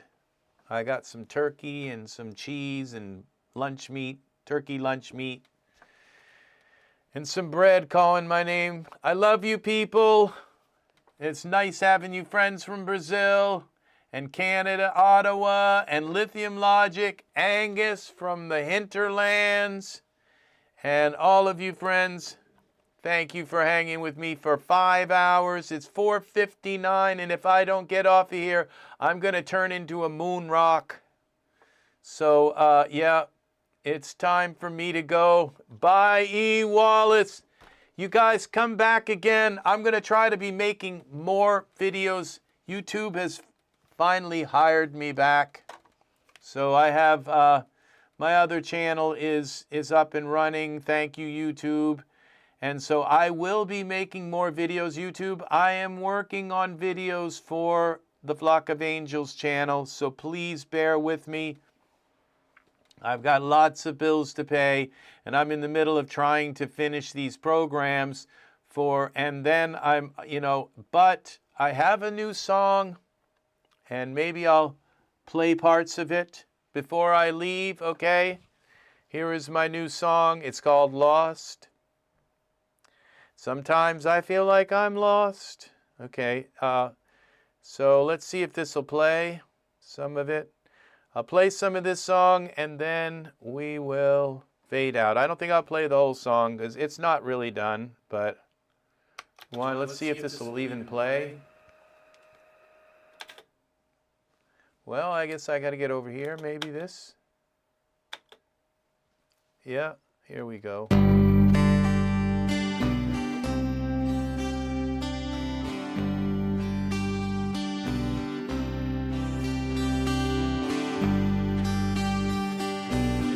It's not done yet, so it's very raw. When we walk through the dark, love is the spark that lights our way.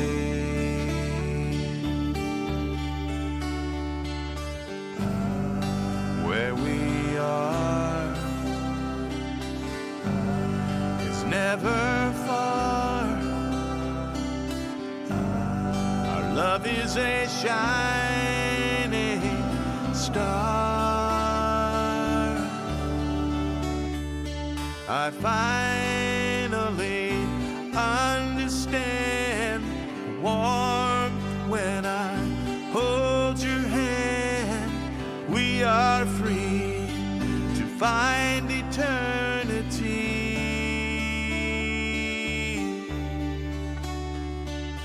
In this love, we live together. So this is going to do it for me. This song is very rough. Doesn't have other vocals. It doesn't have pads in it. It doesn't have the bass isn't quite as warm as it needs. It doesn't have violins in it. It doesn't have it doesn't have organs in it. It doesn't have all kinds of stuff in it. So, but I'm working on it, YouTube. So this will be Thoughts aligned when you remind me of our love.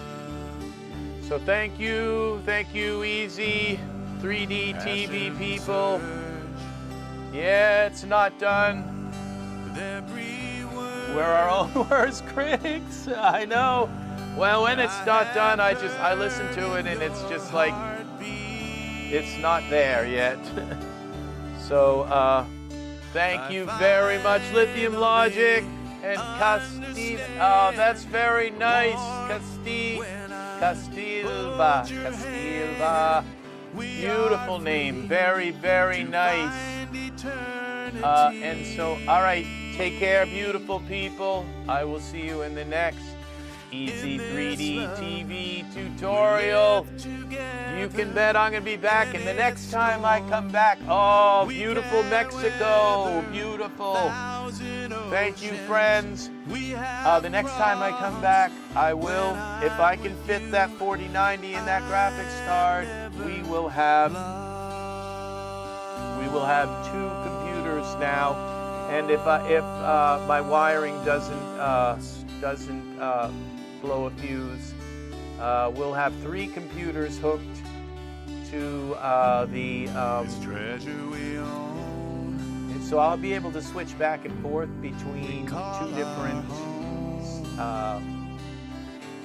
graphics cards, two different systems running at full speed. So thank you very much. I will see you again soon. Thanks for watching. Thanks for the tip on the I think it was Lithium Logica.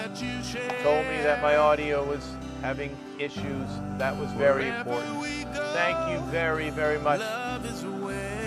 Have a great rest of your day. Bye-bye.